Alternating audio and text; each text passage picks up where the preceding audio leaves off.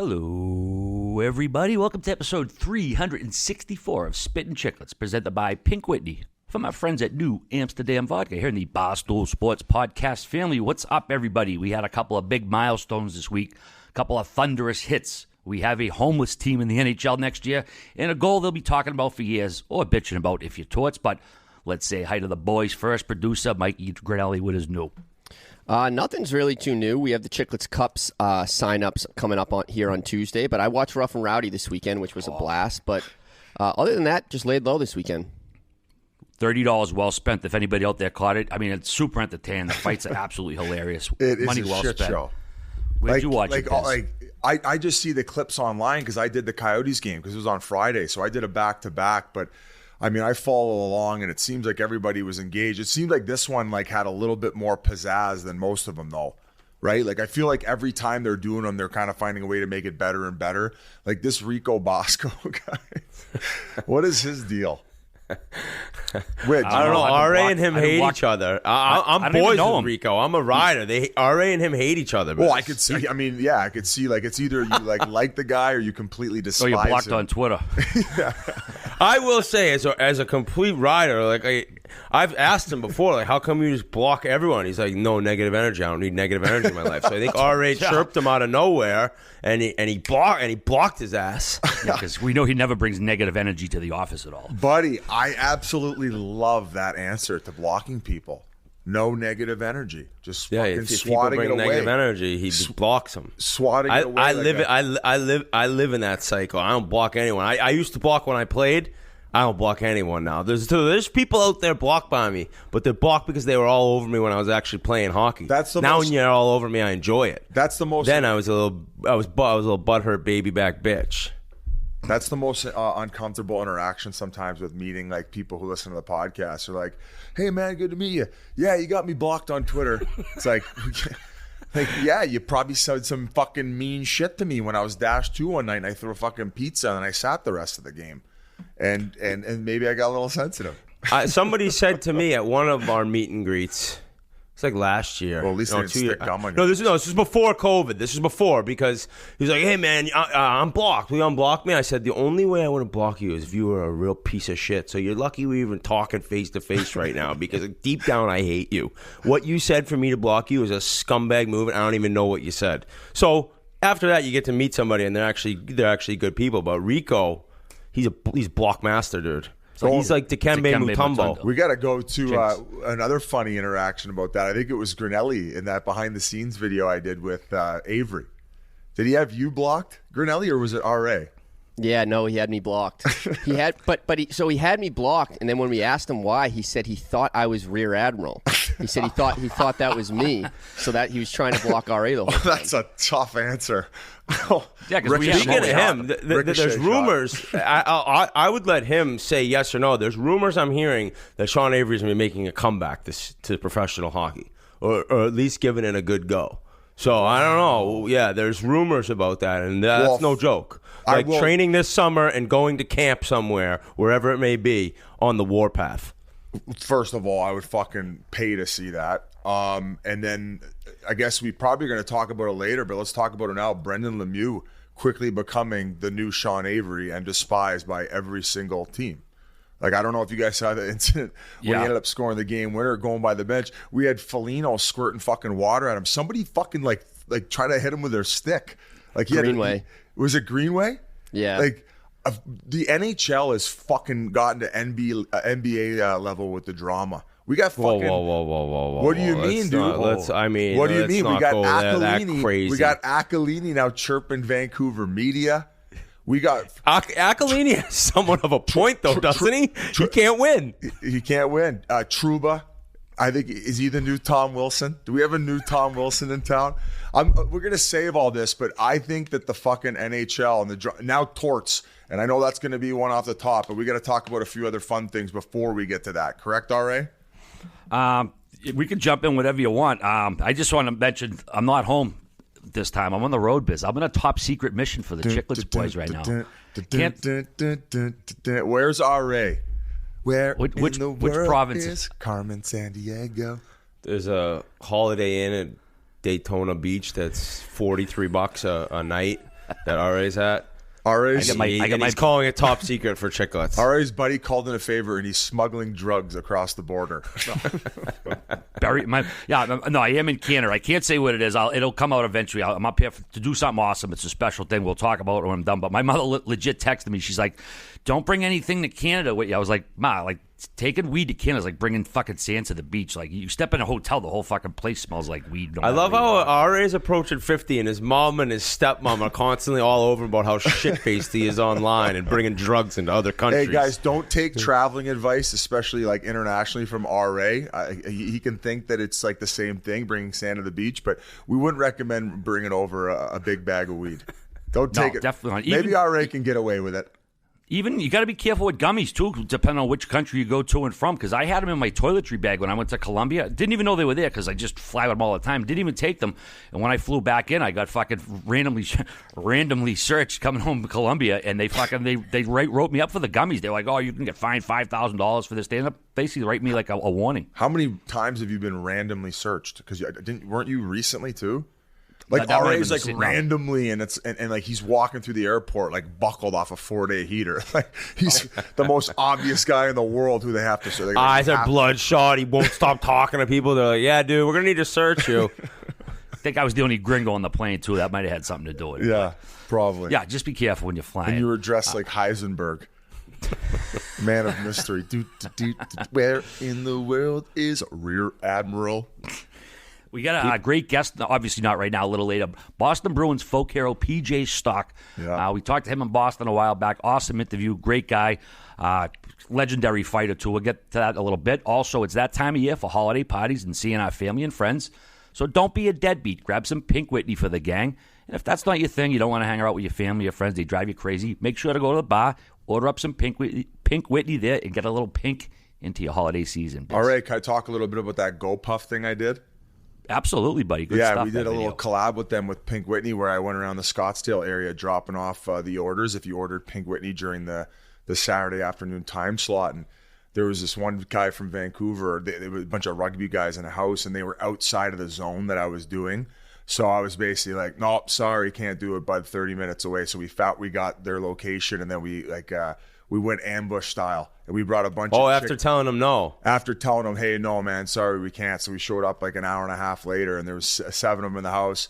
Obviously, they'd been after it for a couple days, but brought a big bag of Spittin Chiclets and Pink Whitney merchandise. So it was pretty cool. So we vlogged the whole experience. A funny little thing we did. I'm sure it's going to come out, probably midweek, G?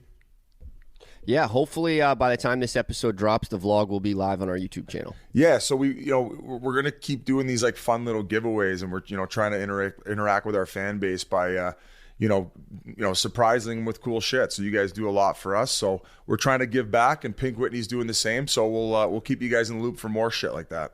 So somebody they wrote me a message claiming to be one of the guys at that house that you were at. Did you really say, "Hey guys, here's my Venmo, if you want to chuck me a tip"? No, He did. No, are you fucking serious? That one guy said that? Yes. No, dude, come on. You're fucking with me, right? Right? Yeah. Okay, good. Hey, just in case you're wondering, it's No, Paul obviously I would have Biznasty said at that, Hotmail. Obviously, I would have said it's probably some guy just trying to stir it up about the fucking cheapness. Everybody's chirped me about the Coyotes thing going on, say that I was responsible to pay it, just like how I walk away from all the bills at the tables. You fucking guys are bullies. Honestly, you guys are hurting. I'm a sensitive guy. You got to stop with that shit. I ain't that It's cheap. amazing. It's amazing though the Coyotes news that continues to break out. They're not even paying their bills. To rebuttal, I did charge them for the merch. I gave them the Biz 20 promo code. But I'm not giving those fucking until I get NBD paid. Hey, I'm not giving those NBD sweatpants away for free. You fucking kidding me? You know how high quality that shit is, brother? You break out one of those Chiclets branded things to plug into your iPhone that can take credit card swipes. Yeah, the square. The little little square. What an invention that is. Yeah. Jesus. No. Well, anyway, we can move on. Speaking of an invention that I thought of, so when I had COVID and I lost, I still don't have no taste, which is the worst thing in the world.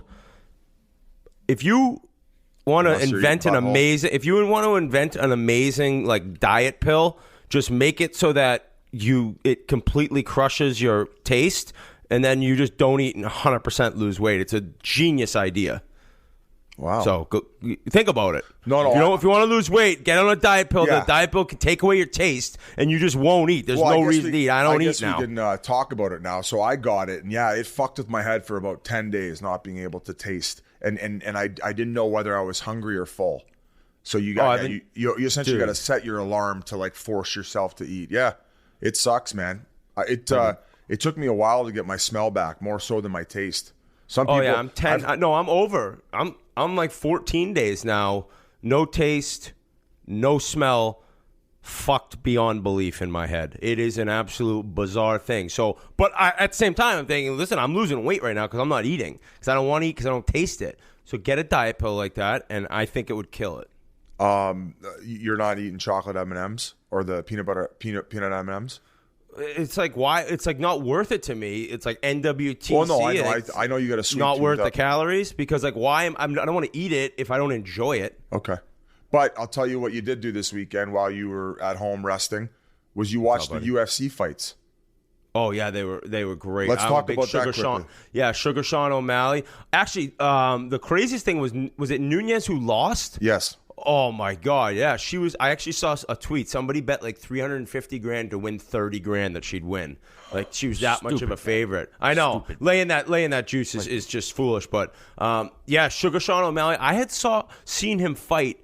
It was this summer in July. I know UFC fights. When I watch them, I kind of stay involved, and then I'll lose touch until the next one. I'll pretty much order them all. But I saw that O'Malley fight for the first time, and he was electric. He's got the rainbow-colored hair. So I saw he was fighting again. He wasn't even the main event. So I was like, oh, this is a great night to get him. He was dominant. First round, knocked out some guy who I think was like 22-5 from Brazil. They said it was going to be one of his tougher fights, and he made work of him.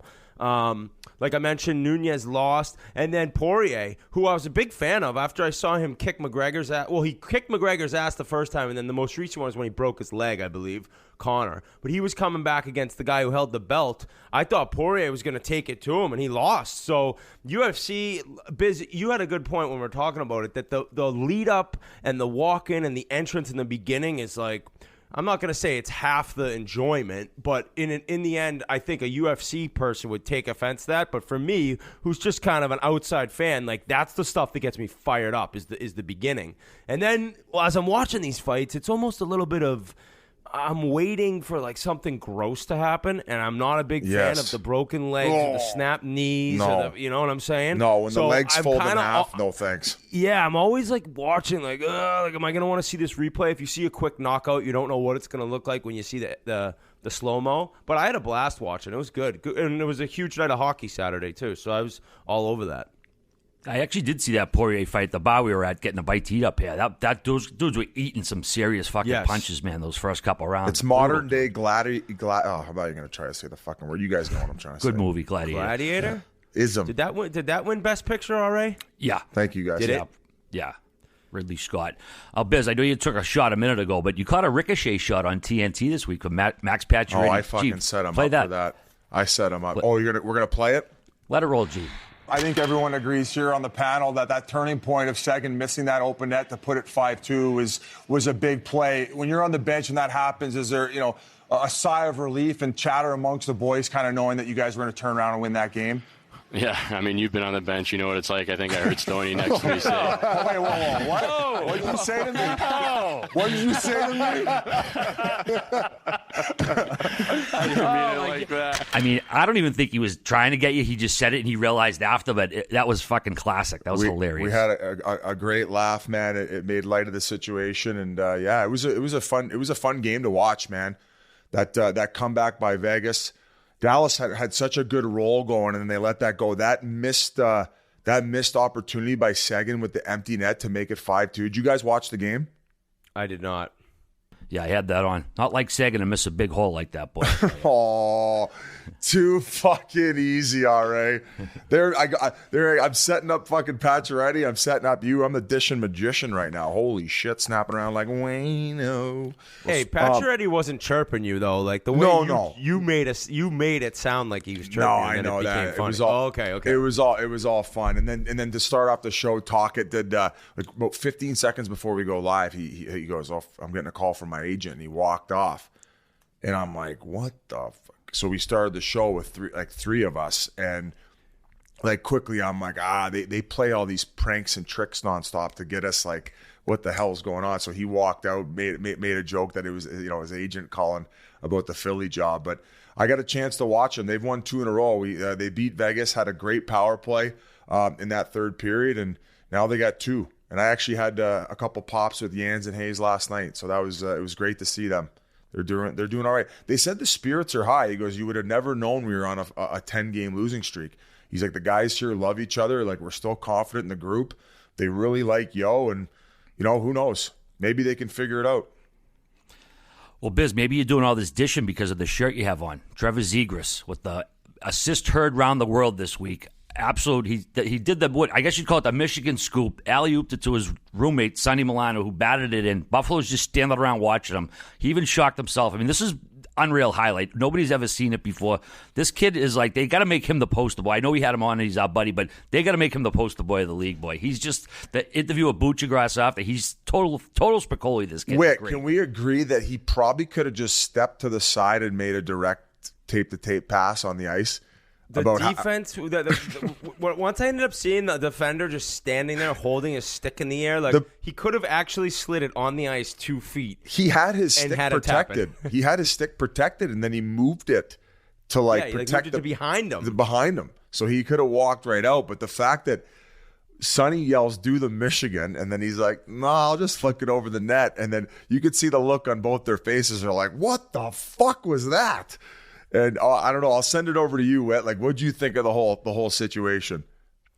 I thought it was one of the most original, best assists I've ever seen, and just the whole way that it happened so quick that you're like, did that just happen? Like I actually saw it right away. I was like, what the? Like, you have to see the replay immediately. Too fast. And Zegras' reaction was the best part. Just the look of shock, and him saying to Buccigross or Ryan Callahan, whichever guy he was talking to. I think he talked to both of them.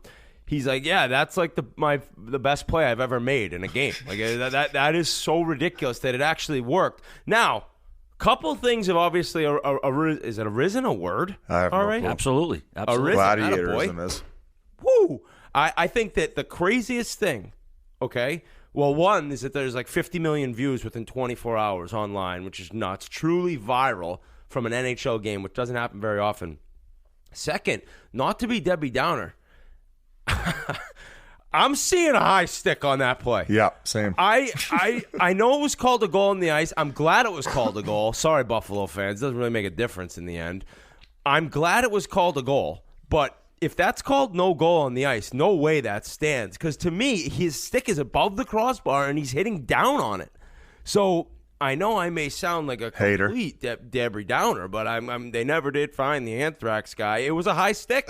The pass itself, though, to have the touch, not only, I've never been able to put the puck on my stick that way, Biz. The only time I could is right before the ice was chewed up as the Zamboni got off, and I'd have to have, what's the Gordie Howe tape called? Friction tape. Yeah. Wax. So I can, the fat guys can do it while moving, let alone the way he was standing still, but I couldn't do that. So that part blows me away. But a lot of guys in the show can now put the puck on their stick that way.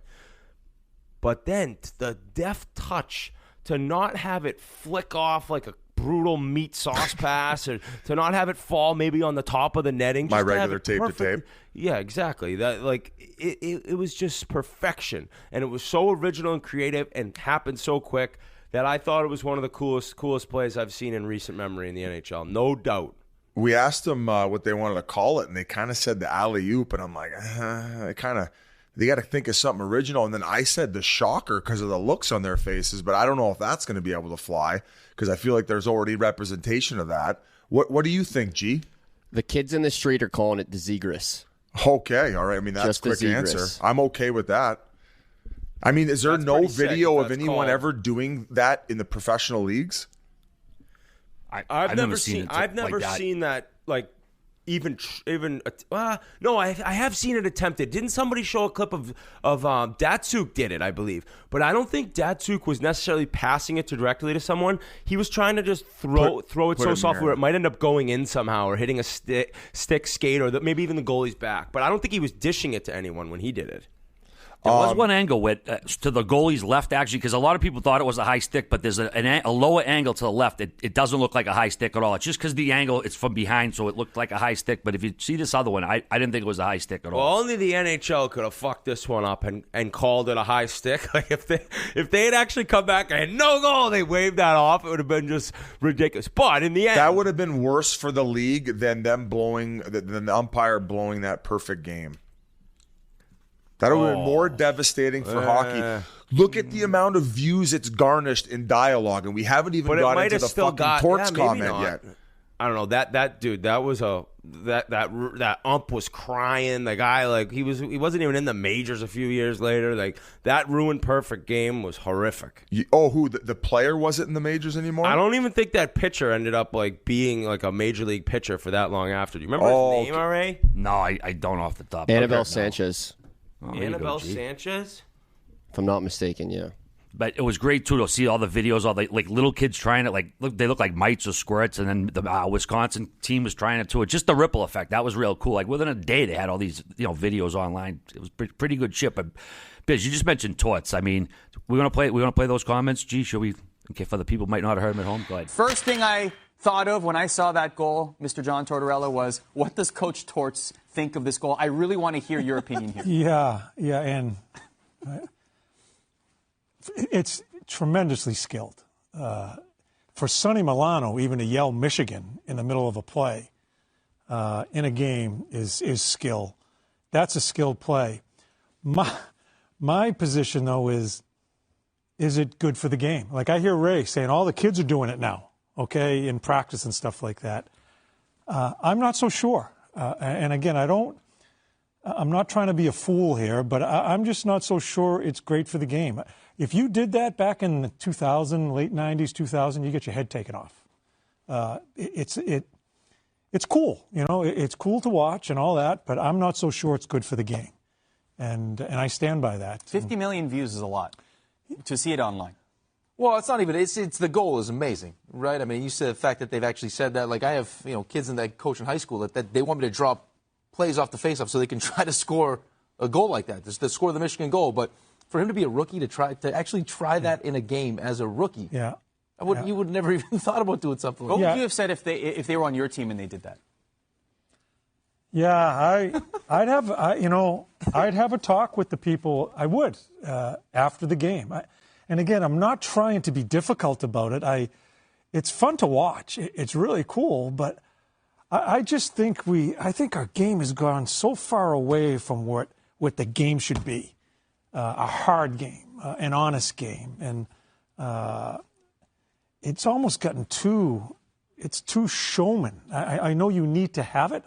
You need to sell the game, but I'm just I'm from the ilk of it's still a hard game to play, and a good, honest hockey game needs to be played. I think some of this stuff here, we get carried away. But that's good for the game, though. The fact that it's been viewed that many times. Yeah. The fan that we're trying to attract. Yes. Is the casual fan. But I think you're losing fans, too. I think you're losing other fans also when you're attracting others towards this stuff. I mean, look, we're Torts guys here, but that's such an awful take. Like, how is that bad for fucking the NHL in any way, dude? You just said 50 million views it got. You got Black Panther Michael B. Jordan tweeting about it or talking about it on Instagram. Like, in what way is that negative in any way whatsoever, Biz? I mean, I bet you. Remember when Hurdle? I think it was Talkett who brought this up. He goes, "Remember when Hurdle scored the 4 goals in the game, and the 4th goal is when he went between the legs and roofed it?" Yeah. And Thornton said he would have whipped his cock out if he did that. Yes, Whit, he did say that. Thanks for bringing that up. He said he would go helicopter cock. Yeah. Sorry, go ahead. No. I like how you brought that up. Just trying to get Joe Thornton's cock out of my head so I can make my next point. So he went between the legs, and you see more and more guys doing that where it's become the norm. And I'm sure there were things that fucking Gretzky did that nobody had ever done before. Did they look as flashy? Maybe no. But this is, we talk about the attention it's garnered for the league. We talk about these young kids now seeing it and being inspired by it. So now more kids want to become hockey players. And he's a fucking Zegras is so young in the league and he's already a hero to these kids.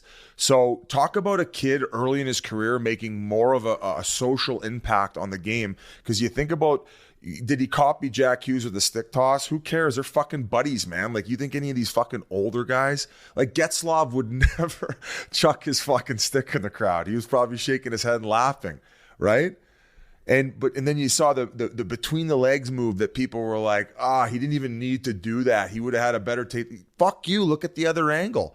He fucking Doughty bit on it. It was a great little silky move. And then everybody was talking about that. And now this. What's next?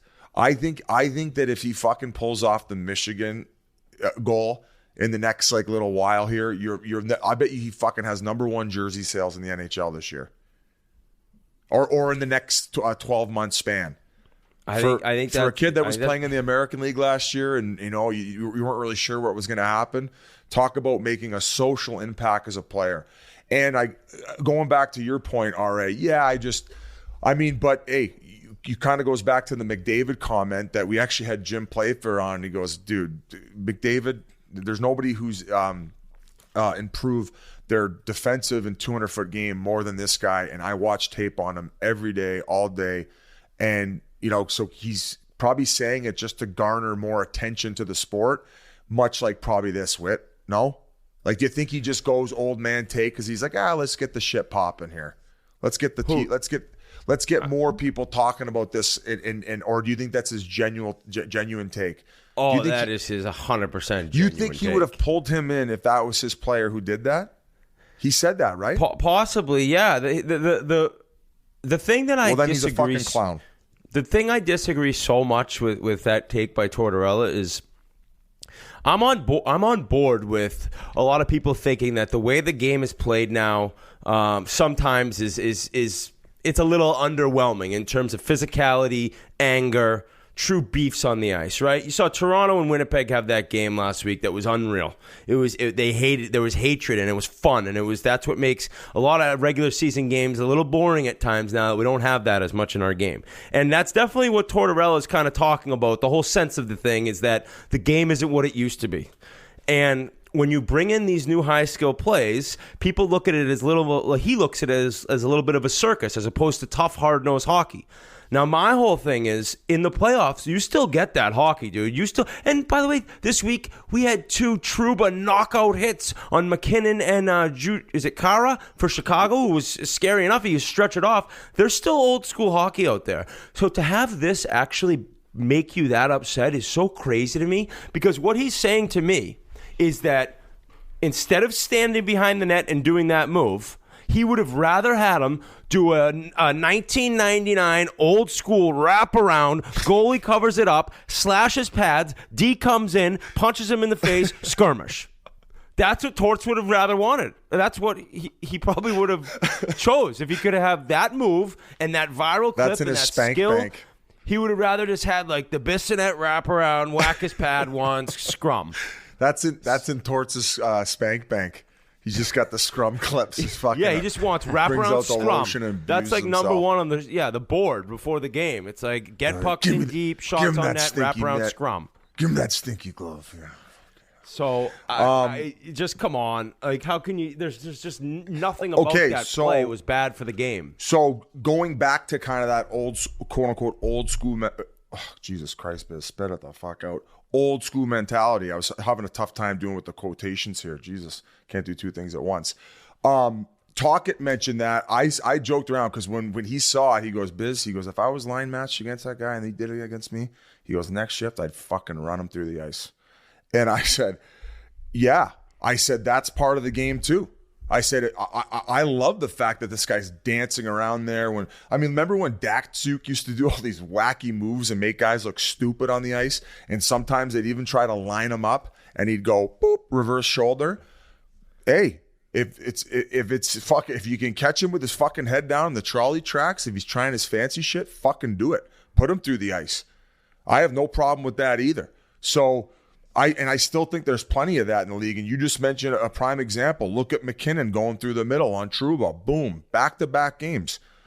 So I agree with you. There's still plenty of that hard-nosed hockey. Now, if we can go to it now, RA, the one on Quickly about Zegras, though. Sorry. We shouldn't leave Zegras. My apologies. Yeah, no. It was just like when you say. Sorry, Trevor. When you say you can run him over, like no doubt, go try to get him. But it's not just like this fluke play and the shootouts. I think he had 2 assists 3 games in a row, and the amount of rookies who have done that. What is it, RA? Kane. He's the 4th rookie in the last 25 years with multiple assists in 3 straight games. The other 3, Kane, Barzal, and Panarin, all won the Calder. Dude. Too bad I bet him last year, not this year. I'm saying is he could have stepped around the net and made that pass. He makes the fancy play. They're having a great time. Like we're the Ducks. We're taking a big, fat, steaming hot dump on the Sabres in their building. No, I would expect in the game of hockey a response the next shift. But you didn't see that. I guarantee you, if he pulled that off against a couple certain teams in the league, that there would have been some fireworks afterward. I mean, Jesus Christ, he went by the fucking Columbus Blue Jackets bench, I believe, and went woo, and then fucking Voracek went by and he was fucking barking. So that alone got the Columbus team going. Different cultures, which is kind of ironic. Torts isn't that far removed, right? So you can almost see how it's kind of rubbed off on those players. And I don't think there's a right or wrong answer to the if I was Torts and that guy was on his team, he would be like, hey, I don't like that type of shit. Sure. I don't fucking agree with that style of coaching for a team that fucking is begging to score goals when it comes to the hard games. Why would you complain about any type of offense that you're getting? I think that's Buffalo, the dumbest part.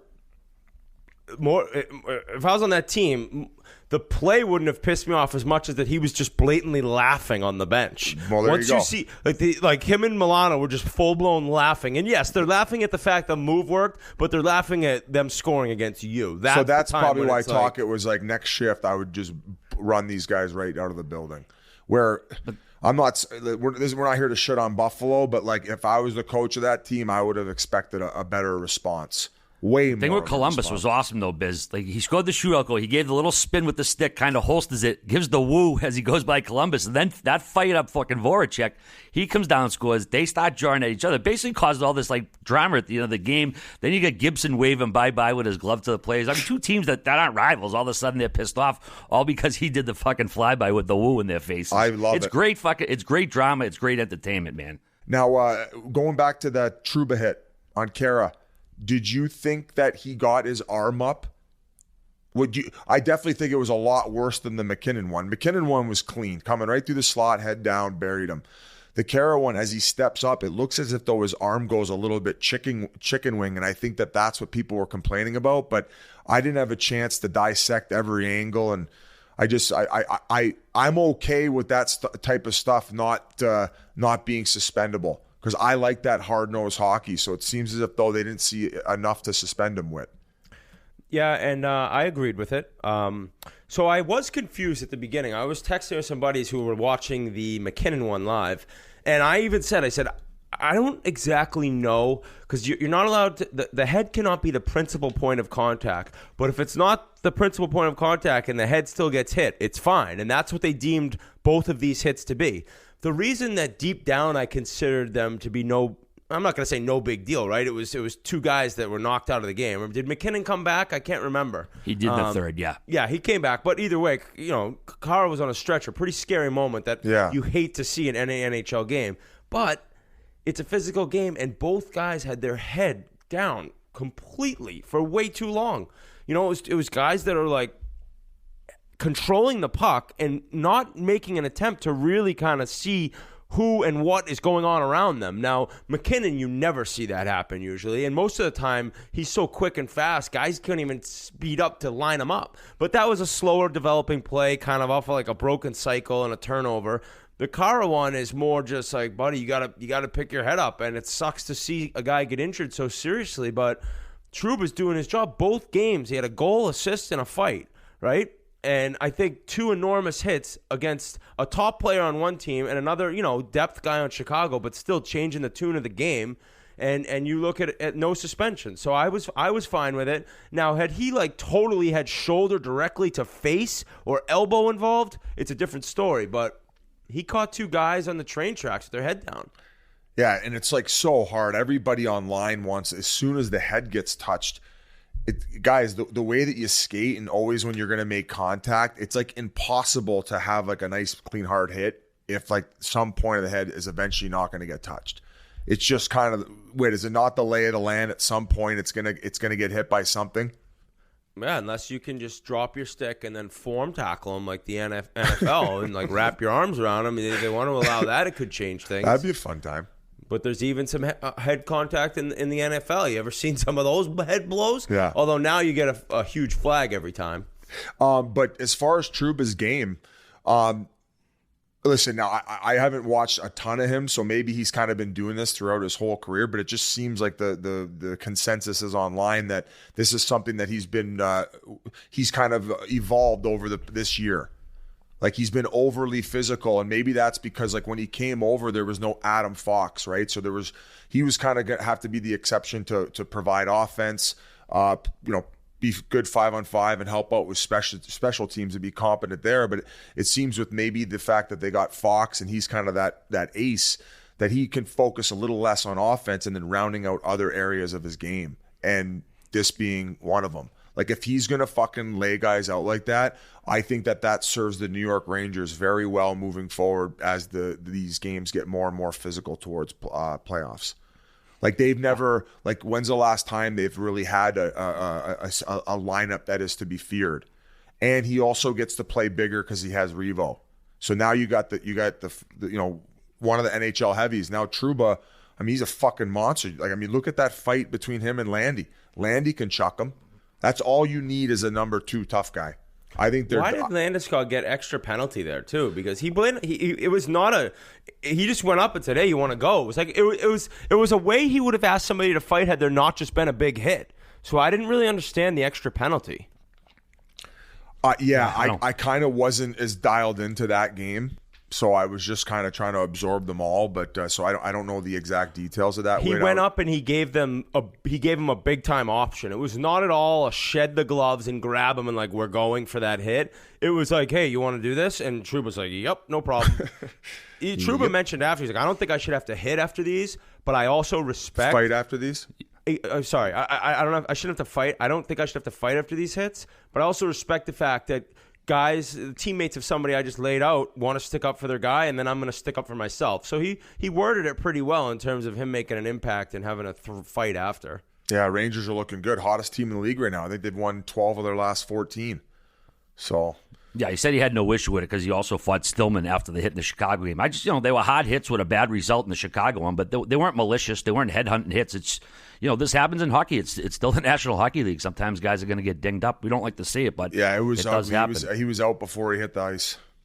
Yeah, he said, I don't have an issue with it as far as fighting after a big hit. Do I think you have to defend yourself if the hit's deemed clean? No. Do I have a problem standing up for myself if someone wants to stand up for their teammate?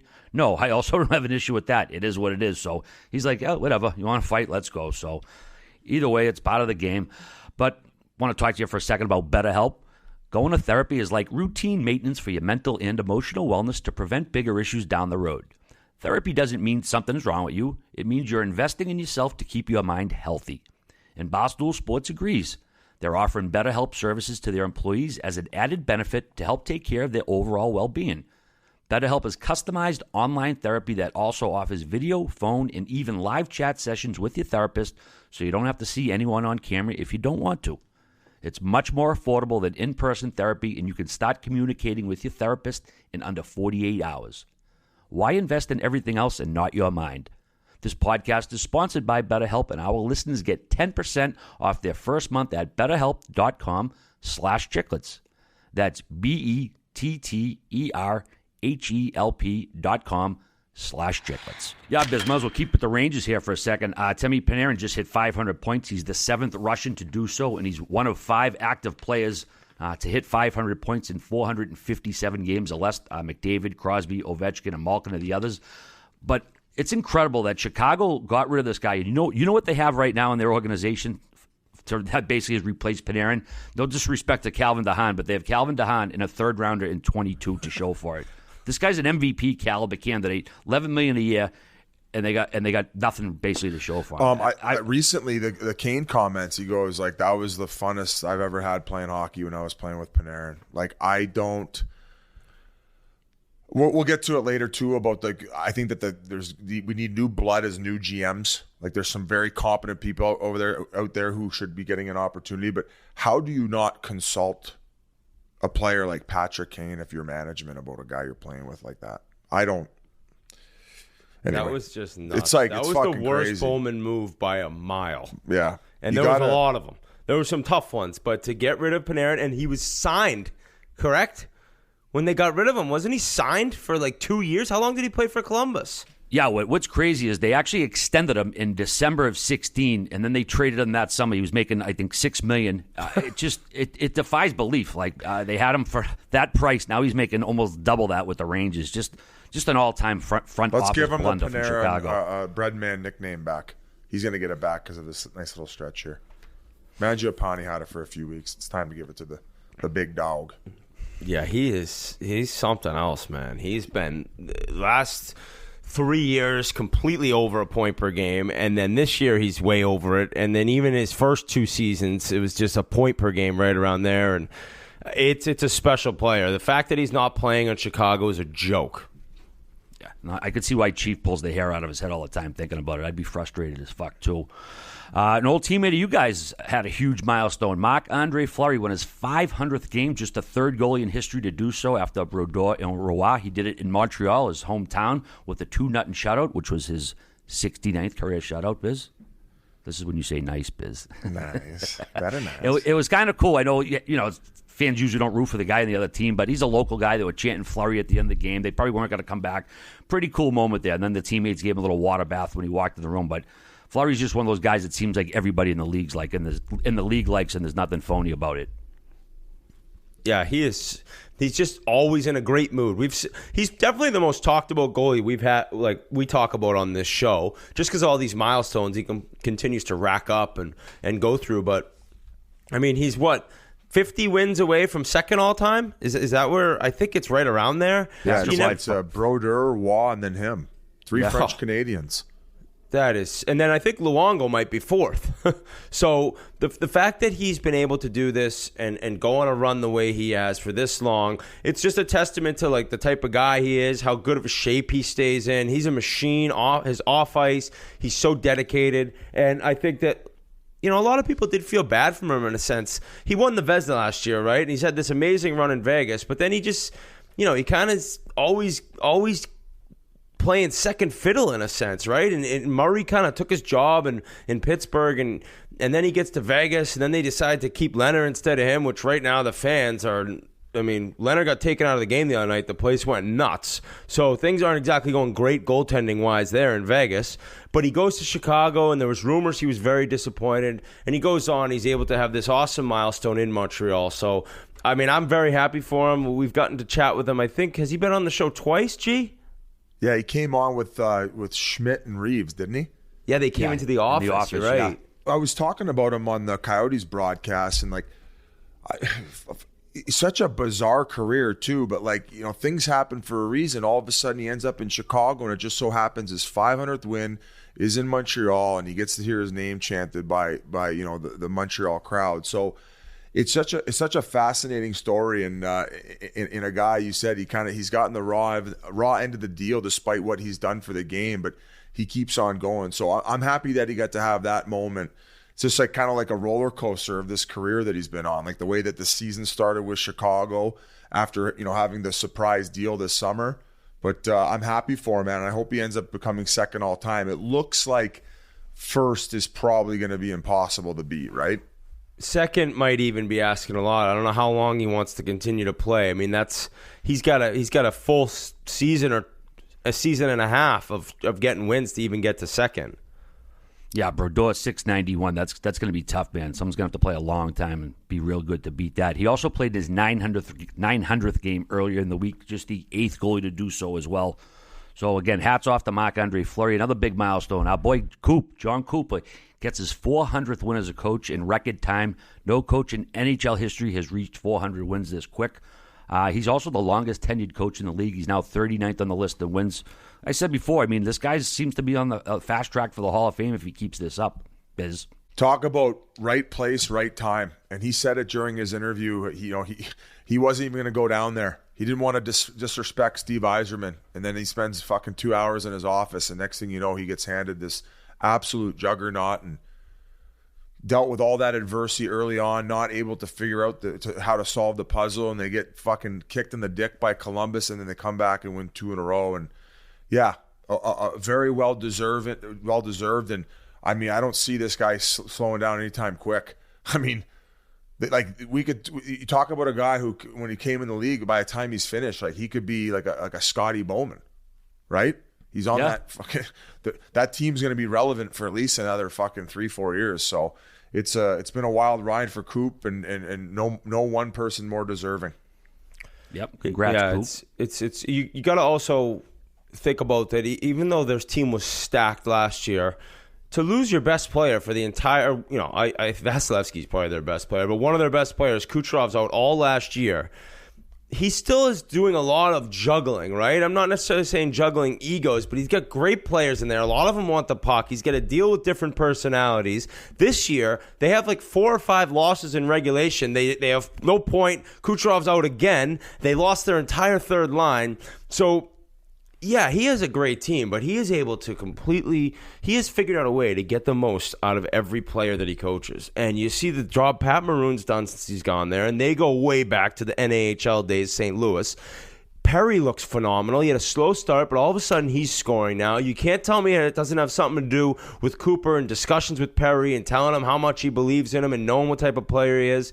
He just does a masterful job at juggling personalities, which is a lot of what coaching is, while also expecting a lot out of guys, but not being a prick day in and day out. You don't have to be the asshole that we've talked about, the old school hockey dinosaur that's always grumpy and miserable, but you also have to have guys feel like they got to be accountable, and you have to demand excellence, and you have to do it in a way that he's done it, which they also seem to still like the guy. So I'm happy for him. He's a great guy. Once we chat on him on the show here with him, you can tell he's very appreciative of the bounces he's had along the way. I don't think by any means is he not well aware he has great players that he coaches, but he's just an interesting guy. Great quote, great story, and I'm happy for him. I will say you gotta throw out the fact that a lot of these coaches nowadays really climbing the ranks so fast in wins.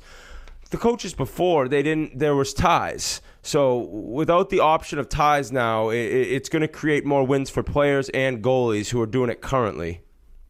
RA, it's kind of coaches and goalies, sorry. Like when you went into the, dealing with the personalities, it reminds me of Phil Jackson, and that's like the appeal I have towards him is like these, these teams that he had to deal with, and how he was the guy let Dennis Rodman go to Vegas for a couple of days, didn't he, during the middle of the season?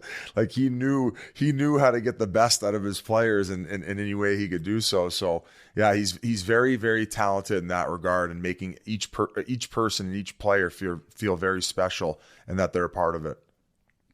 Yeah, I mean, it's as much as, like you say, managing egos as it is X's and O's. So once again, congrats to Coop. Let's see. Jim Rutherford on his way to Vancouver. He's already there, actually. The Canucks hired him as team president and interim GM. He's going to lead the search for a permanent GM. But how about Bruce Boudreau getting 3 wins in a row out of the new squad? They look like, I know it's a cliche to say, like a totally different team. Like, it's amazing that's the same roster playing the next game with him behind the bench and just looking completely different. Bruce, there it is. Bruce, that is. That's one of the worst chants, one of the most painful chants by a painful, brutal fan base that I've ever heard. Oh, no. What do you mean, oh, no?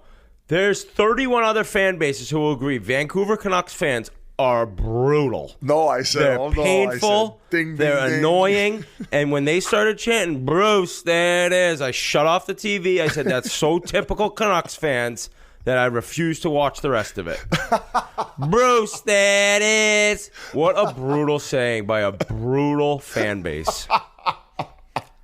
Did you see what he signed for? I thought for a guy with his track record, $2 million this year, 2.5 this year. I thought that was like below market.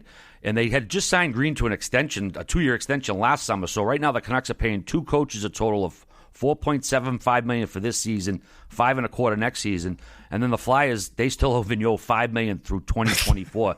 I don't know, man. Boudreau, I figured he'd be making at least $4 million. He's in that level, no? As a coach, he's been around for quite a while. I'm still oldest coach in the league. If the coach is on NHL Network, it's like no slight at NHL Network or Bruce, but they didn't have to give him that, right? Yeah, exactly. Yeah. He had no leverage.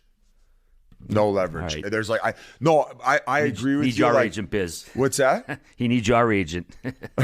No, I'm saying is like there's other competent coaches they could go get if they want to make that type of commitment, and also it's like, remember, if he proves himself for the rest of this year and for half of next year, he's already re-upping his contract. So it's like, why wouldn't you as a coach, given that there's other prospects out there, say, this is a good opportunity. They have a very young, skilled team. There's really no pressure for me to step in this year because this isn't my fault. I haven't had enough time to work with it. If we flip it around, all of a sudden now I have all the leverage.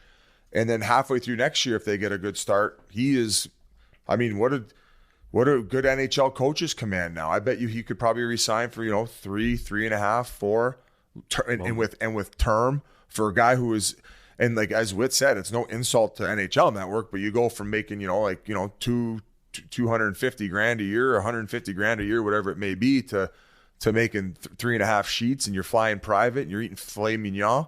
And I mean, we joke around Using about his shirt as a napkin. We just joked around about the fans there. Whit went from the top ropes there, but they have a great fan base when things are going well, and clearly a very passionate owner now taking shots at the media. T. McElhinney. What do you make of this, Whit? I need to hear the exact quote again. I need it read to me. You got it? Right. You got it all right? Got it right here. He said, gotta love media in Vancouver. 2 weeks ago. What's wrong with McElhinney? Why isn't he cleaning house? Can't he see it's a disaster? Why is he so slow to act? 2 weeks later. Why is he moving so fast? Why is he cleaning house? Can't he see it's a bad look? Kind of funny, actually. Sounds like the SpongeBob meme there. I don't know. I don't know if he handpicks like what people say. You think McElhinney was watching SpongeBob, and that's what triggered him to tweet it? Just sitting there in his Louis Vuitton ward. What did I say there? I do think it's funny, and it's pretty entertaining that he's tweeting that out, but I just don't get why he's even like you're the owner, bro. Like, you're running this team. Like, who cares? Like, it's like the fact that the media is able to like rattle him that much up there, where he's tweeting about it. Like, I don't know. I just see it seems to me like it's like, who cares what they say, man? You're running the team. Like, you can't be letting these people even get into your mind one bit. I talked to a player recently, and he said, he was like, honestly, man, he goes, it's the worst there when things aren't going great. So I'll just say I think I'm Team McElhinney on this one, and I'm all for McElhinney versus the media war. We talked about him being the new Jerry Jones. I think like Melnick was he was like the former it guy villain owner. I think McElhinney he's the king of the castle. You guys agree with me? Is he not the king? Is he not the Jerry Jones of the National Hockey League? He's stepping up. I mean, I hope Jerry Jones is kind of an asshole. I don't know if McElhinney's an asshole like Jones is. Wow, that is a how? Why is he an asshole? I think a lot of people would take offense to that. All right. Nope. I don't know. You can't call a guy an asshole and say you don't know. Why is he an asshole? I don't know. He just strikes me as the type. He's an owner, but he thinks he's a GM. I mean, his team hasn't won almost 30 fucking years. He's stroking the checks. I love it. He makes all these decisions when he maybe should put a real football guy. I know he fucking played 40 years ago or 60 years ago, whatever, with Jimmy Johnson, but I don't know. I think his ego runs the Cowboys more than anyone, and look at the decisions. Look how they've done the last 20 years. They ain't done shit. Hey, 28 they're years. looking good these days, though. Yeah. Aren't they good this year? They're good. I don't know if they're Super Bowl contenders with the Patriots looking as good as they are again. The Bills are pathetic. Oh my God, they're getting trounced again by the Bucs. It's just they're going to be 7-6. But I mean, Jerry Jones is entertaining. I think that Aquilini, like, he just seems to be so invested in kind of what's being said about that team as opposed to just maybe going about your business the way some owners do. But you're right, Biz. It is entertaining and good for our show. Yeah. Plus, I think you can handpick comments too. If you go online, social media, you can find so many contradictory comments. You could say that basically about anything. Just for the record, I wasn't saying it because I thought Aquilini's an asshole. I think he's very passionate about his team. I think that the media has been absolutely ridiculous to him, and I'm Team Aquilini. What's his dough from? I believe his family. His father was a developer. And really? now I think there's two other brothers, and they commercial real estate, not commercial real estate. What am I saying? Like developing these big projects, like big skyscrapers and stuff. Okay. So I might be saying the wrong term. People might be yelling at their. What would be the Vancouver version of Rick from Red Deer? Probably Vince from Vancouver, or maybe Billy from Burnaby. Trent from Trail. Yeah, Trail. Solid place in British Columbia. I want to skate in I think it's Banff, right, Biz? That Fairmont with the beautiful pond that you could skate on in the winter. I saw some pictures. I don't know how I just thought of that. I guess I thought of beautiful British Columbia, went over to Alberta, went over to Banff and that pond. But what a crazy, beautiful place in the winter to be at. Got to get Whistler. out there. But, man, the Oilers, dude. We should do a pond hockey there. I'm worried. Or we could do an at-press ski event. And then I could fucking school you on the slopes just like I'm going to do in that chess match. Yeah, you will. Aren't you a snowboarder? No. Fuck no. No. Skiing's a lot easier, and I like the laid-backness of it. And I like how you could be a little bit more athletic with it, in my opinion. Yeah, you're such an athlete. We should do a group ski trip, Chiclets group ski trip. Oh, yeah, I know what that means for you. Already doesn't even make it up the mountain no one time. thanks. I'm good. What do you mean polls? Polls for what? All right, boys, 2022 is coming, and it's time to think about what improvements you can make in the new year. And why wait? Here's something you can start acting on even sooner. Consider refinancing your federal student loans with Earnest. Of course, make sure you review CARES Act disclosures before you do, very carefully first. But you should check out Earnest because it's the #1 student loan refinancer in the country. They earn the top spot by helping thousands of people get better rates, lower their monthly payments, or by helping their customers combine multiple loans into a simple monthly payment. And they don't charge fees ever, not even late fees. So take 2 minutes to see what your new rate could be, and don't sweat it. It won't impact your credit. And as always, you can talk to a real live human if you have any questions. Right now, Earnest is offering our listeners a $100 cash bonus. So refinance your student debt at earnest.com/chiclets. Not available in all states. Once again, you get a $100 cash bonus when you visit earnest.com/chiclets to refinance your student loan. Visit earnest.com/chiclets for more details. Not available in all states. Terms and conditions apply. Earnest Student Loan Refinancing made by Earnest Operations, LLC, NMLS number 1204917, California Finance and Law License number 6054788, 535 Mission Street, San Francisco, California, 94105. Visit earnest.com/licenses for a full list of licenses. Speaking of loans, it looks like the Arizona Coyotes owners could maybe use a loan or two. I was going to go back to the Vancouver. Is it Stan Smeal or Sneal? Yes, Stan Smeal. Yeah. Well, a little shout out, undefeated as GM in the before he got replaced. So, well, maybe some clicks. Whit. Good job, Stan. That boy, Stanel. All right, Biz, this is the portion of the program we got to pick on you a little bit, or your team, rather. Coyotes, there was a report come out last week that they might be for sale, that they might go to Houston. The owners, Ian Bettman, said that's not happening. And then another story came out, I think it was Katie Strang at The Athletic. The team was late paying bills from last year. The Glendale Arena threatened to lock them out by, I think it was December 20th, if they didn't pay their bills. they basically had to shame them into paying them. They ended up handing over checks. They blamed it on human error, which is kind of crazy because they've known about it for months. Not the first time they've been late with payments.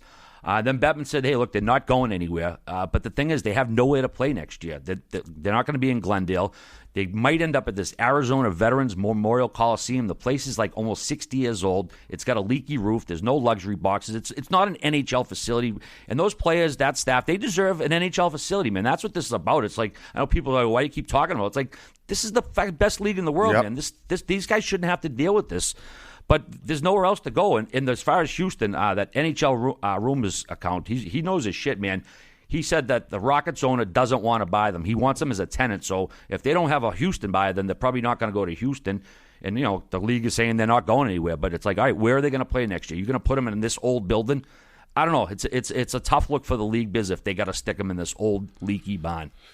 I guess let's go to Gary Bettman's comments. He said they're not moving. So he's doubling down here, and there's no ifs, ands, or buts about it. Okay. It's not generating money. It hasn't for a while. They had to take it over at some point. In this situation, obviously, there's been some not so positive articles come out about ownership and maybe the way that they've handled things. Guys, I do the TV intermissions. Like, I don't know what's going on the inside. I don't know why they didn't fucking pay their bill on time. I don't know what the arguments are going on between them and the city of Glendale. But pay your bills on time. Taxpayers' dollars. I think that the city of Glendale has done a lot for the team. Obviously, that looks ugly. They say that there's no issue. It's been paid. It was just miscommunication. If that's the case, then I'm just glad it's over and fucking done with. Let's move forward. Now, the arena situation. I agree that if they're going to play in that building that they're talking about, I think they're going to have to put about $20 million into it, which I think is the proper play at this point. We know with this team and the way it's going to win hockey games in the next 3-4 years, they're not going to draw hardcore attendance, even when the big dogs come to town. Like Edmonton, yeah, you might get 13,000, 14,000. This arena, I believe, seats 13,000. It's closer to where the other arena would be built.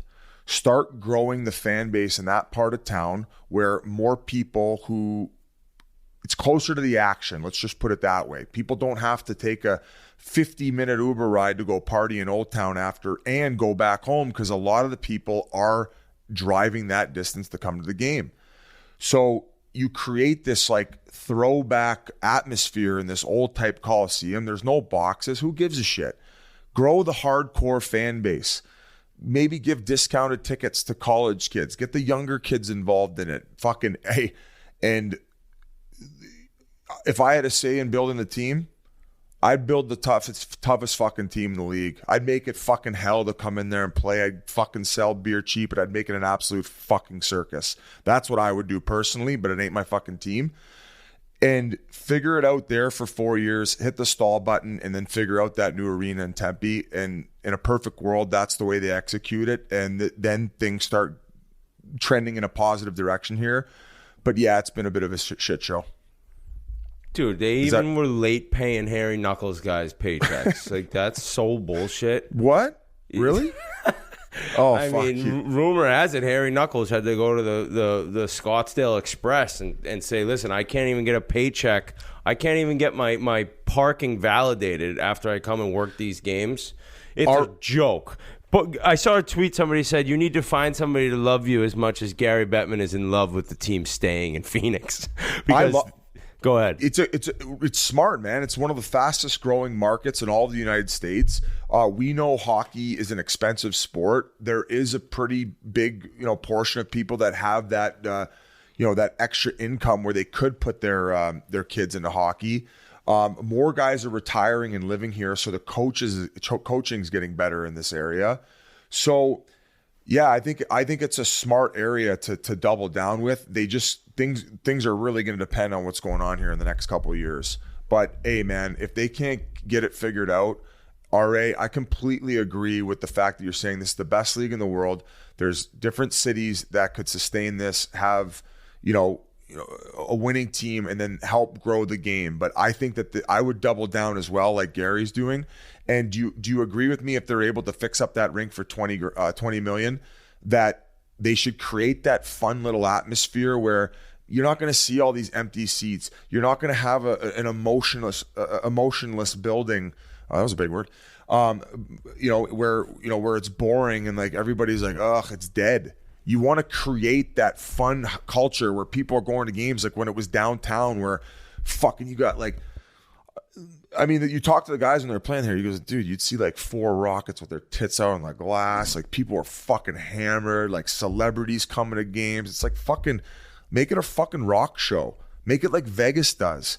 Forget about fucking trying to make it like it is in Canada. Fucking make it a scene, man. That's what they need. That's why I said 13,000 fans. Fucking give them fucking beer IVs and Pink Whitney IVs, and let's get fucking weird, man. You know, I mean, we're gonna lose. We're gonna lose in style. Fucking, exactly. You're gonna come in and earn those fucking 2 points. You're gonna be fucking picking up your chiclets off the ice too. That type of hockey. Well, at least a modern day version of it. Get fucking Sugar. I'll sign that Sugar Sean O'Malley if he's not getting paid enough in the UFC. Roundhouse with a fucking skate on, slicing guys' heads off. Scottsdale trashes. Damn alligator bit my Yeah, head. exactly. Get that Danbury look going in Scottsdale. Yeah, I mean, like it worked early, Biz, when they played in the Phoenix Arena. Obviously, they couldn't stay there because it wasn't built for hockey, but they sealed their fate when they went to Glendale, man. If they stayed there, I think they would have been viable. It's proven hockey works in the South. It works in the desert if everything's viable, but when you got to drive a fucking hour away or whatever it is, it's not good. They really cut themselves off at the knees when they ended up going there, but we'll see what happens. We do want to send congrats out to Louis Erickson. He played in his 1,000th game last Monday versus Dallas, the 36-year-old in his 16th season. Biz, you going to get hit up for his Silver Stick Fund or what? Are you going to be hiding in the shadows or what? I shared a beer with him last night. I saw Ray Whitney. He was there. Taylor Pyatt, Tyson Nash, a bunch of us all got together at this place called Coach House locally. It's like a fun little bar. It's got the Christmas lights all year round, but around the holidays it heats up. So, yeah, man, I was congratulating him, and he said it's obviously been a very long journey, some ups and downs. But I said, where'd you have the most fun playing? And he said, obviously in Dallas. Yeah, he was great there. He said the guys there, the people there are incredible, and he's contemplating maybe when he retires whether he's going to stay there or go back to Sweden. He says they have an unreal crew in Sweden. Like he says some of these, oh man, he's listing off all the guys and some of these dinners that they'll go to and stuff like that. So he's got a pretty good life over there. So just definitely an interesting guy and just a really classy individual and very well liked. And just touching on the Coyotes too, probably going to be bottom 2-3 teams in the league. Hoping we get the first overall pick. We need it. But despite all the losing, they said that the guys love each other. It's one of the best rooms that these guys have been a part of, and all these veterans and rookies are really getting along. And at least through this hell, because that's what it is, man. It's they're getting pumped most nights. At least they're having enjoyment in the group and getting along. All right, well, we got some shitty news out of Dallas over the weekend. General Manager Jim Nill confirmed that Ben Bishop's degenerative knee injury means the end of his career. He did an AHL conditioning stint. He came back for a game. He gave up 8 goals on 34 shots. He did everything he could to get back. Thought his knee was feeling the best it could. He decided to go out and give it a whirl, and he just can't do it anymore. He does got 1 more year left on his deal, so he'll just stay on long-term injured reserve. Just tough news. He's been one of the better goalies of the last decade, 3-time Vezina finalist. These are some great numbers, too. Record of 222, 128, 36, with 232 goals against and a 921 save percentage. That's impressive as hell. The team, of course, still has a crowded crease with Hudobin, Holtby, and Ottinger, but you guys know Bishop. We had him on the show a couple years ago, but you played against him. Well, I was going to say, like, your segue, you go from a guy in playing 1,000 games where there's a lot of luck involved, and sometimes injuries play a factor, and that's why I think my career was kind of ended short, although it was coming to the end either way. But it really sucks when a player, in today's game as talented as Bishop, who, I mean, like, he was a world-class goaltender. He had everything. He had the athleticism. He had the size, and for a career like that to get cut short by an injury is fucking brutal. It sucks for the league, man. It sucks for that organization. The fortunate situation about all of it is, they do have some very competent goaltenders. They got 3 of them now. So, despite them losing him as a team, they're going to be okay in that. But Witt, this must suck for him. Yeah, I felt really bad for him, having been through the whole thought process and mental grind of trying to come back from injury and almost realizing at some point, like, I can't do it.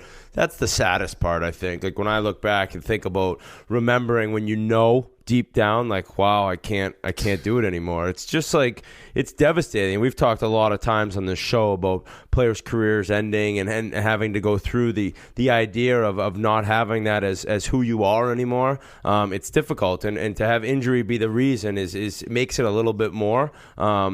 Actually, you know what? I'll go against that saying a little bit. And sometimes I think it's easier that I was injured, and that's how I knew I couldn't do it anymore, as opposed to being healthy and then having somebody tell you can't do it anymore. Maybe that's a little harder. I wouldn't know, because I did deal with the whole you can't get it done physically. And for Ben Bishop to go through that and have the career he did, I didn't realize he was a 3-time finalist. I thought it was 2, but a great run, big Ben Bishop, and you see a lot of goalies the way that look the way that he does, and that's big and tall and taking up a lot of room, and Vasilevsky and all these guys who are just so big and athletic. And Ben Bishop was early on one of those dudes who came in and just made an immediate impact being as big as he was. So congrats on an amazing career. Yeah. And Whit, it's kind of like the aspect of like having your livelihood stripped from you, but the other portion is like some guys who, especially in the prime of your career, if it's injuries that take it away, like chasing that high of like the team victory and like playing well and like being in the room with the guys. And like, I feel like the hardest thing about retiring is chasing that feeling again. It's like, it's such a natural high on life, like being, in the best league in the world and collectively as a group doing it. And especially for him, as good as he was, it's just like, that's what you kind of concern yourself with guys moving forward. So I'm sure it's going to suck for him, but I hope he can have success in whatever's next for him. Well said, Biz. Well said. The Islanders finally got a home win. They beat Jersey 4-2 on Saturday. They lost their first 7 games at UBS. It was the longest streak in NHL history to open an arena. I know you asked about that, Biz. So, yeah, they have the record. Not a record you want, but they did get a W. They got Brock Nelson and Casey Cizikas back in the lineup, and dude, we all loaded up on him earlier in the week. That was the night. I loaded up on him last night, too. Saturday night it was. Been hot. Yeah, because it's like the Ottawa game, we just knew. We all knew. Hopefully everyone out there that follows us on social media was able to get a bet in on the New York Islanders, because they were so due to get a win. And then I had them Saturday night. I said they're going to get a W at home against the Devils. Parisi scored his first goal as an Islander to make it 3-2. Ended up being the winner, and they looked really good. Actually, early on in the game, it was where I watched the whole game because they were all over the Devils. And then all of a sudden they'd go down the other way, and the Islanders get a penalty. So it's just like I was like, is this going to go down the way it's gone down again tonight? But they ended up getting a big win, and I mean, it is nuts. The difference right now between the Rangers and the Rangers and the Islanders in points. No one would have guessed that in a million years. You got one of the hottest teams in the league versus what's been one of the worst teams in the league, and they're huge rivals. So we had a game because of COVID get delayed. I can't wait to see those guys face off again. But the Islanders need to get it going quick. And we said that Ottawa game was a must-win, because this past week, if they'd lost all those games too, it might have been over. It might have been too difficult for them to come back with how good the division is. Now you never know, because I think they got points, and they lost a brutally heartbreaking game to the Predators. I think it was Thursday night where they gave up another goal like 10 seconds left, so they didn't even get a point. But they had been getting points even in the games they didn't win leading up to that. So the Islanders need to go on a run now, but that first home win is really what they needed. I'm glad you brought up that Preds game, because despite how old and maybe slower Zdeno Chara is, I still recommend as a player you do not fight him.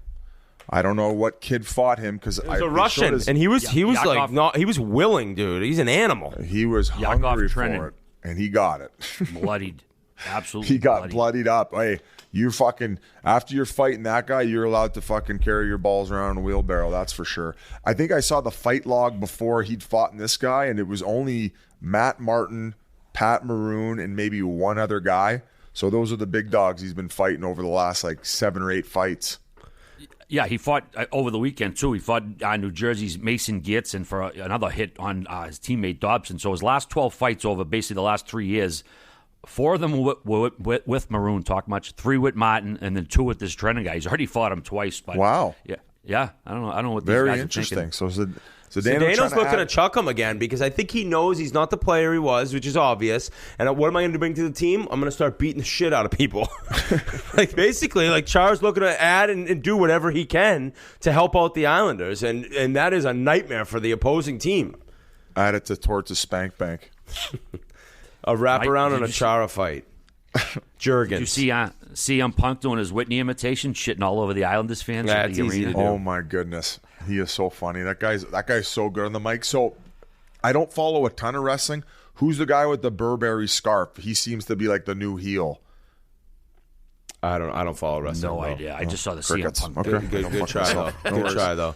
I love. He's like, I don't follow wrestling, guys. Who's that new guy? I don't know. Oh no, that was you in the Louis scarf last pod, you pigeon. Yeah, I'm looking like a guy trying to stay warm with style. Well, Biz, I mentioned earlier it's the holiday season, and who's been boozing this holiday season? You want to be ready to bounce back the next day with no days wasted. Their exclusive holiday sale is live now. Everything 30% off for Chiclets listeners only. You want to stock up for the holidays, perfect for gifts, stocking stuffers, holiday parties, also weddings if you go to those. If you're going to be hitting the sauce, Biz, give them the spiel. DHM Detox, yeah. We're getting them 20% with the Biz 20 risk-free trial. It is the vitamin for people that drink. They have amazing products. Gee, you crush the gummies nonstop. Get your vitamins every day. They got the hydration replenisher. The DHM Detox itself, that was the first product that they launched. Remember, this is risk-free. You don't like it, you send it back. I hand this thing out, weddings, bars, wherever I go. Easy to bring around. 2 tablets for every 10 drinks. You insert them in your mouth, grab a swig of water, and drink away. And the thing in it is natural. When I say thing, what am I saying? Ingredients? The ingredient. It naturally breaks down the toxins of the alcohol before they get to your liver. So it helps you out a little bit. Oh my God, I'm fucking fucking the back end here. Anyway, Biz20 promo code, DHM Detox, no fucking days wasted. Get the hydration replenisher. I drink them every day. I just crushed a full one while we've been on this Zoom call. So there you go. I got a little bit left. DHM Detox, it's a 100% risk-free purchase on your first box. So if you don't love it, they'll refund you. They also just dropped a limited edition hydration collaboration with NFL player Chase Claypool. Oopsie. Nice play this week, Chase. Yeah. Let's finish the read. Yeah, a portion of the proceeds will be going to Chasing Hope, a mental health awareness and suicide prevention charity. So try the new flavor, get a signed collectible trading card, and give back to a great cause. You need DHM Detox delivered quick? No Days Wasted is now on GoPuff, so that means delivery to your house, a party, or the bar in 30 minutes or less. Just head over to GoPuff and search No Days Wasted. We're going to hit you with the promo code BIZ30 for 30% off. You go to nodayswasted.co for No Days Wasted after drinking. 30% off. Yeah. Biz30. That's nice. I thought it was a Biz20. No, Biz30. Now, as a buddy of Chase Claypool now, because we work for the same company, I have to defend him.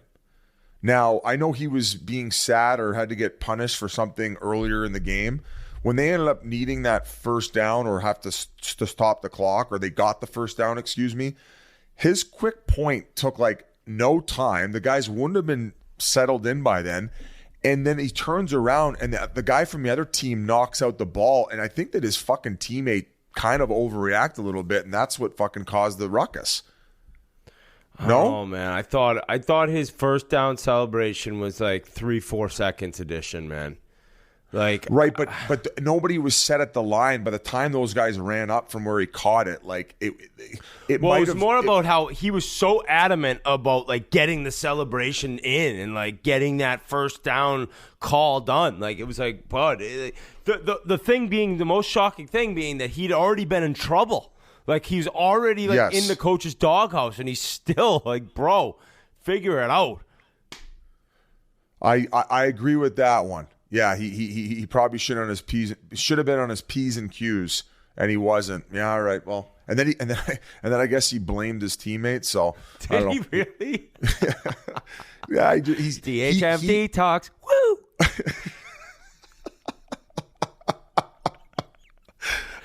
You're a fucking clown. I agree with him, though, where when his teammate ran over, he kind of made a bigger deal out of it, and then the ball ended up fucking falling because – But I thought initially it was the teammate, but it was actually the guy from the other team who swatted out of his hand like a vet. I don't think anybody took into account it was the guy from the other team who knocked the ball out of his hand. So like I think that probably should have stopped the clock right there. So I think wrong year to be doing that in Pittsburgh. I'm sure Mark Madden was normal about it. I love watching that team lose. Yeah. Oh yeah. Enough football talk. What do we got to talk about now? A couple more notes before we send it over to PJ Stock. A couple suspensions to get up to speed from last week. Neil Pionk, Winnipeg's defenseman, he ended up getting 2 games for knee in Toronto's Rasmus Sandin. And then in response to that, of course, the Spezza, who need him in the head, whether he meant to or not, he got 6 games. This is a guy who's played almost 1,300 total games in the NHL, never been in trouble. He is going to appeal his decision. The NHLPA is going to appeal on his behalf. Sandin and Mitch Marner are both on IR for Toronto. Marner hurt his shoulder when he bumped into Muzzin during that practice. He's going to be out 3 to 4 weeks. So Toronto's got $12.5 million on long-term injured reserve right now. They're using about $5 million of it. So, did you think those suspensions were worthy, appropriate? Well, first I'll go into the Marner was pissed off at Muzzin. You saw that clip online of where he's like adamantly, basically, I don't know what he was saying, but like basically, you fucked me up. My shoulder's hurt now, and you could tell he's uncomfortable. Got off the ice. They can't get him till December 27th now. The Spezza hit. So, Biz, do you know how? Did you see the hit in practice that he gave him? No, they don't have video of the hit, or I haven't seen it. I've only seen the discussion after where Marner's adamantly telling him, like, basically, I'm pissed off. What are you doing? And Muzzin's sitting there giving the, like, obviously, I didn't mean to, or whatever he's saying. Yeah, folks. So we should talk about that a little bit. So some of the best teams ever, you talk to them, they said our practices were so hard, and like it was games became easier. So there's a level of intensity that you want your practices to be, but then there's the fine line of, like, you know, when you're doing a battle drill or a one-on-one, or maybe you're doing a zone entry drill, and all of a sudden Mitch Marner comes through the middle, and like maybe he's not paying as much attention as in a game because he's assuming nobody's going to light him up on his own team. Well, I mean, you know, Munzin's trying to play hard in practice and establish good habits. So. Fuck, man, there's definitely a fine line. So without seeing the video, it's hard to say anything. But ask Jans, he'll remember this one. We had Nolan Yockman on our team in practice, and he fucking lit me up through the middle. They were like, this is the biggest hit. They don't even know how I got up from it. He just fucking flat out head down, fucking rocked me.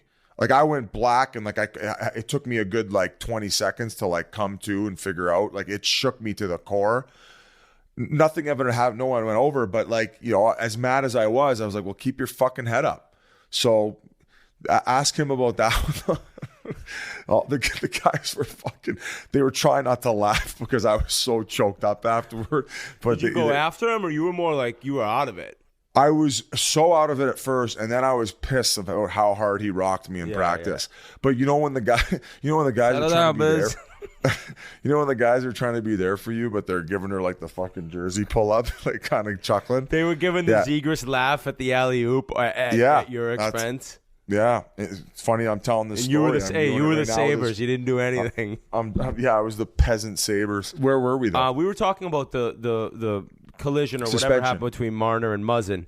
Okay, but the suspensions. Yeah, the suspensions. So Spezza appeals it. Do you know how the appeal process works, Biz? Where it goes to Bettman, and Bettman can make a decision. Bettman can actually add games, which has never been done. And then if the player still doesn't agree, or Bettman decides not to make it less, then the player can go to the independent arbitrator. So the funny thing is, I think Spezza's they'll get it figured out by the end of the suspension. Like it'll be like, yeah, we're gonna be able, you can appeal it the day of the 6th game, and then he'll get his $6 back for the games that he missed, because like that's basically what, compared to what he's worth to what he's making. I'll say this: it was a blatant. If it had not been on the player who had injured Sandin, it's not 6 games. Fair. But Pionk being the one who just took out his teammate, he sees him go run at him. I think 6 games was about right. It was a knee directly to the face. And I know you said it could have been a sense of bracing yourself and guys at your knees. It looked to me, there's a video or a still image of him like just leaning into him, looking to get him.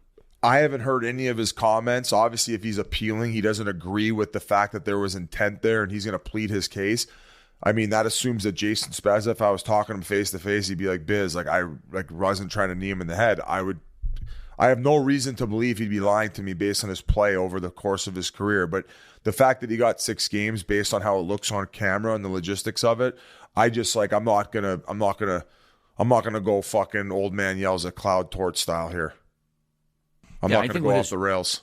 His track record, he gets the benefit of the doubt for me, given his track record, 1,300 games. I don't think he's ever been disciplined at all. So either way, moving along, Winnipeg is also going to be without forward Blake Wheeler. He's going to be out for what was called the lengthy amount of time after that awkward collision in front of the net. His leg just went one of those ways you hate to see a guy have that happen to him. So obviously we wish him the best and want to get him back out there. But that's a huge loss for Winnipeg, no doubt. Big time. And he just scored his first goal in that game. All of a sudden, he's going to get going. A very emotional game on the road against the Canucks. So that was the game he got injured, correct? The game that he scored in against the Canucks? You know what? I think so. I saw the collision 5 times, but I was so busy watching him, I didn't even write down the opponent. Well, if I'm wrong, you fucking Winnipeg fans can yell at me. You've done it before. Not the first time. All right, boys, I think we should send it over to PJ Stock, the ass kicker from the Bruins back about 20 years ago. But first, we want to let you know that the interview is brought to you by Roman. Most guys have tried different ways to last longer, but thinking about puck lines and prop bets don't always work. That's why the folks at Roman, an online men's health company, are changing the game with Roman Swipes, the secret to longer-lasting sex. Roman Swipes are a clinically proven way to last longer in bed because, guys, you want your partner to give you props after. You don't want to be called a chump out there. And they're effective, easy to use, fast-acting, and the best part, they don't require a prescription at CVS so people don't see you popping in there. No, your ship comes in too early. Nah, none of that. Roman ships swipes to you in discreet, unmarked packaging, and each swipes packet is small enough to hide in your wallet for whenever you need it. They're super easy to use. You just take the swipes out of the packet, swipe it on, let it dry, and you're good to go. That's it. So go to getroman.com/chiclets, and you can get your first month of swipes for just $5 when you choose a monthly plan. That's getroman.com/chiclets. Don't be a chump when you hump. And now, PJ Stock. Well, it's a treat to bring on our next guest in the place where he became a folk hero about 20 years ago. Though he was never drafted and never the biggest guy, he carved himself out a role as an NHL fighter and became a lineup regular with the Boston Bruins. After retiring in 2004, he made the switch to media, and these days you can see and hear him up on RDS up in Montreal. Thanks so much for joining us on the Spittin Chiclets podcast. PJ Stock, welcome back to town, pal. Always a pleasure. Great intro already. Holy shit. I couldn't fuck that one up. No, you read everything that I wrote. That was Thanks for reading it perfect, Greer. Three things. First of all, my favorite town in the world. The cool thing about playing pro is we get to go to every city in North America. Yep. And this is like my favorite. The memories kind of help. So that's one. 2, I'm a little pissed that I did not get the heads up on the sweaters. Like I would have had. I didn't even know until I got here that I was wearing the ugly sweater. No, it's a great sweater. You look good. I appreciate it brings that. out the redness in your eyes. It's awesome. I'll get you a Biz20 promo code before you take off tonight, okay? And the third thing, I've never been on a panel with other pro hockey players where I'm not the guy with the least amount of points. So this is going to be awesome tonight. Exactly. No, least amount of points and games. I noticed that, you were a bit of a suitcase, but you still ended up getting more games played. Well, I was wanted by more teams. That's what it was.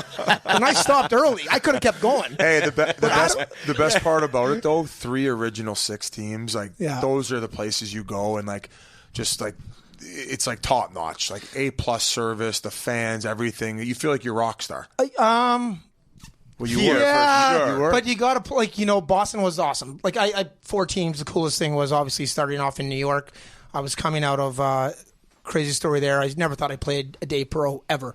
ever. I was at St. Francis I Xavier saw you University. at Canadian. We played them at BU. Yeah. I mean, this was after you were there, but that was one of our exhibition games every year. So we played. I was at St. Francis Xavier.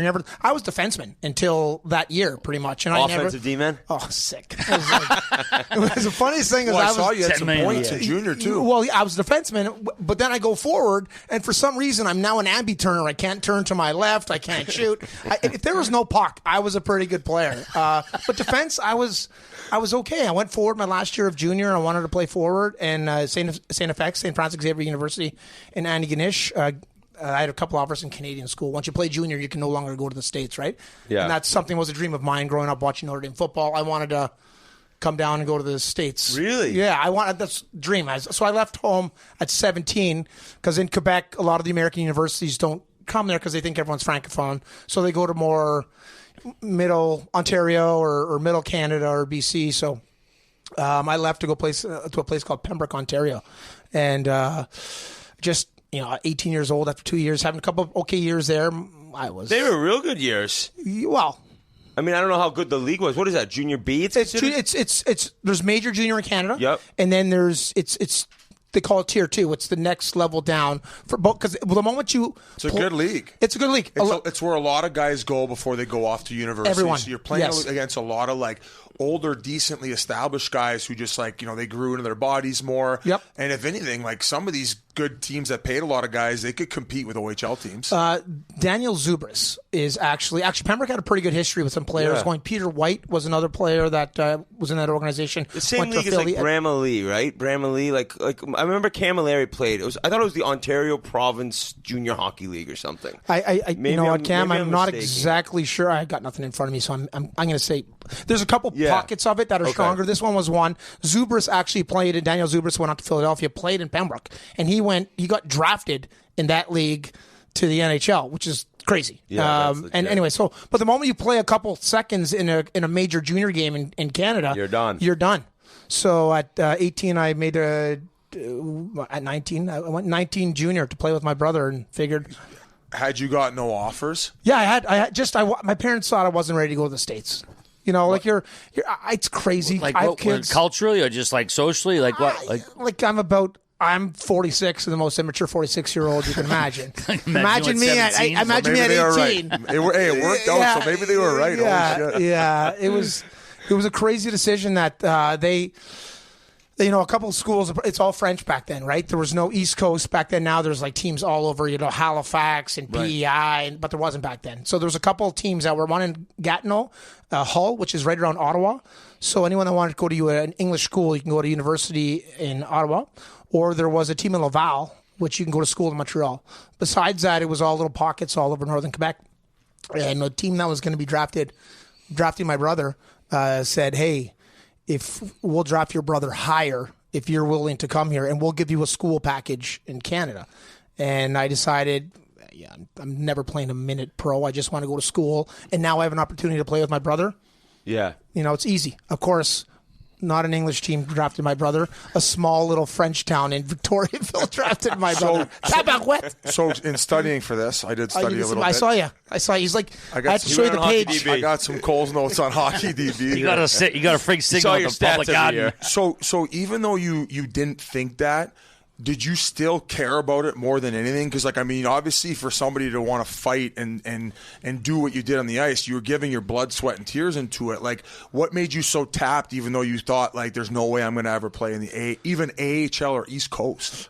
Everything I kind of do a little bit too much to the far side of it.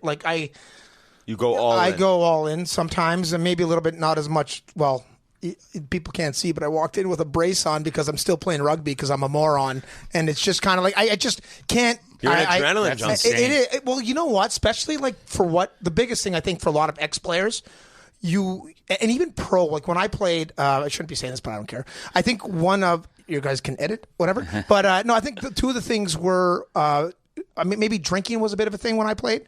People might have said steroids. No, I thought drinking was a little bit, but gambling was something that was because you're always chasing that next little high, next little high. So, and back then, again, I'd never gambled, but I had players that I played in some big cities where they used to have the ticker going around in the buildings, right? So guys would be on the bench, and we'd be up 5-1 or down 5-1, and you just hear, "Holy shit! Did you see the Jets score?"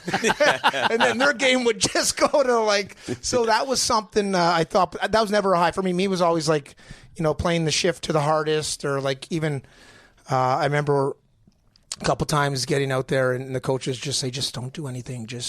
And the moment you get on the ice, you take a penalty. And you're like, no! I was so close. The only thing I wasn't supposed to do. Yeah. like 8 seconds in. It was like, So, I'm looking at this, and you go play in the Quebec League. Yeah. Actually, speaking of gambling, the first year you played with the Daigle. The Daigle. Well, that's the lockout. The lockout. That's why he was there. He came back from the lockout. He was first overall pick in Quebec. That was my first year. I came back and played with the Daigle. He came back, and the funniest thing was everyone was French. The only two English people on the team were me and my brother in a French town, and they were awesome to me. But at first, it was a little hard. It was a little.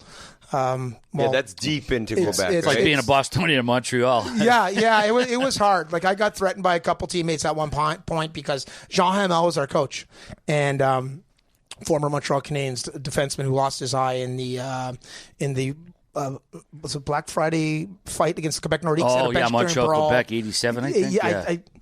So great man, awesome coach, and I'm 19. I'm a rookie though, and I'm running the power play. So he draws everything up and says everything in French, and I go out and I break out. The coaches are the ones forechecking. I step one way and make a pass.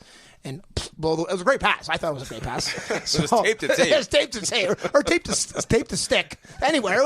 Or tape to skate. Tape to skate. It was anywhere.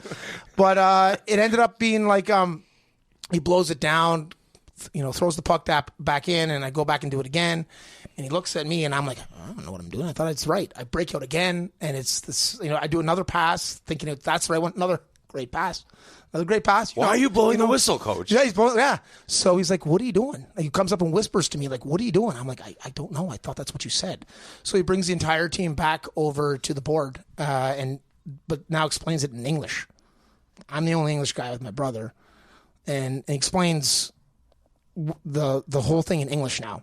And I love Jean, and it didn't go over so well with some of the teammates at that time because back then they weren't back doing then that, it wasn't right? It wasn't doing that. They did not like the fact that happened. So it was crazy. Holy shit. Yeah, so I wasn't sure you were going with that. No. So the practice ends.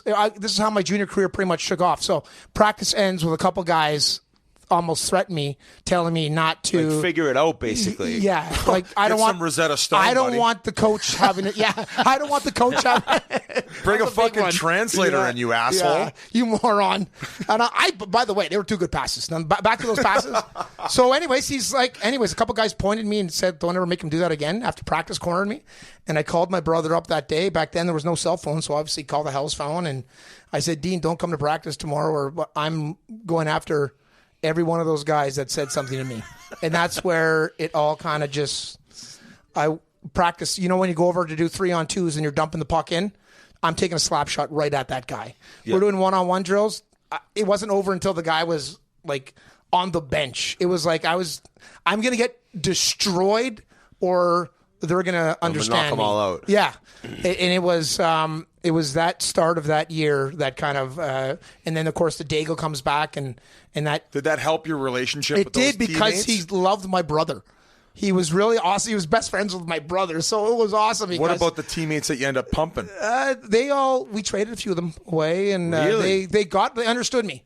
It's not my fault that I took French in school. My kids take the highest level of French possible. It's just the moment you leave school, I'm in an English environment. I'm only speaking English. So it was hard. But once they understood me, I understood them. It ended up being my best hockey decision ever. The people in Victoriaville were absolutely amazing, and it was. You look at my stats, which are not great whatsoever, but Well, I don't know though. I was going to ask. We had Corson on, right? So he was a pretty big scrapper. Back then, off the ice, were you getting in these Donnybrooks? Seems like you had a bit of a quick wick, or were you able to control it off the ice? I was good off the ice. I mean, everyone 18, 19, 20, 21 have a couple too many cocktails and says the wrong thing. Yeah. Not me, Mom. Never me, Mom, just in case you're listening. But and you better be listening, Mom. So he tells his gangs in New York story. I'm going to quiz you on this interview, Mom. First 12 mayhem. But no, it was a good switch, and the fans there were awesome. And the one thing starting there, what led to me for the rest of my career, they don't care how good you are. This is what I try and tell: be memorable, be remembered, and people appreciate effort and work more than anything else. How old were you when you first on ice fight, and what level's that at? There was Timbits. one. Yeah, I was going to say 83.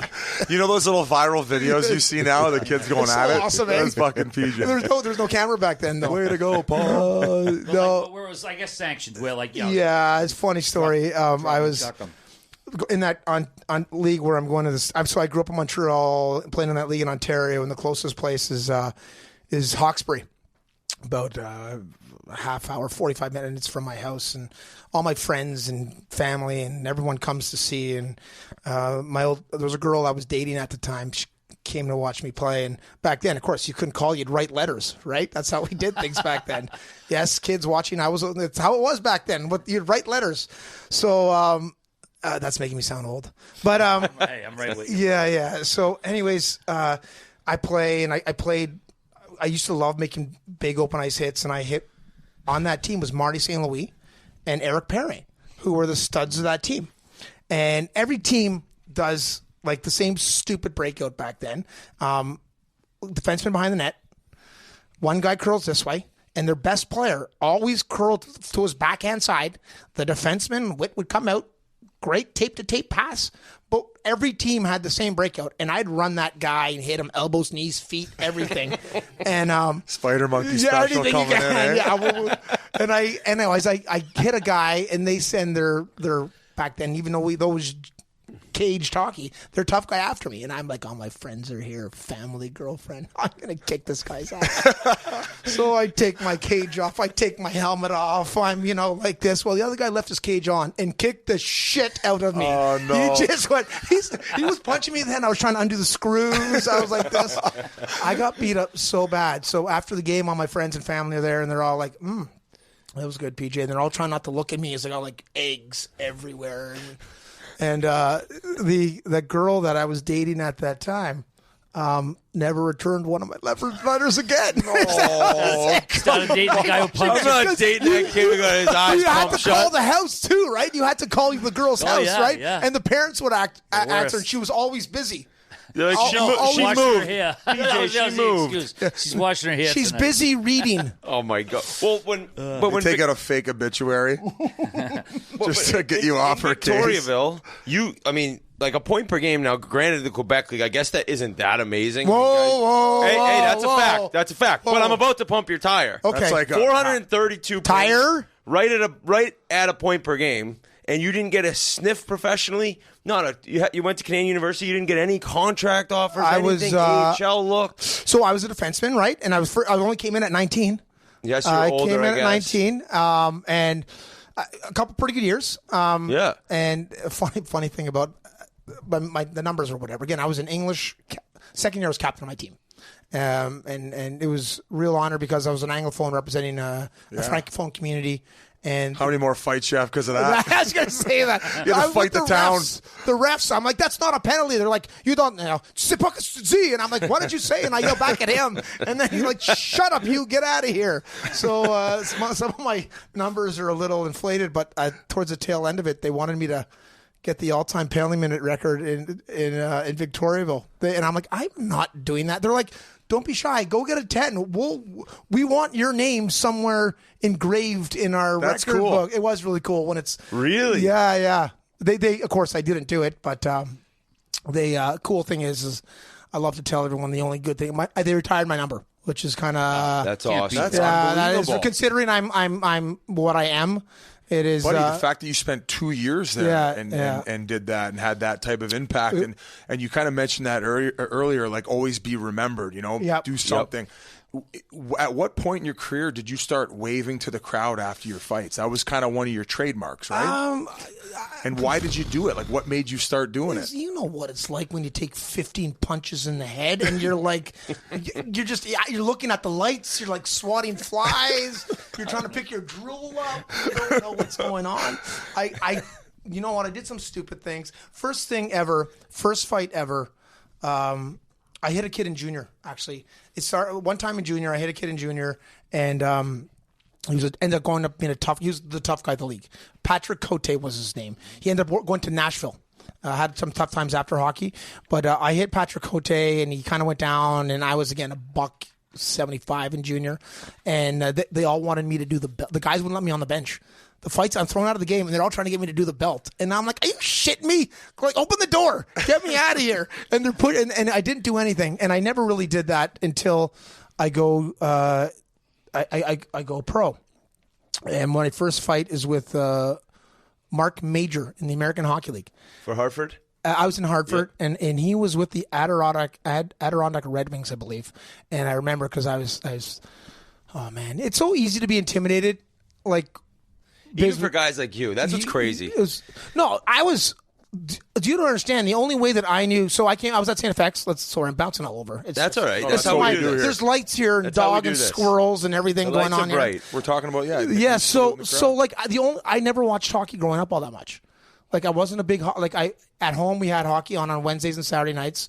We watched it, but it was, it wasn't it's not like today you get it anyway and every way. Back then we didn't get it all right. We couldn't see it all that time, right? I always say how we never got to really see Gretzky play down here in the States unless it was the playoffs. Right, exactly. Or the one visit a year he made, And we'd get it one night a week in French on Wednesday. And, of course, we didn't really all understand French, so we had to put the radio beside the television on the Wednesday nights, and Saturday nights was Hockey Night in Canada.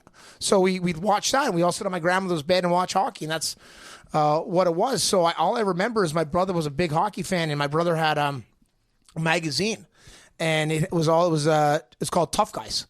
It was called Tough Guys, and it was all like they ranked every tough guy, punching power, smartness. Like, it was hilarious what they ranked everybody with. And all I remember is it was beside the bathroom. So when I went to the bathroom, before we were on Swipe Bird or whatever it is now, it was we read this Tough Guy magazine. 2 years later, I'm playing against some of these guys, and you're doing warm up, and it's like, oh, shit. I know what his punching power is. Yeah, that's Stu Grimson. I read that in the middle. Oh, that's... Okay, those kind of guys. Oh, yeah, those guys. No, it was those guys. And you're like, you can't... You're just, 6'3", Biz? And he's got the nickname Grim Reaper. When you have a nickname, when they have a nickname, you're dead. And when I started... Stock crew. Yeah. When they had... And when... He's different. And they were at the NHL, but in the American Hockey League, like Frankie the Animal Bialowas, if you have a nickname... in the American Hockey League, and you don't even have to do warm-up, and you're playing against this guy, it's like you're dead. Like, just don't go near him. Like, just some of these guys. So that's my first few games pro. It's like, oh, my God, there's Stu Grimson. There's Gino Ochek. There's Sandy McCarthy. There's, George Zirac. It was like, shit your pants every warm-up. I want to ask about going pro at the Rangers. It said you signed in November of '97. How did that all transpire? Where were you playing? Did you go through training camp? Like, take us through that process. Of playing junior. My last year junior, I was a defenseman. I tail end of that second year, at 20 years old, we had a young kid named Daniel Corso on our team. He was a second-round draft pick by the St. Louis Blues. I think I played against him in the minors. Would he have been with Philly? No, he would have been with Worcester. Worcester, your first year. Oh, you know what? Maybe by then, though, he could have moved. He could have moved because you started off. I remember his name, though. Because we're going to go on you guys in frickin' Wilkes-Barre, Scranton in a few minutes. Yeah. I think he was on the Phantoms. I was on the Phantoms. Oh, yeah, your team was jacked. Like, you guys beat us in the playoffs. I had to cover that Chris Beach. Oh, Chris he was Beach. nasty. He was sick. He was like sick player. Throwing me around with one hand. I thought he was going to play a long time. Maxim? Yeah, Maxime Talbot. Gamer. Max, I hate you, Max. Max is a great buddy. Actually, Max is assistant coach now in San Diego. San Diego. Is he? Yeah. Yeah, he's doing well. He loves it. No shit. Good man. Good for him. Yeah, good man. What a run he had. I still love that he got his 1,000th game pro in Russia, and they did a big thing for him. It's off subject, but we're all over. The place. We're all over the map. We're just talking about how I went pro. So when he got signed, yeah. So I'm playing junior. I have a couple pretty good years in junior. And the tail end of my second year, we have this young kid, Danny Corso, and we're not a good team, and they're picking on him. So they decide to put me with him because as a defenseman, I was like a halfback. I was never really back. So I was kind of like a rover. So they decided, screw it. He's never in our zone anyways. Let's just put him forward. So I played with this kid, Danny Corso, and after a few games, the coaches realized that PJ can't play with this guy. This guy's way too good. But they asked me at that time, do you want to still play forward? Because I was like a third defenseman on the ice. So they made me a shutdown center. And I played against every other team's top line. And it went well. And I put my right winger was my brother. It was so cool, so awesome. What an experience. Yeah, it was for my parents. My uncle had a shirt. He'd come to the games, and it had my brother's number and my number and stock. It was so cool. And the people back then in Victoriaville really embraced us. It was just a great experience, great time. And they're like the two hardworking Anglos on the ice. The puck wasn't our friend, but they just appreciated the effort. I get... at the tail end of that year, I'm not drafted. I get an invitation to the Rangers camp as a forward. And I go to the Rangers camp, and pretty funny. As I said, I only play one way, and you guys went to your first camps. You don't know what it's like, right? No clue. You play your one way and expecting that's the right way, and then the veterans are like, kid, slow down a little. That's not your game here, bud. Yeah, kid. Don't worry. Just sit over there. We got this. So I almost I took a run at Kovalev and missed Kovalev at center ice with a hit in those exhibition games, and I just missed Kovalev. But I didn't know who Kovalev was, right? Because you didn't speak Russian. I didn't speak Russian. Check the game notes, bud. Yeah, I know. That's after the fact. In training camp there wasn't, but I missed them by this. They came after me. So we do puck goes deep. I go and get it, and it's on the boards. And I go to get it, and Ulf Samuelsson and Shane Churla run me from 400 yards away, and they use my special. Like the Bash Brothers. The foot up, the knee up, the stick up. And there's no, it's training camp. And they was a Dynamite Kid and Davey Boy Smith. Yeah. They just stuck me in the glass. And the funny thing was, the two of them fell, and because they smacked, and I'm just like this. And I fall over. And then the worst part is in training camp, I get a penalty shot. Oh, yeah. If you take a penalty, the other guy gets the shot. And the other guy has to chase me. So it's Shane Churla. They picked which one was going to chase me. And Shane Churla, by the way, was a super tough guy back in the day. Yeah, Minnesota. Yeah. So, or with New York at this time. And Shane Churla is at the half circle behind me. And pardon the swearing. Mom, sorry. You fucker, if you fucking touch that puck, I'm going to rip your fucking head off. And he's he's 6 feet away and threatening my life. I'm 20 years old, coming out of junior, don't know anyone. So excited that Gretzky's there and this guy, every swear you've heard. And no one is saying anything. And they're like, yeah, you give my own teammates that are, of course, teammates of Kovalev, but to break everyone up in training camp, they're all like, give it to him, Charles. And you're on my line this camp, buddy. Yeah. So anyways, I went down, and it was a penalty shot on Glenn Healy. I missed and fell, and it was like, get off the ice, and Churla just skated by. I thought he was going to hit me into the boards. Oh, at least he didn't go after you again. He didn't. But it was kind of like one of those moments that was like, Tone her down. Tone her down, kid. Yeah. Tone her down. Yeah. Just grind him out. Just little. Yeah. So was that the fall that you ended up going to St. Francis? Or was this after you left? After that training camp, after 3 weeks, they send me down. Oh, okay. They send me down to the minors, and they send me. Sorry, guys, my stories are long. I've been COVID in Quebec. This is about. I've been in a basement for 2 years. Okay, I have 4 kids I've been avoiding in my house. Have made dungeons in my basement to keep moving. I have a cereal box wall up right now that they think is a wall, and I'm behind it sometimes with my bottle of scotch and a glass just sitting there. So we ended up. I got sent down. The moment they sent me down, I had agreed to go to St. FX at this time because I'm 20. And I want to go to university. And they're like, okay, but we want to sign you. And I'm like, no, I want to go to university. And they're like, no, we want to sign you. And back then, there's no cell phones, right? So they sit me down and close the door. And they're like, sign this. And I'm like, I said, we were talking prior to this. You're 21 years old, been in some fights, but you're still 20. You're still a nervous. I didn't know. I was kind of so green. I was so green. And you're shitting yourself. You're talking to GMs and stuff. GM. Oh, Petrifying. In a dark old Binghamton rink, and the door closes, and they're like, sign this, we want to keep you. And I'm like, I want to go. But how do you get out of that room? Like you're getting interrogated. They got a waterboard in there. How do you get out of that room? And then I wanted to call shock. We couldn't call your agent. I wanted to call my mom and suck my thumb and go out of there. But I want to go to college because you gotta go to a payphone. Like that's what it was. So I finally get up and walk out. But it was and then I was like, get me out of here. Like I want to go to school. No, I want to go to school. But did you? I guess you'd said you'd never thought about playing pro, but even after experiencing the training camp and getting sent down, you still weren't like, all right, yeah, I'm going to go to the AHL. Why did you still want to go to college so bad at that point? Because I knew so many players that I had played with that were draft pick. Never thought you'd make it. I never thought I'd make it. I never thought I was as good as I was. Sorry, I never took anything for. All these guys are drafted. I was never drafted. So at that point, you thought the better idea was to go to university, get your education, because you didn't think you'd ever make enough of a living playing pro. Well, I never thought I'd play pro, because all these guys that I know that were drafted, think of all these guys that never played. Yeah. And they're so much better than me. Like on my junior team alone, there was players that were drafted pro, and they're not making it, and they're so much better than me. And they're so much bigger, and I'm like, I know what, I want to go to school. That's what I want. I really didn't want to school. But I'm just saying that to say you that. To party and play hockey. Yeah, go play hockey. Yeah, The big difference. Yeah. So, anyways, but I go to I'm out. I go to school thinking I want an education. That's what it was life back then, right? You watch Notre Dame football on Saturday. Everyone wants to go to Notre Dame. Irish kid in Montreal. That's what you want to do. Of course, Notre Dame never called, but anyways, thanks Notre Dame. But you end up, that's what the dream was. And then I was fascinated, and that's what I was set on.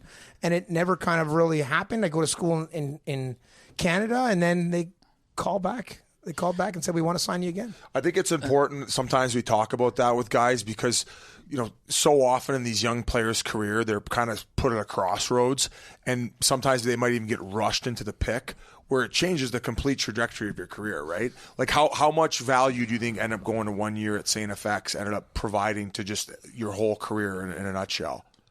It's important. I think a lot of things, it'll always be there. I heard someone say this the other night, and I'd love to quote the person, but it's never to, it could be, I forget to paraphrase it improperly, but it could be too early to make it to the NHL, but it's never too late. Right? So, yeah, like if you go 4 years of college, you still can play a long career in the NHL. I know. And the biggest thing with a lot of these pro sports is you're a kid, man. Like they're drafting players that are 17. The player is one thing, but the person, you don't know. Like I'm all about the person. The player is one thing. The person's more important than the player. I think if you have a good person, you can make yourself a pretty good player out of that. It's getting the right people. So it was just, I don't know. I thought I'd never play a moment in my life pro because of all the people around me that didn't make it that were so much better than me. And then, but like you said, not to interrupt you, that's what you brought something that was memorable, where a lot of these guys never did, and you added something to your game where it was like, they're going to remember me on the ice. I tried to kill Kovalev. Like, I fought. Like, that's what it was. That's why you ended up making it. Yeah. Well, not because of Kovalev. Well, not maybe that instance. They actually did the ice after the second period, and the coaches pulled me into the room. And they're like, okay, listen, there's a couple guys out there you can hit, and there's a couple guys out there you can't hit. And I'm like, but I don't know which But to have to tell a guy that is good. Different colored That's how the different colored jerseys at training camp started. You know what the best part about that was? You know where my centerman was for the rest of the I was center. The other centerman was Gretz. I was gonna. This way I can't hit Gretz. Well, that was one thing I was going to ask. I'm joking. I couldn't hit Gretz. But. So did you get to start that next year in the NHL in '97? So 98? I signed. I'm at St. FX for 1 year. I signed in that summer, the summer after St. FX, and I went. And I thought my contract went pretty much NHL, American League, East Coast League, pretty much like Mexican League underneath. I knew that that's kind of like when they knew like they're 7 like, pesos a week. You're like I knew what I was, but at the time it was $1.60 on the dollar. I had a $22,500 signing bonus. I was going to make $300 in the NHL, $30,000 in the A, and $18,000 in the East Coast. The following year, no East Coast and 32,500. But at the time, $1.60, save some money. Oh, yeah. I'd come out, maybe have 70,000 Canadian in my pocket, and then go to Canadian University. So I'm thinking, Boom. Yeah. as a kid, Yeah. Absolutely. boom, right? So I'm ahead of the game. yeah, I ended up actually 17 games into that. I made the American League team, which is Hartford, and I don't want to brag, but I got the first goal in team history. I mean, Yeah. Not a big Yeah. deal. first goal in team Not a big deal. I had that written down here. history. Do I do your They might no- retire number do I do 2. your no big deal. Now they're the No big deal? Wolfpack. Oh, no. Now they're the Whalers, right? They call them something. Connecticut the whale, Whaler. the No, it's still Connecticut Wolfpack. Whale, right? Connecticut Whale, yeah. So and then, but 17 games in, I get called up, and then I'm with New York. Funny story is, sorry guys, I haven't. No, this spoken. is this is great. So this is I great. get so when I signed that contract, right, and I'm heading down to the States. I'm probably going to end up in the East Coast, what I'm thinking, and it's I don't have a car, but I have to leave to go to Ranger training camp, and my mom had an old Taurus, and the old Taurus had no paint on the 3 hoods, but I figured I was going to go to the East Coast, and who cares? Guys are making it's whatever. No one's making it anyway. It's fine, right? So I ended up making Hartford, which is, and back then it was a big signing bonus thing. Guys got a lot of signing bonus money back then and guys would buy cars all the time. Escalade. Yeah, That was the big one. yeah. You're both 05, right? So it's around I'm I was 02 draft. 02 draft, but you started 05. I was Yes, 03 yes. draft, and I started 05. You both started 05. Not that I've done on my research. I have 20 you points. did a little too? Well, I got 26 points. I got to make sure I know who I'm dealing with. I'm not bringing up Witt's totals. No, he had that in his first couple of months. He had that in a month. Yeah, I'm not bringing up Mr. Witt. Sorry, sir.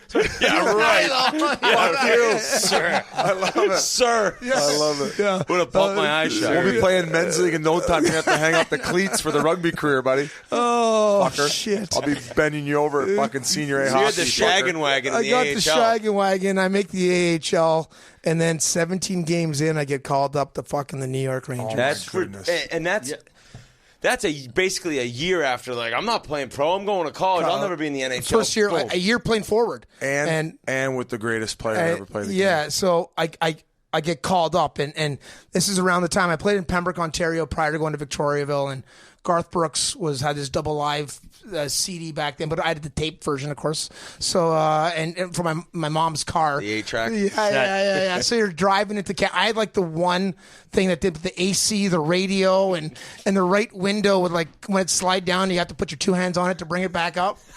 So, but I don't care. I make Hartford, and guys bug me about the car anyways, but then I get called up to New York. And we practiced in Rye Playline, and you had to drive through security to get to the practice rink. And I pull up. I got friends in low place. I'm coming in. No one's better than me. I'm so happy. I'm so excited. I got my Taurus, all my duffel bags of, like, whatever, all my Pee-wee teams and junior teams, everything stuffed in it. Your Tough Guys magazine. I'm coming in, my Tough Guys magazine. You get a little check the game notes. You know? I drive in. The guy's like, you can't come in. I'm like, no, I'm here to play with the Rangers. He's like, we all are, kid. Go somewhere else. Beat it, Seeker. Beat it, kid. I'm like, no, seriously. What do you I'm want here. signed, buddy? I'll get it signed I'm here for with you. the Rangers. But again, no cell phones. So one guy has to call another guy who calls another guy. So I'm sitting there. They finally let me in, and I pull in with my Taurus. And back then, there was no salary cap. So the Rangers were they were like the Yankees when it came to spending money. Our first 2 centermen were Gretzky and LaFontaine. We had the 85 Oilers, but it was 97. 10 years later? Yeah.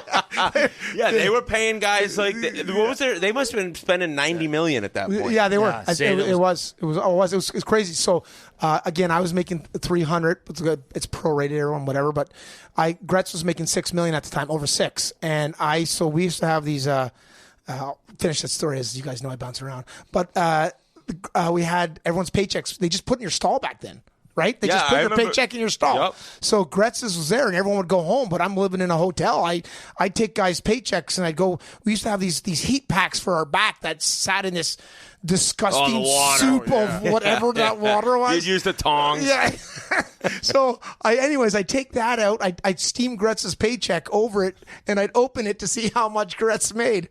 Gretz made more after taxes in 2 weeks than I would have made the entire year if I was up. Oh yeah. And there was no escrow then. No escrow. And, No escrow. he was underpaid, too. And yes. I mean, for what he was doing for the league. Like, catch me if you can. He's So- putting white out on Gretz's name. I He's know. putting PJ stock. Hey, Pitt used to give us the checks right before a road trip, Yeah. so we couldn't deposit them, and they'd get the interest on them for like the 5-day 2 road weeks. trip. Oh. This was before direct deposit. Because everybody was like PNC Bank and stuff. Yeah, you Yeah. couldn't. They'd give it to you as you went to LA. They're like, "That's 6 days of money that we're gonna make on these guys' checks. They can't cash it." Oh, sandbaggers. So we go. Like they finally let me. I finally get to park, and I'm parking beside. Back then, like I said, Bruce the masseuse. Bruce had a Porsche.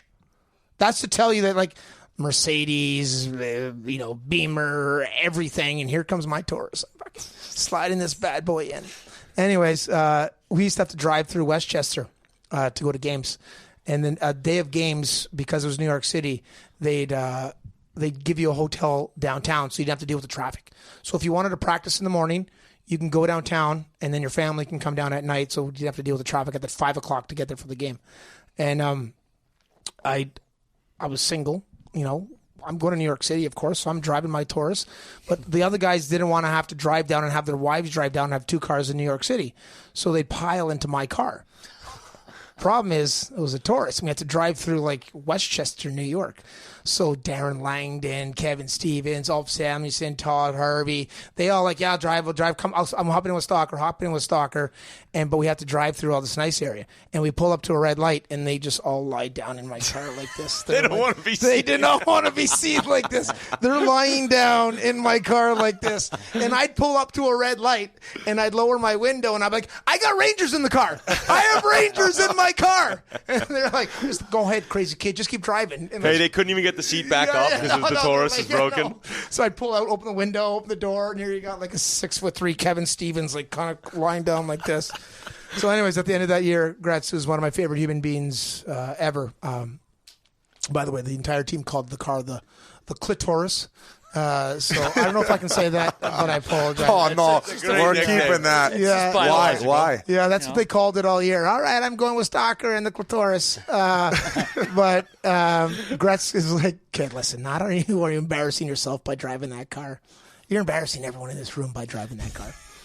And not only are you embarrassing everybody in this room by driving that car, you're embarrassing everyone in the league by driving that car. If you want to come back to this team next year, do not come back with that car. Calling my brother, hey, Dino, you got yourself a car. Wayne, I saw your paycheck. I think you could afford to buy me a new car. Wayne's the Oh, best. I thought that was going to end with him getting you a Ford or something. No, and I should have won. He won like 8 a year, that guy.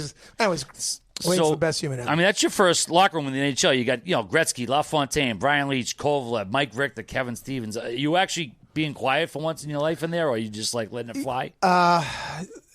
Yeah. So, No.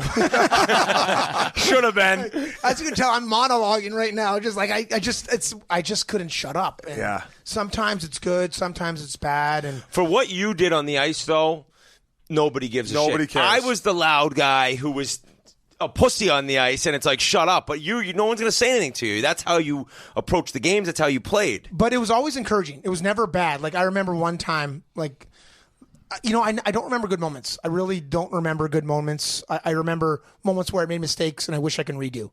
When I look back at my career, I don't remember, the year where I had a crazy year where I got 3 points. That's a big year. But I remember where you make a mistake, and that's and how people reacted. And I remember we had a practice and it didn't go well. And we have a kind of on the ice, Adam Graves pulls us over and Bruce Driver and some of the veterans. We were only 5 guys in our 20s that year. Like it was, the entire team was in the 30s. Club. Yeah, it was an old boys club, and I was the youngest guy on the team. So at 22, and we all go over in the corner and they kind of give shit and everything to the guys. We can be better and blah blah blah. Not a good practice. Let's be better. And I come out of that and I'm like, all right, guys, come on, let's go work. Blah, blah, blah. And they're like, Stalker, shut up. Like, just shut up for 2 seconds. Let that digest. But I didn't. I knew my way. And I think that's the cool thing about being a young guy. And I think a lot of teams don't get that. There's a learning moment for me. Older people, there's a way where veterans teach you a certain way. And they said something at that point, and then later on we go for lunch. And they give you the big brother talk. Yeah. We love what you do. Just be a little bit more, attentive to what's going on at certain moments in your environment. And I think that's one of the things missing in the game today. We hand off every team to a 19-year-old kid who doesn't know jack. Doesn't know anything. Doesn't know anything. And nothing against them. Nothing. It's all about them. They're into themselves. They're into their own world, which you really can't blame. That's how they've been raised. But they're not ready to be. Well, every day's an experience. Every day is a lesson. Every day is a lesson. That's the one thing. Another thing is, like, every day you're on the ice, you have an opportunity to learn by watching how someone walks, talks. Every day is like someone does something better than you. Just learn a little bit every day. As a 19-year-old, 20-year-old, 21-year-old, you haven't had enough lessons. You have the skill set. You have the skill set that is undeniable, like a Jack Eichel skill set. But Connor McDavid and a lot of these young superstars that they give the captaincy at a young age, there's just a lot of things that come with it. Leadership is something that it's taught over time. I work, playing with Kevin Stevens, one of my favorites. Talkic would grab me by the ear. Adam Gray's one of the best humans ever. Like, they were just old school guys that I'd be out there and I'd be doing this. And they'd just grab me by the ear or smack me in the back of the head. Enough. And be Enough, like, Stalker, shut up. Like, you're doing this, and this is how you're going to do it. And I don't care what you're going to say, but go do this now. And you put your head down, you go do it, and you're like, you learn the lesson, you get back. The moment it's done, you're like, oh. They were right. They were right. Yeah. And I think that's a big thing missing in the game today. We don't have Why enough you of think? those. Because the game's getting too young? Too young. Too young. Like, I remember, PK Subban when he was in Montreal. And I think one of the best things for PK was your old teammate Hal Gill. Yeah. Skillsy is a guy that I played with. I loved him when he was in Boston. He was one of the guys everyone poked and bugged. Because he was a whipping boy for a lot of the fans. He was a fun guy. Yeah, but in the lock, it doesn't matter what the fans or the media think. It's all what the guys think. That's all. We don't care about what media writes or says. It's all. How are you received by your buddies? Mm-hmm. And Hal was great for a lot of things. And I think a lot of things that Hal did in Montreal didn't really get noticed. And one of the things that he did was he helped PK Subban, who was a little bit, would jump off the wall every now and then. He helped control that environment for a long time. The moment Hal was gone, and Travis Moen was another one, guys that you don't really give a lot of credit to, but there's old school guys that make the other guys around you better. They might not be the best guy, but if that guy gets 5% out of you, 5% out of you, 5% out of you that you weren't getting before, you're that much better as a group. And Hal and Travis did that in Montreal for PK. The moment those guys were gone and they went with a younger team, it just kind of PK gets traded and things in Montreal kind of not a ton of accountability. There's right. So that's one thing that Talkett was talking about. He said this next wave, given the fact that it's a majority of young guys, most of them are probably self-aware enough to where they're not going to speak up in the room. So there's not a lot of guys coming in the locker room and saying like Chris Pronger, wake the fuck up. What the fuck was that? You're going to sleep through the first fucking period when we're in a playoff race? Are you fucking kidding me? And, it sucks that he's got to go after that guy, but hey, if that guy didn't bring his A game, he's going to drag it out of him. If he's got to play the bad cop and keep that accountability in the locker room, whereas a lot of the time I feel like, or at least Talkett was saying, and I agree with him, the onus becomes on the coach or the coaches, where it's like, the teams that win and have success, it's got to come from within. You don't think fucking guys on the St. Louis Blues were fucking in the locker room saying, we got to fucking be better. Closed door meeting if we lose 3 in a row. Like we used Who's to have, your favorite captain? Or how about this? No, I had Donor, and if things were getting off the rail, he would close the doors. He'd tell Tip, stay away. I got this. And it wasn't all the time. Our best years though was when we had Derek Morris at the end of his career. We had Adrian Aucoin at the end of his career. Right. We had Ray Whitney. We had Shane Doan. So to allude to your point, it was done by committee, not just one guy. Totally. And because of that, we were ranked 15th coming into the season. We ended up going to the conference finals that year. It was just because everybody seemed to know how to conduct themselves, and the older guys were able to we had fucking 25, 30 kids on the team that year. And the younger guys kind of just had to learn faster, and they had a bunch of guys to go to. And like I said, alluding to your point, I fucking agree. I think the league's gotten so young, and it's just like, you get these young thoroughbreds in and out. Okay, he's not good. All right, ship him out. Right. It's fucking nuts. Whit? Sorry. No, I'm with you. Mine's I'm tough. so with you, and that's What's that? You say best captain? Well, and you got a point I want to go back to after, but I want to hear yours. Like your best leader. And you played with some crazy. You came up in the Pittsburgh system. They would even have veterans in the American Hockey League to make sure Alain Nazardine was there for us. Yeah. Keller, Dennis Bonvie, all these different types of personalities that were going to help you learn as a young guy. So not only did they value it at the NHL, because look when they finally won their cup. Who did they have to come in and take a little bit of pressure off Sid? Billy Guerin. You don't think he came in the locker room and loosened that thing right up? Oh, my God. He was probably chirping. He knows from experience. What do you think Billy fucking learned it? Stalker. Billy didn't fucking...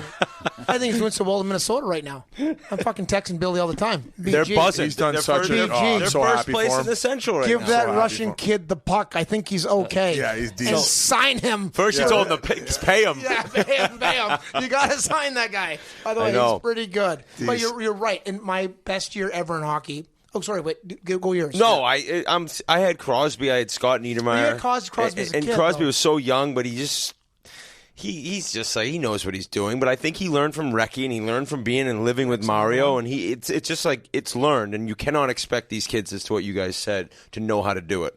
You can't. No matter how good at hockey you are, you don't know how to take control of a room until you've been around and seen other guys show you the way. So I agree completely. It's just nuts now that you come out of entry level. You get an 8-year deal at $8 or $9 million a year. No movement clause. And no movement clause. And if you better be good, because the team's going to suck if those guys don't end up performing. And you've seen those contracts handed out way easier than they used to be. And my thing is, and we said this before, it's more the person. It's one thing to sign the talent. It's so important to sign the right person that's going to be that. And go back to Hal and guys like Travis Moen and Billy and it. Who cares about the letter you put on it? That's for the picture. You need a core around you. Yeah. You need a leadership. RA, when you go back to our Boston days, and you mentioned Billy Guerin, but you should get there by part 2. We're gonna get. I'm sorry. I've been in my basement buddy, forever. No, it's great. I'm busting shots. I don't know. I apologize. No, it's awesome. But, you apologize for nothing. We had like guys that didn't have letters on their jerseys, but they're in the room. Like I'm listening. Like you're listening to that. That has it because guys know who played with Joe who. Thornton was captain. Right. Joe Thornton wasn't captain. Yeah. Sean O'Donnell, Don Sweeney. Even little Sergei Samsonov had a role on the team. Hal Gill had a role. Everyone. Billy Guerin, Marty Lapointe, Zamner, Brian Rolson. Everyone had a certain thing. Everyone had a certain role, and I find there's not a lot of that in hockey today. Everyone's kind of the same thing. So you kind of put everyone in the same spot, and I think you're missing a lot of those things. Besides Tampa, who had the roles, and look at what they do. Well, they didn't until they got those roles. Yeah, but the winning Tampa teams, they had the roles. Yeah. And the teams who don't know, am I fourth line? Am I going to play second line? Those teams but don't want to flounder. Back to business point, which I don't want to do this because I don't like going down in scoring to reference people's points. But 22 was a good year. It was a good season. Buddy, I had 6 apples one year. Yo, he had Niemi pulled. He sniped on Niemi. In my last year, given the lack of ice time I would get, I was top 10 in points per minute. Yeah. We should do that because I'm feather up in the there. cap. I think I've heard you say that. It was hilarious. I'd get a shift every now and then. The coach would be like, "That's good for tonight, Stalker. Go sit down." Yeah, I love Tip, but he would not play me a lot of ice time. Like I would say, like some games like just over 2 minutes. The most I ever played in a game was 11 minutes. It's stupid. I felt like my lungs were going to collapse the next day. I can't believe how guys do 30 minutes a night. We were in Ottawa one night, and the guys always joke because I one ref back then, right? So I'd walk up to a guy like you, and I'd sneak in behind you, and I'd slash you in the back of the legs, knowing that you're going to punch me in the head. Like I know what's coming, but it'll get my team a power play. So it's going to be like, and the guys would be like at 5-1 or leave Stalker's line out there. Like I have zeros across the board, and they're like, let them touch the puck for a few minutes. Like leave them out there. And it took some great leaders around to finally get that to happen. But there's some teams that they'll never put you on. And we'd get out there, and it'd be like some coaches would be like, no. You got the penalty, and no, you're done. We're going to go back with that first line to keep. So at the time that I played, it was coming out of where you could roll 3 lines, right, where it was standard for the fourth line to play in that 3 to 5 minute range. Yeah, that's what it was. But then when Detroit started rolling 4 and a couple other teams started rolling 4 lines a little bit more aggressively, that's when the pace of the game started picking up. Now if you don't have a fourth, they have to. Nowadays, if your fourth line doesn't at least contribute 8 to 9 minutes a night, we could hop on your back then. We could hook from center ice. Yeah. Goalies could make snow castles. So you can't compare then to like every era to era. That's why I hate how they compare records and stuff. The rules change every couple of years. Playoff is like, forget about the rules during the regular season. It's a different season here. They should just like, another thing that bothers me, I'm venting, but how do they not calculate playoff stats to regular season stats? Like, I think that should all be. Anyways, well, like some guys have so many stats. That's a good point. I'm just fucking going. Yeah, it totally is. This guy has 3 million playoff points, 9 million championships, but that doesn't count to his regular season points. Yeah. Whereas this guy has 9 million regular season points, has never made in the playoffs ever. I don't know how they do not take those playoff points and that's how you. Well, this guy this is how he's ranked. That's why he's in the Hall of Fame. He had 1,000 regular season points. Well, this guy had 300 regular points and maybe 1,000 in the playoffs, 3 Stanley Cups, and anyways. But I was going back to my thing on who the fuck's got 1,000 playoff points? I'm just fucking doing it busy. I know. Victoria. Really get on it. We'll see you tomorrow. So anyway, my thing back to one night we're in Ottawa, and I used to get like 3 minutes a night. So the guys one night, I'm so pissed. Like, What team is this with? Sorry, Bruins. Okay. And I'm like, I'm telling the guys, they're betting like we'd get up and like he'd always go back to our first line. Which I understand. Keep the big boys happy. Keep Joe Thornton, get him points. Glenn Murray, get him his 40 goals. Get Mike Knuble his 30. Get Billy Guerin his 40. Get Mario Lapointe his 30. Who cares about the fourth line? We can find a fourth line. You know that. But some nights the guys are like throw stock. So one night it was like every shift I get, I'm having a slice of pizza. And that was my thing that night. I'm like, I'm having a slice. Boy, and I'm telling the boys, like, oh, you're going to have, tonight's the night, you're going to have 4 slices, PJ. It's going to be a big night. So, anyways, I forget, we're like down 5-1 in like the second period. And all of a sudden he benches like our first 2 lines. And he decides to roll like the third and fourth line. And this is the great group that we had that year. Every time I'm on the ice skating, the boys are yelling on the bench, that's another slice. That's another slice. We lose like 10-2. You get back to my stall. I had like 3 all just pizzas in my stall.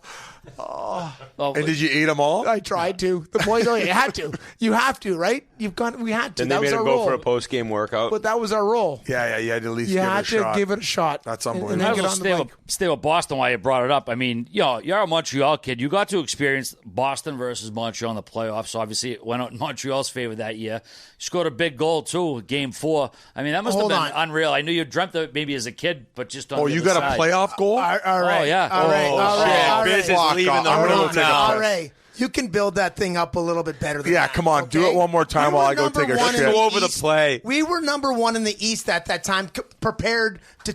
there goes Biz. You don't want to hear about my playoff goal? I'll tell you about my playoff goal. Yeah, he's going to check out his stats right now, his playoff stats. They're in the toilet. They're in the toilet. So it's actually my... some nights now YouTube is awesome. Like I'll go back some nights and you must live on there. It is really cool to see a lot of things. I love my music. I love seeing a lot of cool moments in sports, and when YouTube's one of those cool things. I've watched the Stock Pete fight 4,000 times. Yeah, it was kind of like, but that was a goal that you dream of a moment like that. I wish it happened in Boston. Like, there's a lot of things that you wish throughout your career. Like, I wish I could have done something for the fans of Boston. Like, I scored a goal one year, and it was kind of like one of those that was called back and not sure. Then they finally got it, but it was not one of those things that you wish it was happened. that the McLaren hit series? Yeah. So that night, it's that night I scored. Don't want to bring it up, but I scored. All right, brought it up. I already brought it up. Thank you. Can we bring it up again? Let's go. Are we going to show it? Let's go. Can we show it? Let's go. Can we show it? We can't show it. Let's go redo. I could break it down in slow motion because I can do it in slow mo. But we end up. There's Biz. He just flushed his stats down the toilet. They were already there. He is, buddy. You found him? I got a bone to pick. What? You're over here crying about your fucking playoff goal because it wasn't at home. No. Fucking grateful you got a playoff game and that you had a horseshoe up your ass that night and you got one, you fucker. How about that? And he beat Jose at the end of it, too. Yeah, no. 5-4. No biggie. He catches the other MVP. way. He was MVP that year. I think I scored on him. Scored on Brodeur. You ever get Brodeur? No, I got Carey Price. I got Ryan Miller. Ryan Miller. Yeah. And then it really takes a nosedive after that. I did chase. Have you ever chased the goalie? Oh, I've tried everything. No, I meant He physically chased one. Yeah, you physically chased one. I scored a led goal to that being led pulled. to his pulling. The coach had seen enough. Just like Biz scored on you. Scored Get out on of the you. fucking Yeah, game. yeah. And then he got sent to the coast. You and your cataracts. You're done. You're done. Unreal. So where were you? Pull him and get him About your LASIK. playoff goal. A playoff goal. It's we can't show it, but I'm going to break it down to you. Stock gets the puck. Goes down behind the net. Patrice Brisebois is coming in, but Stock knows that he's too fast and too quick for him. Bounces it off the back of the net. Yep. Off the back of the net. You had him. Patrice Brisebois, breezes by as Stock spins for the first time ever, goes to his left side, takes the puck up, head fake. Goalie Jose Theodore, MVP of the league that year. Stock fakes him with his straight curved stick that he had. And 5-0, no biggie. 1-0 Montreal, 1-0 Bruins in game 4. Yeah, and then you guys won won the the game, game? tied the series, Tied the series, and then and then we Montreal on the lost. next two, and that was it.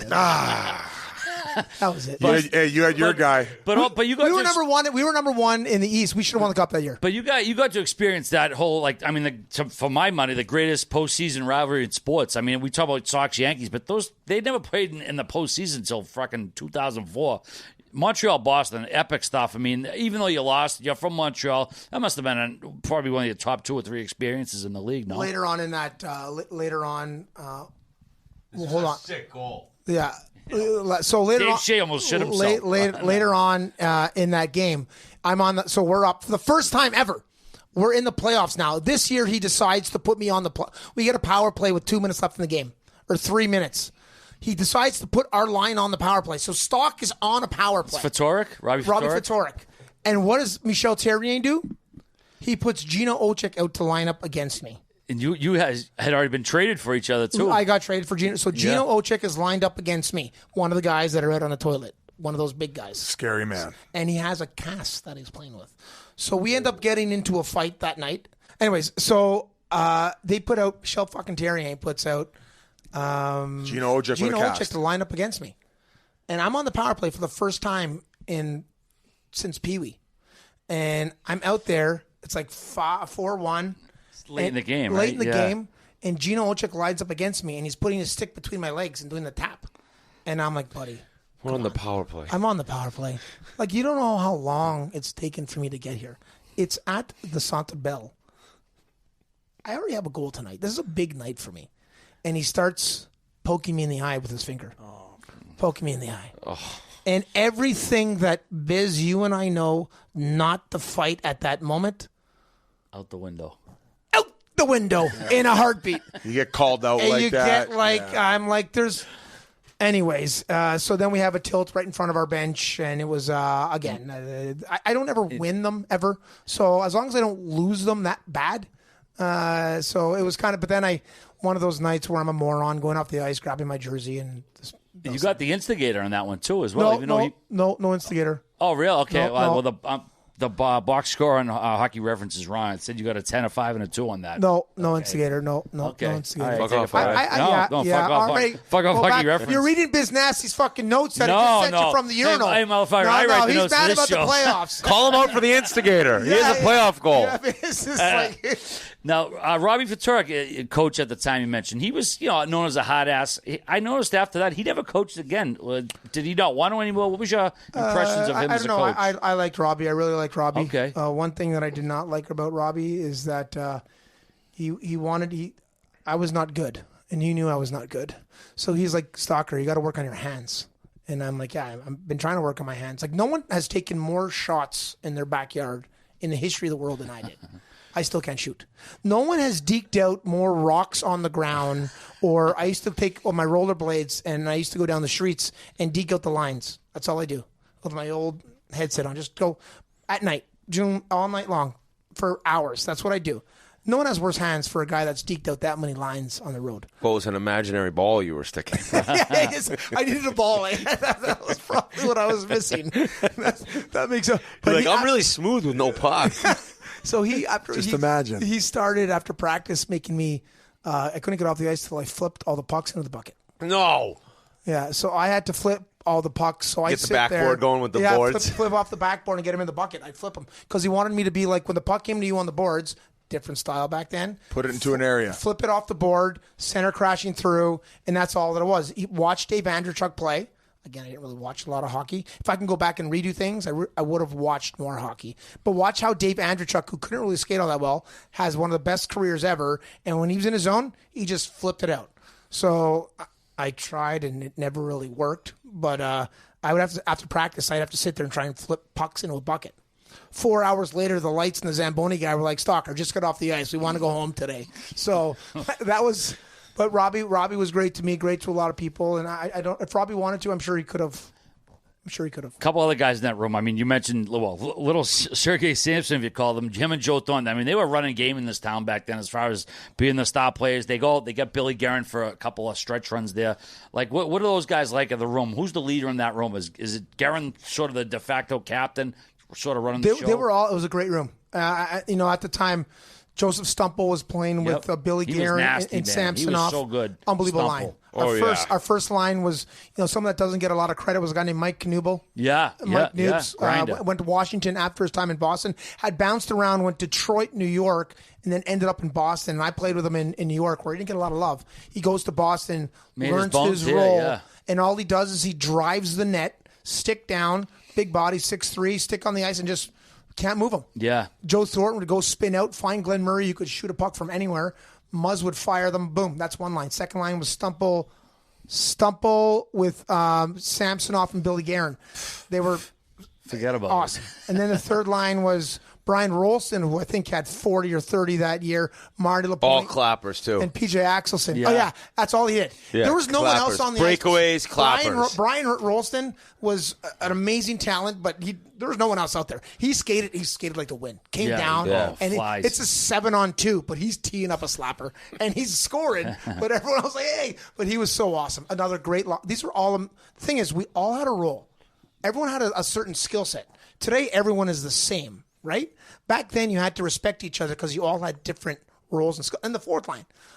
Funny night was I'm on the fourth line with a guy named Marty McInnes and Rob Zem. Oh, yeah. Marty McInnes, local guy. Yeah, Marty, exactly. He's a great guy. Yeah. So he's, Marty and Zam. Zam's played on Team Canada, was captain of Tampa. Yep. Marty, great guy. And they're both, this is the year we're competing with Detroit and Colorado. We're thinking we have a good team. We're gonna do well. So they have a fourth line with two good players and a shit bum, myself, just in case somebody needs to be slashed. Anyone. Just in case I gotta slash somebody. So one night we're playing in Buffalo, and like Marty's on the right, Zams is on the left, and I'm center. And again, I was defense my entire career, and I started playing forward, but our coaches never taught us anything back there. Like, Robbie Fatorik was the first one that took me aside and worked on my hands. John Stevens was another guy that said, Stalker, you got to learn how to pass. But great 5 years into my pro career, they said, you should try to learn how to pass.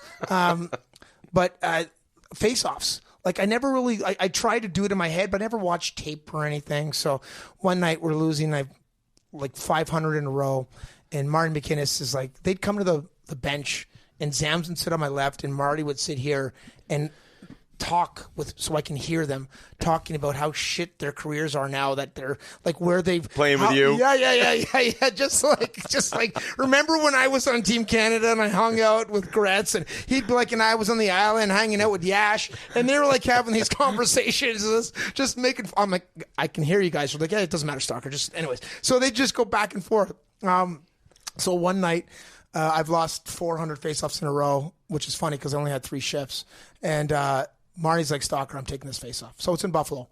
And Marty's right wing, so I go to the right side. And it's right up against the boards in Buffalo. So they're offside dot.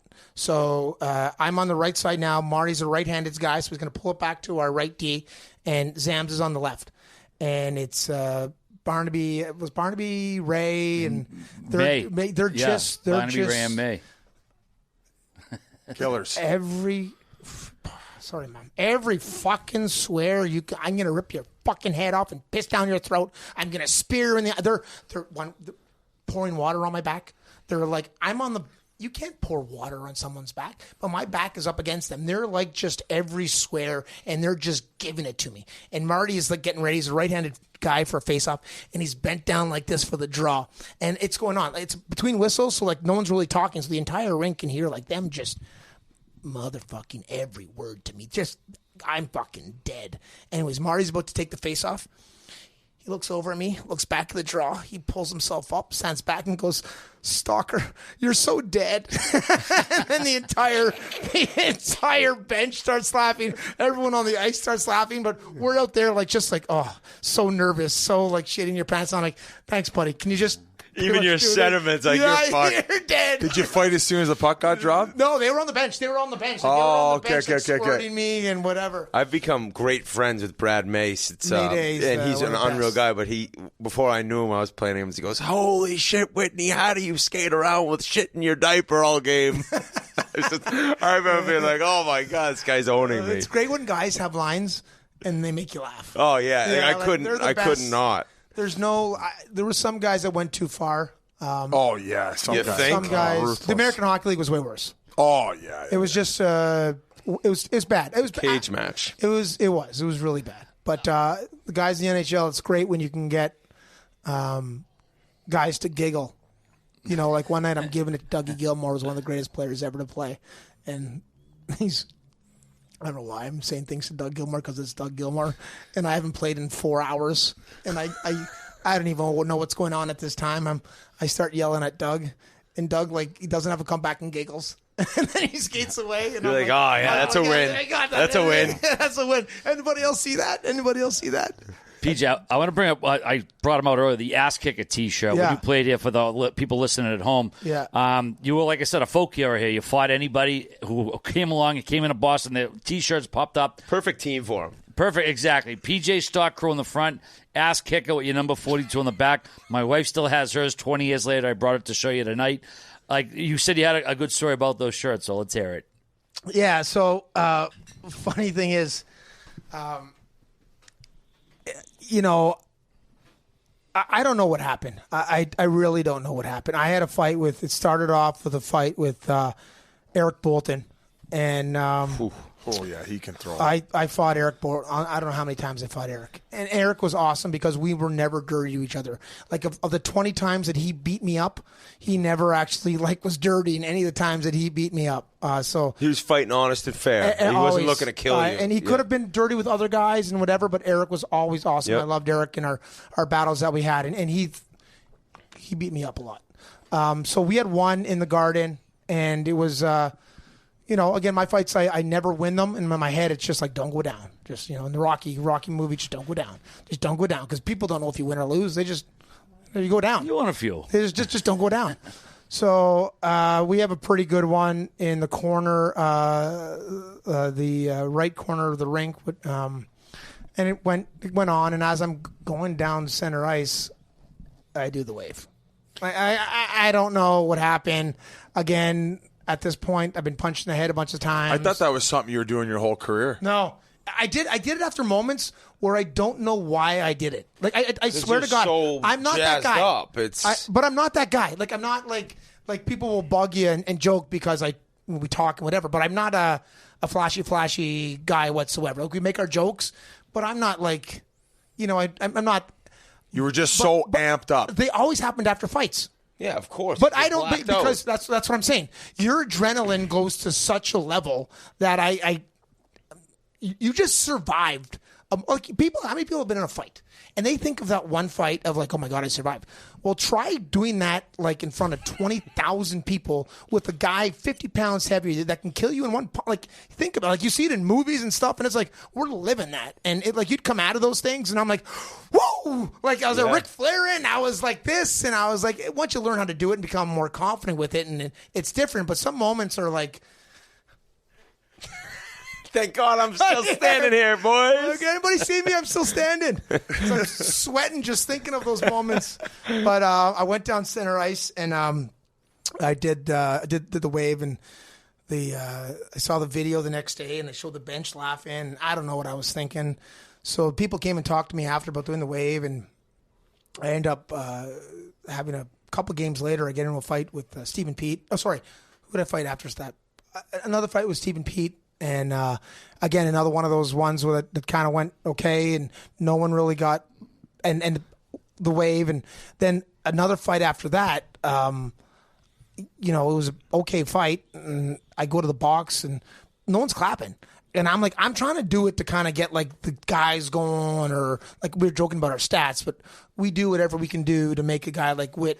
We know what he can do.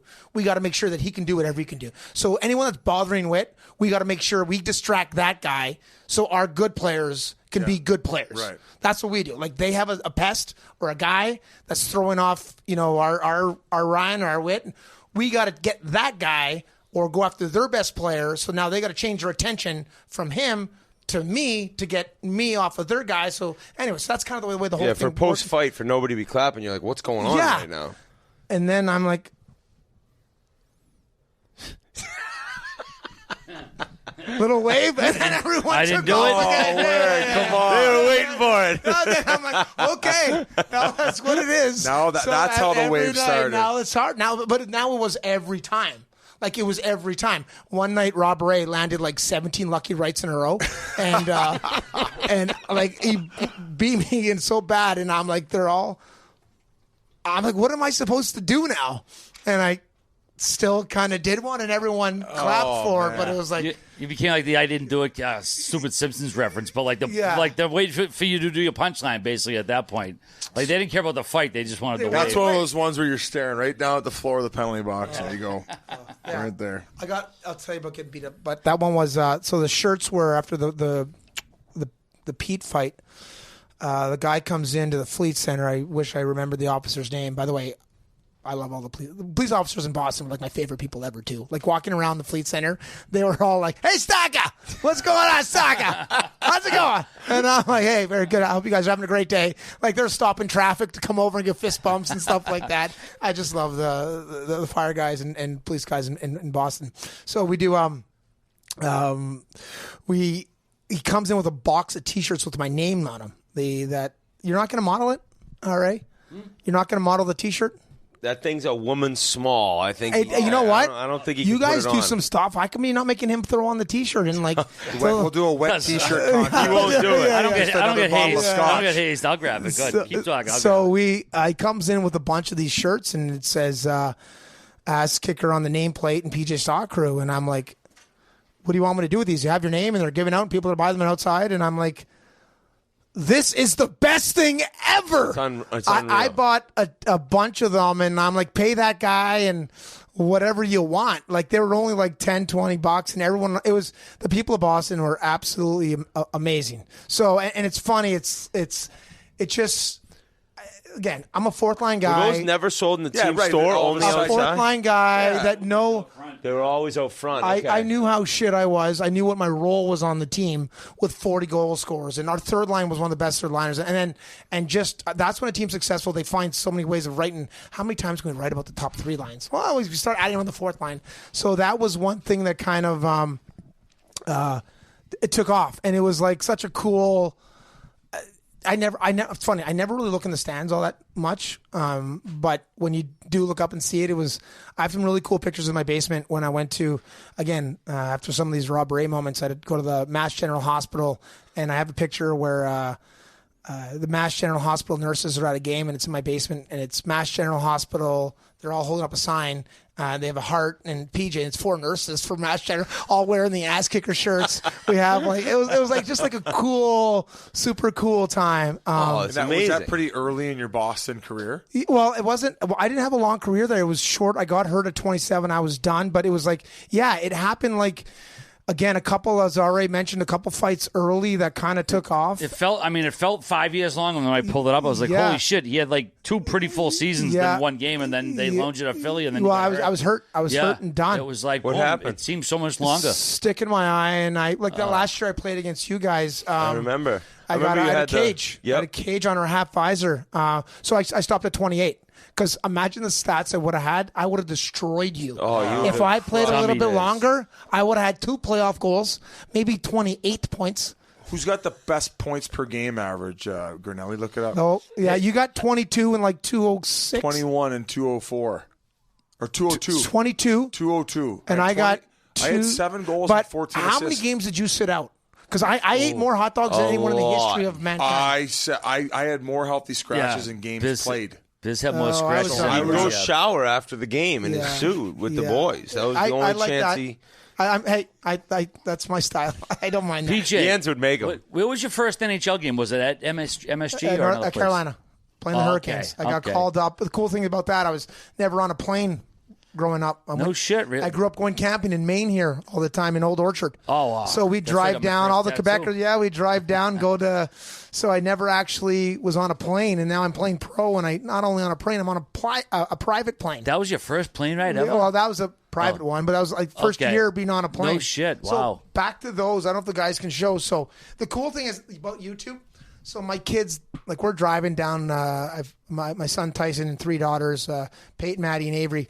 They all play sports and pretty athletic, and they're all playing hockey. This one time we're driving to a tournament, and they're playing at the Bell Center. And they're like, hey, I'm friends with Yvonne Lambert and Natasha Lambert and the Lambert family. And so we're driving to the rink, and they're like, oh, this is really cool. We're in the car with a bunch of other people. This is where Yvonne Lambert played. And they're like, the other lady in the car is like, that's where your dad played too, you moron.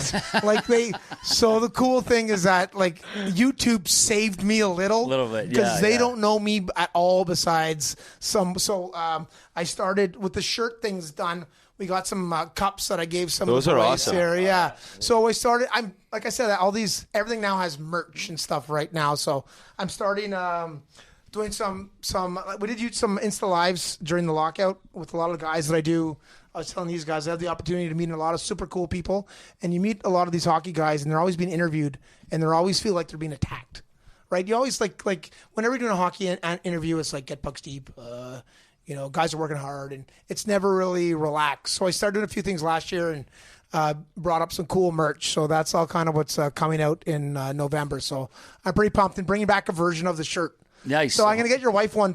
Your wife's getting one for sure. Absolutely. And I want you in a tight one. Well, you're not going to see me in it then. I want you in a tight one. You're going on. You're going on my. He won't even wear an XL shirt. He needs the shirt to be huge. You're going on my .com as like I'm RA. I want you on. You're on my cover with. I want you in a tight. Maybe can I hold the top on one? I don't give a shit. I mean, you're going to start cutting checks if you think I'm putting a hold the top on. So were you always pretty good at getting interviewed during your career? Because I heard a wild story of how you ended up getting into your post career in the media side, and you were drunk at a bar. I wasn't drunk. No, you've never drank. So were you good? Were you good at the interviews? Did you love the camera? And how did it all start? Were you ever interviewed? Like we're fourth line guys. Were we ever interviewed? Yeah, because I would say ridiculous shit, and I started Twitter, so they would actually shove the mic and camera in my face quite a bit, and I would just be an absolute donkey. So yes, for a fourth line guy, there's a lot of similarities. Like I played defense in my career, ended up moving to forward. Like just very grateful. Never thought I would end up in the NHL, but got there. And you were drafted though, was amazing. He almost made it as an 18-year-old defenseman. Yes, I know. Yes, and like some discrepancies, but definitely a lot of similarities in the fact that yes, we're doing anything we can do in order to stand out any game that we're in, and just a lot of the same mentality. So through that, and through the fact that a lot of the guys were, I guess, maybe a little stale in front of the camera, they're like, well, let's get this idiot to do stupid stuff, and hey, we'll see where it goes, right? And that's where I got more comfortable. But was that where you did it, or did you have to wait till after in this crazy story? So the craziest thing was the first time we had a brawl one time against the Islanders. Again, I was at St. FX University, and 6 months later, I'm playing for the New York Rangers. I'm doing keg stands and playing frozen tag in a bar. And I remember being frozen on top of a urinal at St. FX, and the bouncer's like an ex-football player, and he's like, you got to get out of there. And I'm like, dude, I'm frozen. I can't go anywhere right now. And I'm holding up the lineup to the bathroom at a university bar, and the guy's just giving me the gears, and I'm like, I'm frozen. I can't go. Till like 6 months later, I'm being interviewed by like the New York Times and stuff like that, and I did not know I still don't know what to say, but back then, I was a little too quick at the lips and probably didn't choose my words as proper as I probably should have. Not a lot of it made because they would Gretzky, LaFontaine. You mentioned all the guys' names. So what happened I get hurt at 28. The lockout year is 2005 when you guys take off, and I end up coming back and having eye surgery. I thought I was going to play again, never play again. I'm in a bar one night, and the guy comes over, name's Mitch Melnick, great human being. He works for Team 690. Used to be Team 990 back in Montreal. It's a heart and soul of sports radio in Montreal. And Mitch comes up to me. He's like, hey there, PJ, with his radio voice. I'd love to do a pregame show with you tomorrow. What do you think? And I'm like, if you pay for my tab, I'll do it. He's like, little did I know that was the bar that Hurley's was the bar that sponsored him. They just wrote it off. Yeah, no problem. He's like, I got you. I got it. Yeah. 4 shows. It took. That's what it said. It happened like 3 times in a row. So I finally caught on. Okay. Yeah. So I ended up doing. He brought me in and That's went. how it began. Yeah. So I did one radio show.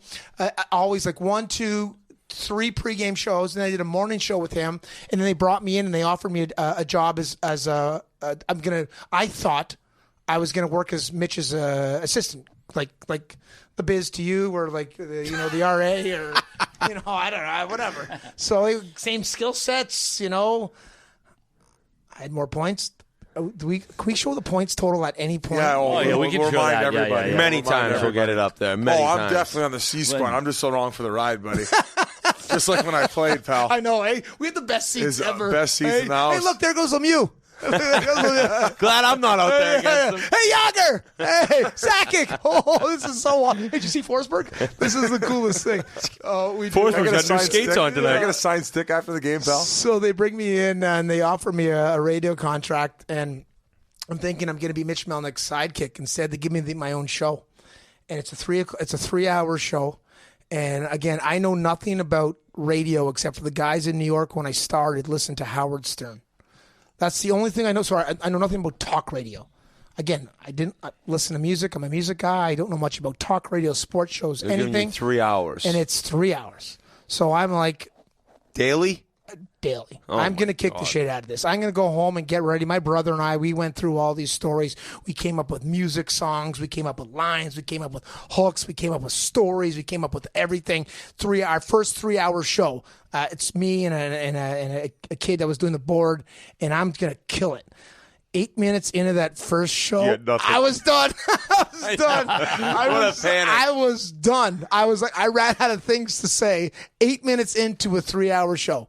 And it was like one of those. I don't know how people do the solo radio. It's a grind, man. You know what crazy goes on? to me. Now you just talk. Have you not Yeah, noticed you could- what I've you been could doing? now. I 3 haven't hours stopped. isn't enough for you now. BJ. I haven't stopped. It's like, sorry, guys. Again, add in the basement thing and then add in the talking thing. It's like hours. I talk to myself now. It keeps me busy. I'm in Quebec. We've been under like quarantine for like 2 years. Yeah, everyone was been cooped up for a while. Yeah. Hey, I want to ask you, who's one guy that you would never ever want to fight again, no matter how many lifetimes? Like one guy you don't want a second piece of, or third or fourth. How much time you got? Yeah. No, I don't. I was. I'm pretty lucky. I think the way my career kind of ended, I think I don't want to use this term, but I'll say it because we're a little punch drunk, probably. We didn't have that term back then. We didn't really say it, but concussions weren't really a thing, which is funny. I think everything happened. I was lucky I got out of the game when I did, I think, because of the amount of the way I played and fought. And I mean, I played soccer, competitive soccer for so many years, and my job was the other team's goalie would kick the ball, and at half field after it traveled 60 yards, I'd bounce it off my head. There's all these things that now today they're trying to eliminate that from sports and stuff. Maybe there was a time where the Bazooka Joe fell out of your glove? This is, yeah. We'll get to that after if that wasn't the answer. Yeah, no, it was just kind of like I was kind of cool and calm in a fight. I never really fought out of anger. It took me a couple of them to get there. My biggest thing, I was nervous prior to it. I was really nervous prior to it. Pregame sleep. My pregame sleep would get fucked up. You and I would be like, not you and I, but I'd be doing I'm not a good player, and when I saw the bigger guys watching me and I'd miss a pass and I'd see them kind of chuckle, it would like throw me off. Like it would and then I had to go home and have a pregame nap or whatever. And that's tough. It was tough. It was really mentally. And I'm a guy that, I never took coffee even. I never really took, I like my beers after the game. Back then I drink the old beers and a couple Jameson shots was like, that's all you did back then. That's what going out was. And I never really took anything, never really did anything. And it was like, but I can see how people in that role try to calm themselves down prior to a night because, like, if Substance I'm fighting abuse. Biz, you're 6'3", what were you, 215 when you played?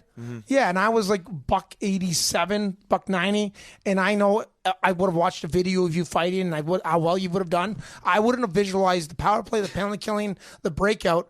I would have visualized like he's a righty, he's got a good stance, and that's all I was You doing. wanted to get over with as soon as the puck drops.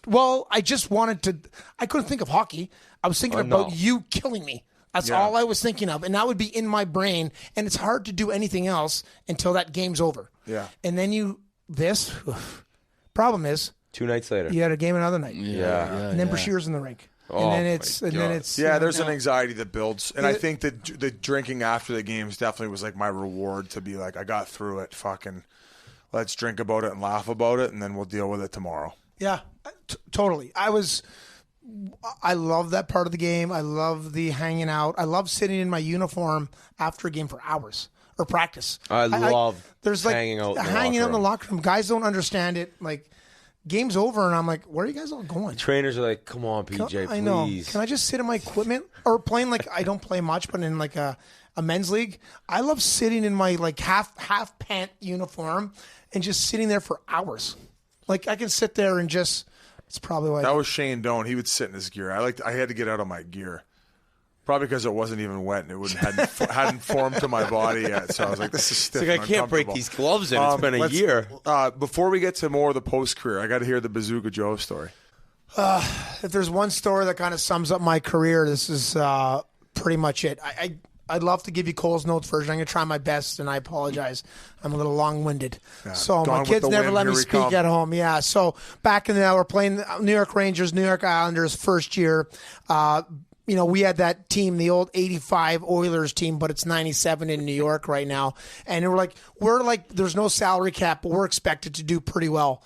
But we're about to lose to the Islanders and not make the playoffs. Huge New York rivalry, and we're in Long Island. And if we lose this game, we're pretty much done for the playoffs. And the crowd goes crazy because we have Gretz there anywhere we went. And we get down, they score a goal to make it 3-0, and their building is rocking. Crazy. And it's like and Gretz goes out there, they're, a couple minutes left to go in the game, and they're like, okay. Gretz goes out to take the face off, and the ref's like, whoa, there's a timeout been called. And Gretz goes back and sees our coach, John Muckler, and looks at Muck, and Muck's like, sometimes I think Muck would fall asleep on the bench sometimes. I don't mean to say that, but yeah, I think he fell. Anyways, so Muck is like, I didn't call a timeout. So then Gretz looks at their bench and goes over to see their bench and goes over in there, and because Gretz can do that. Yeah. Wayne goes over to their bench and says, "Do you guys call a timeout?" And the guys on the team kind of roll their eyes and point up to Mike Milbury, like that Mike Milbury called the coach.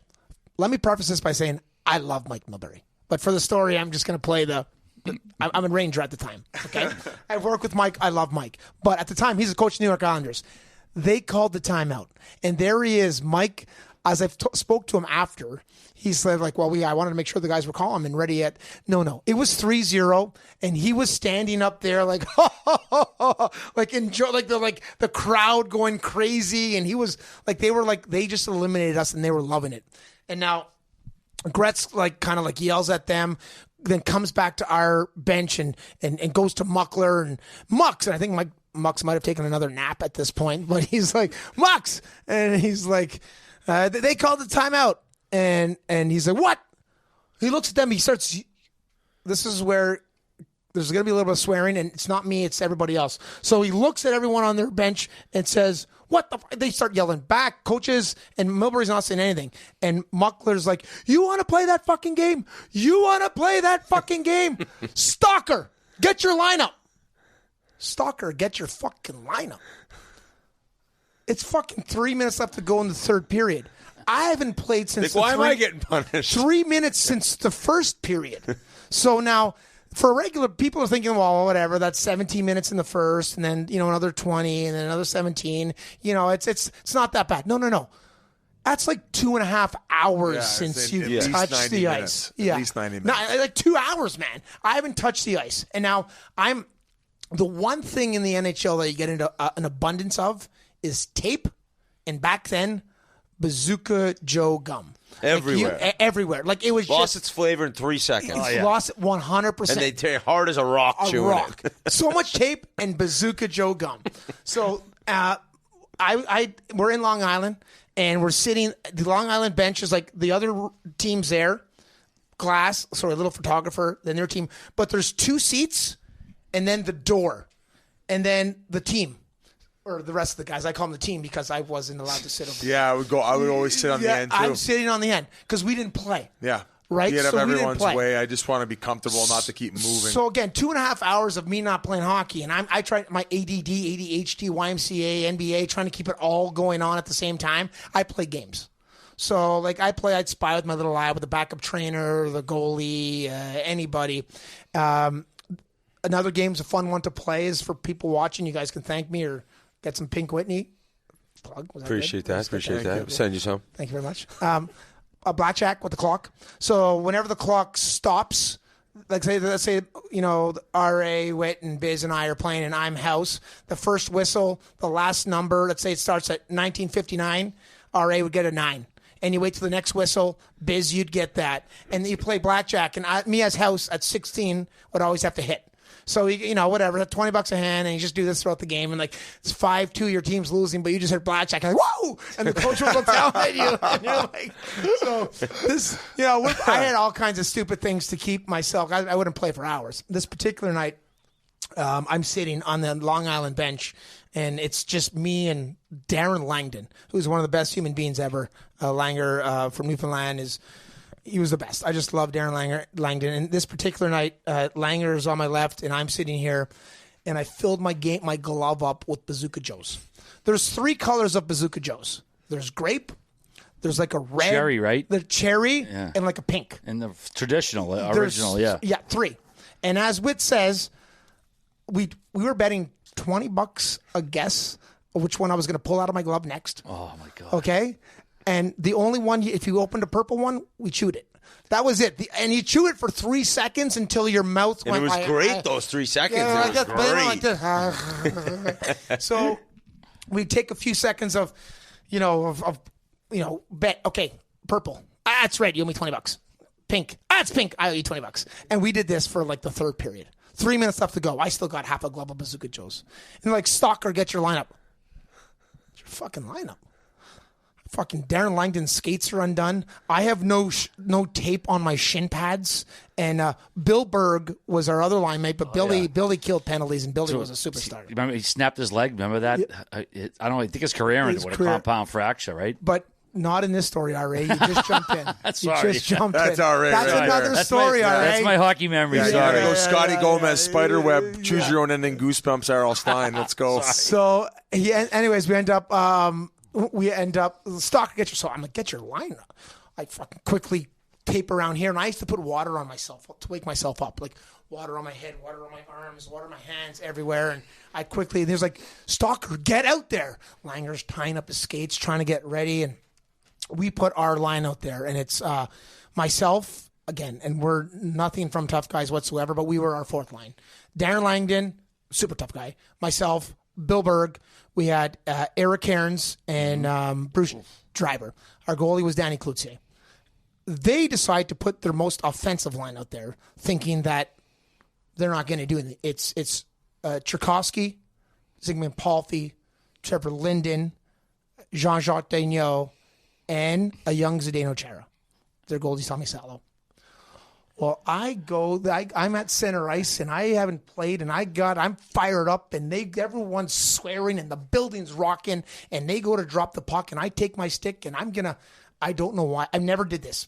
I decide I'm going to slash Trevor Linden across the chest, just like right across his belly, like right here.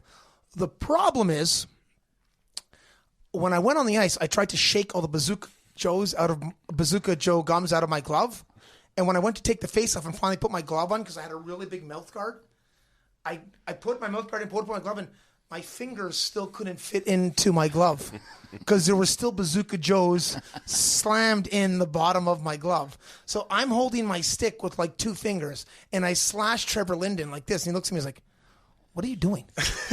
But again, I have such a big mouth guard in, and I can't because I work for fighting, and I'm like, I wanted to tell him, like, piss off, and I take my stick and go to hit him again. It's like a wet noodle, like this, and hits him like this, and it's just kind of like the puck goes. Trevor was a right-handed face-off, won it back, went to Zdeno Chara. Zdeno Chara is now at the red line. I get there as fast as I can, which was probably 3 minutes later to get there, and I jump up and I.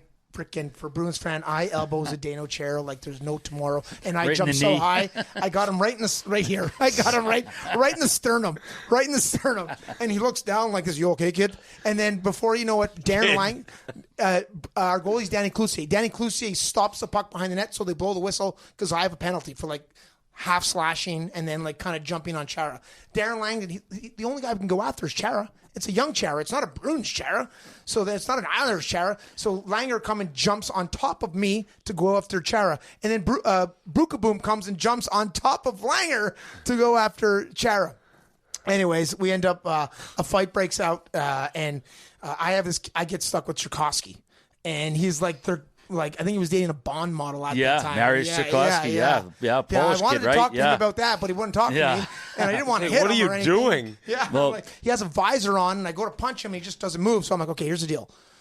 Let's just stay here, and nothing happens, and let's be cool. Let's be buddies, get me Bond tickets, whatever. And he's kind of like, no one's moving, and that's it. Until Billy Guerin's fighting Trevor Linden, knocks Trevor Linden to the ground. Trevor falls down, and then Tchaikovsky pushes me off to go save his, Trevor Linden. And as he goes to save Trevor Linden, it's like a comic. I grab him by the back of the jersey. It's like that stretch thing, like he's about to get there and his feet stop, and I'm holding him back and I pull him and I start punching him a bunch of times. Their goalie, Tommy Salo, comes after me. Danny Cloutier's our goalie, who, if you guys have ever seen Clouch. Oh, he's tough. Real tough. You got to watch this video. Another hockey fights. Yeah, I've seen him.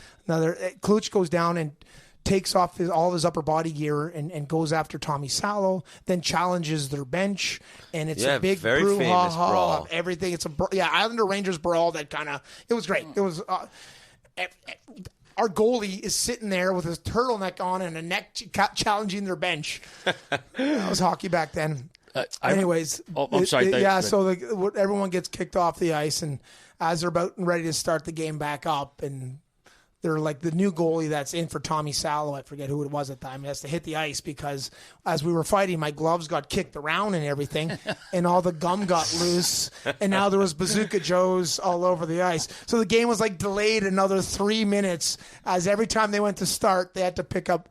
So that pretty much sums up my hockey career. Linesman over there at hose, chipping out Bazooka That's Joes. my career in a nutshell. That Tchaikovsky, I remember when he played in Boston, the rumor was that he would celebrate with goals by doing a backflip on the ice. Did you ever hear of that or see any of that? He never did it during a game in the NHL, but when he came over, that was the rumor about him. He would do a backflip on the ice. No, but then he never did one? But then he never did one, So no. then how would he see one? Yeah, well, I don't know, maybe if you heard the myth or something. Or the myth of Mariusz I worked on a Tchaikovsky. figure skating show, which we don't have to get into now. But Well, no, I was going to ask you. You were like an executive producer of Battle of the Blades. I was a producer. I was a competitor on it. I tried to get Biz. You would have been great on it. I know. I just didn't have the time. But hey, you guys think I could figure skate? I think totally. You can be. Yeah. I know I could. I think this is something. I think there's something in-house that could be done here. They take a former world champion, National Hockey League player. They pair them with a world figure skating. Can I go Chaz Michael style with another guy? Has anyone done that yet? No one's done it yet, but I can see you two should totally be in the next one. I skate. I was on it. I can see Biz whipping Whit up in the air, catching him. Totally. So anyways, that's about it. I've seen guys do flips, but that was the big story about him. Anyway. Biz, what else do you have? That's it. That's all. What Biz? Buddy. If you want to go over my playoff goal again, I can do it all night. We appreciate you coming just here. do our stats one last Buddy, time. this has been unbelievable. Congratulations on an amazing career and a fun one at that.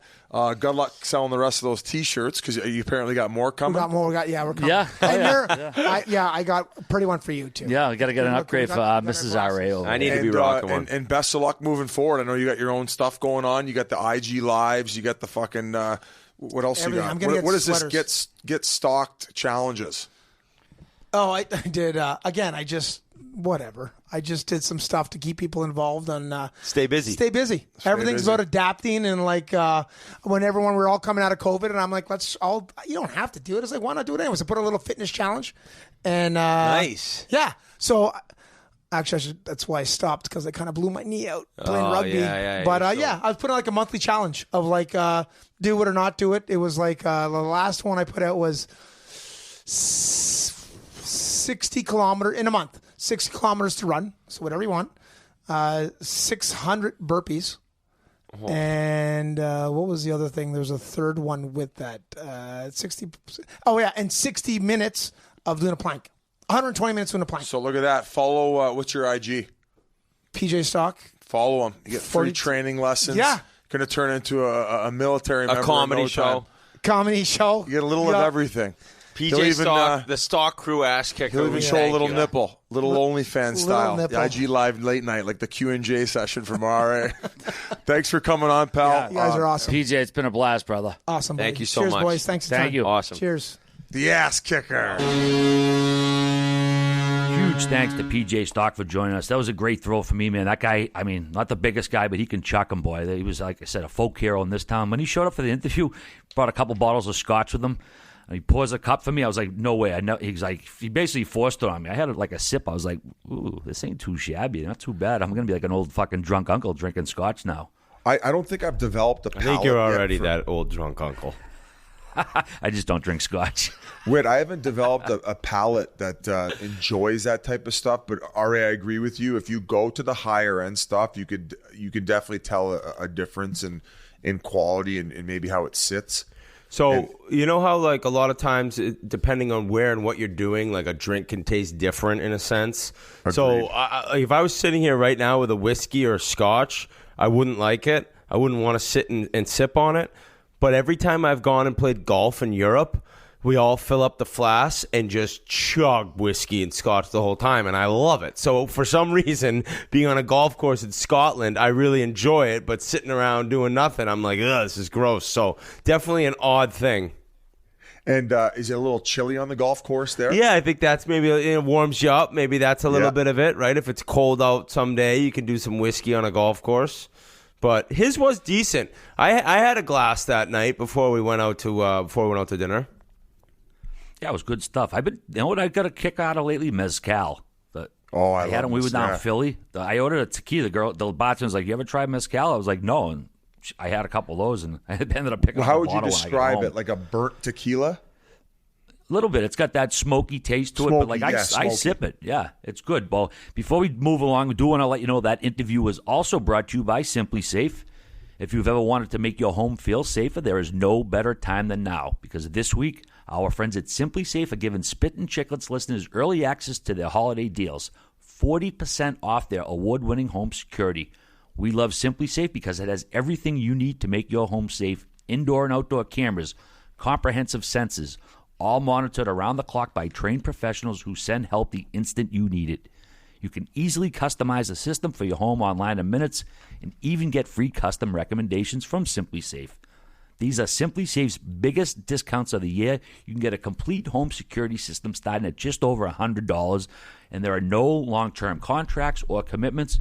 It's a really easy way to start feeling a bit more peace of mind. Simply Safe is everybody's favorite home security company, and I'm no exception. I can't believe how easy it is to customize, set up. Like I said before, not a handyman. I hate tools. This stuff was super easy, and I sleep better at night knowing my family and I are protected day and night with Simply Safe camera and a built-in spotlight and night vision. So take advantage of Simply Safe's holiday deals and get 40% off your new home security system by visiting simplysafe.com/chiclets. Again, that's simplysafe.com/chiclets for 40% off your entire system. Boys, we saw one of the coolest, I guess you would call it a gift, not really a trophy. We always see the silver sticks when guys play their 1,000th game. Well, we talked a week or two ago, Chris Russell, Edmonton defenseman, he set the record for the most block shots in the NHL. He's got over 2,000 now. Well, they gave him silver shin pads in honor of the record. Those are one of the coolest things I've ever seen, Biz. Never seen anything like that before. Looked like big, huge dildos. Silver dildos, didn't it?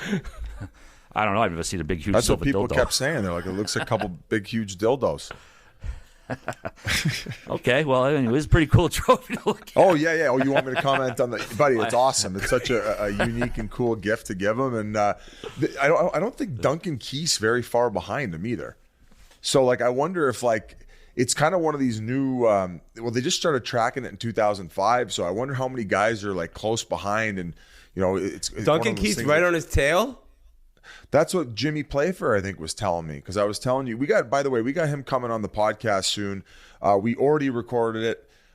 Great insight onto a bunch of the defensemen on the Edmonton Oilers. And Chris Russell is one of the guys that we talked about a little bit. But, yeah, I think he mentioned Duncan Keith as well. Is not far behind. All right, Biz, moving right along. Ottawa GM Pierre Dorian said that he made a mistake back in September when he declared that, quote-unquote, the rebuild is over. He said he'll make a deal or two if he can find a fit, but he's not going to give up any important pieces of the future for short-term gain. His quote, sometimes the excitement of the season gets into you. Probably what I should have said is pretty much all the core pieces of the rebuild are in the organization. So he kind of, I wouldn't say backpedaled. He just, said the rebuild was over and then realized, okay, maybe we're not quite there yet. But I don't imagine they're going to make any sort of blockbuster. I mean, they got all these good parts in place. I don't think they're probably going to get in the playoffs this year. What do you think they should do, Biz? Oh, I think that he also said in that same press conference as part of, like, to kind of wake up the guys and part of that core group. He said that he didn't think he was getting enough from the guys that he trusted and who could turn this thing around. And he probably said that in like, we're not making moves in a sense of like, we got some guys here that if they can fucking figure it out, we can start winning some games. So I viewed it as not an aggressive call out, but maybe a fair one. And hey, they went on a nice little run after that. I think they beat the Canes. They beat the Avs. I think they won 3 of the last 4. They beat the Lightning. And they beat the Lightning, right? So they beat the Lightning 4-0. That was a big surprise. And fucking Brady Tkachuk is playing unbelievable. Point a game right now, looking like the true captain that he is. But since then, better play. But yeah, definitely I was kind of, when I heard it, I'm like, well, yeah, you guys aren't there. And if you guys got a guy in the last year of his deal and someone's willing to give you a 4th rounder for it, like fucking get rid of the guy. You know what I'm saying? So yeah, so for him to come back, not shocked, but kind of nice, man. Like, I think sometimes, like, some of these guys, if they're not playing up to their capability and you've handed them over some money and you believe them, I think you have the right to give them a little kick in the ass sometimes. No doubt. Did you view that as that when he said that? Yeah, a little bit. And I think to say the rebuild is over, like, he definitely, I understand what he meant in terms of, we have guys that are drafted. We have guys in the minors. Like, we believe the core pieces we need to get to that next level are in the organization already. That's what I mean by it being over. Now, when you say the rebuild's over, it's like, that's what fans think that. They're like, all right, we're competing for the playoffs this year. So I understand the miscommunication there, but I also saw DJ Smith. He mentioned before the Tampa game, our guys want to be true number one line players, and they're paid like that. They got to start performing, and Tampa's an opportunity for us to play against. Now, granted, they don't have Kucherov and Point, but to play against a top team in the league, and they showed up, and Tkachuk had a hat trick. Was it his first hat trick? I think it might have been. I'm pretty sure. Yeah, so congrats to him, and it was an empty netter that sealed it. But I think that Ottawa's, it's really hard, man, when you're going through what they've been through for this long and you see guys and they get accustomed to losing, and that is the absolute worst possible scenario an organization and a team can get in, is when guys just get used to it. And it's, we lost another one. That's kind of what we do around here. It's like, that is why the GM is possibly speaking out, and that's why the coach is challenging the top-end players, because you can't let that sink in and become the norm, as hard as it is to fight it. Well said, Whit. Well said. Biz, you got a new jersey on. You did a little sheer costume change during our last time out there. I like the old school Pittsburgh. I love these jerseys. You got to blow your afro out again and look like Snoop Dogg when he was in the video with that same shirt. Yeah, like half cone road, half just throwed out. Is that the one? He's got the half chop. I don't know if it was gin and juice or whatever. I got the old 67. That's nice. They hooked you up. Well, the Penguins, they've been playing well, man. 4 in a row. Crosby kind of lighting it up. Gensel's on fire. Great player. And they're getting Gino back soon, man. This is a team, I don't know, a team's want to play them late in the season, the playoffs, Biz, or what? So the closest I got to watch Sid was that game against McDavid and the Oilers. And, like, even at that point, I don't think Sid had gotten enough reps. And, he's the guy. He just needs to get back in the rhythm. And every time he comes back from one of these things, he's like, hey, I just need to get my reps. Once I start getting my reps, things are going to come back. And this nice little run he's been on, man, he's looking like the old fucking Sidney Crosby. So every time I feel like when he comes back from something serious, and, he had the injury and then he also got COVID. So, you're not supposed to be around the team. You can't quite stay in that exact shape that you want to be, especially coming off the injury. It's like, fuck, he was up against the wall, and he's a professional, and he's fucking figured it out, and he's really helped this team turn it around. Gensel's doing well. Carter's been an unbelievable addition. Like, he fit in just like a glove, and, on another team that, man, I said they're going to miss playoffs, but they just, you talk about the winning culture, and, sometimes they don't have those big, shiny, fancy names, and maybe they don't win in the most luxurious of ways. Well, they're starting to figure it out, man. I think I'm going to be chewing on my fucking words in a few months. They got just a kick in the dick with Gensel getting hurt, because the way he'd been playing, their leading scorer, and being week to week now, that sucks because he's looked phenomenal. But Crosby back in the swing of things, point per game again. He's right there. And Letang has had a monster season. His contract's actually up. I don't know what's going to go on there. I can't imagine him playing anywhere else, but he's going to deserve a lot of money. He's also 36 or 35. He's had the heart issue, but still this year he has been rock solid. And then I think the most important name, even with Sid being out and back in, is Jari. And his numbers are top notch, and he's been one of the top goalies in the league. And this team is able, with Mike Sullivan's been there long enough, they shut it down. They play defense. Like, they are able to really lock teams down. They had a huge 1-0 win against the Ducks the other night. Also, that line that plays together, it's Aston Reese, it's Bluger, and the other player is McGinn, I think, is on that line. A really kind of typical new age third line that they can all score. They, I think, McGinn had the winning goal, the 1-0 goal to have the game winner against the Ducks on a great pass from Aston Reese. So they have depth, and they have the ability to shut it down, play good defense, great goaltending. Malkin's not even playing yet. It is exactly kind of what we thought wouldn't be the case, and that this would finally be the year they slow down, and they look great. Right now, they're not in the top 3 in the Metro, but you just look at the Metro, and it's been so lights out with the Rangers, Carolina, and Washington. It's like Pittsburgh's playing this well, and they're sitting in a wild card. So that division is so good, and this team's been phenomenal all year, really, even without Sid. Good job. You guys always Holy bang out. fuck, Whit. I'm a Penguins guy. I love the Penguins. Ruth, I'm Penguins on the East, Oilers on the West. And the Oilers, guys, I am friggin' worried and nervous, and they need help in goal. They need another left defenseman, and they need a third-line center. And they also need to stop relying so heavily on McDavid and Draisaitl, and it's 5 losses in a row. They played against Carolina, and it was like they had no chance. I knew going into the game they had no chance. By the way, Aho is on fire right now. He's got 12 points in his last 5 games. He's sick. And I think he scored 2 goals, including the winner against Calgary. The next night they're going to Edmonton. I said, Edmonton's not going to win this game. Sure as shit, they lost again. And it's like when McDavid and Leon can't light it up. I am worried. I'm picking out earrings. I'm picking out Bond style earrings. That's what I'm saying. Although I've seen O-Dog has an earring. With a nice big hoop. O-Dog looks great on TSN with his earring. He's made me feel way more comfortable. If the Flames haven't exactly lit it up lately either, luckily. Yeah, so they got pumped, and then they blew that lead to San Jose, and then they lost again to Boston. So yeah, I wouldn't say I'm necessarily as concerned as maybe you should be, because, the Oilers are trending way worse than the Calgary Flames, and we're still ahead of you fucking clowns. So pump the fucking brakes, Rick. Are you? Yes, sir, by 4 points, Whit. So you guys got some catching up to do, and you got some healing to do.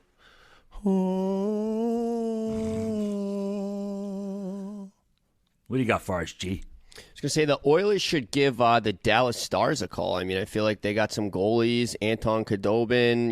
Why not ask the Dallas Stars for a goalie? I mean, Smith's coming back Friday from what I heard. Okay, that's what somebody said. He could be playing Friday.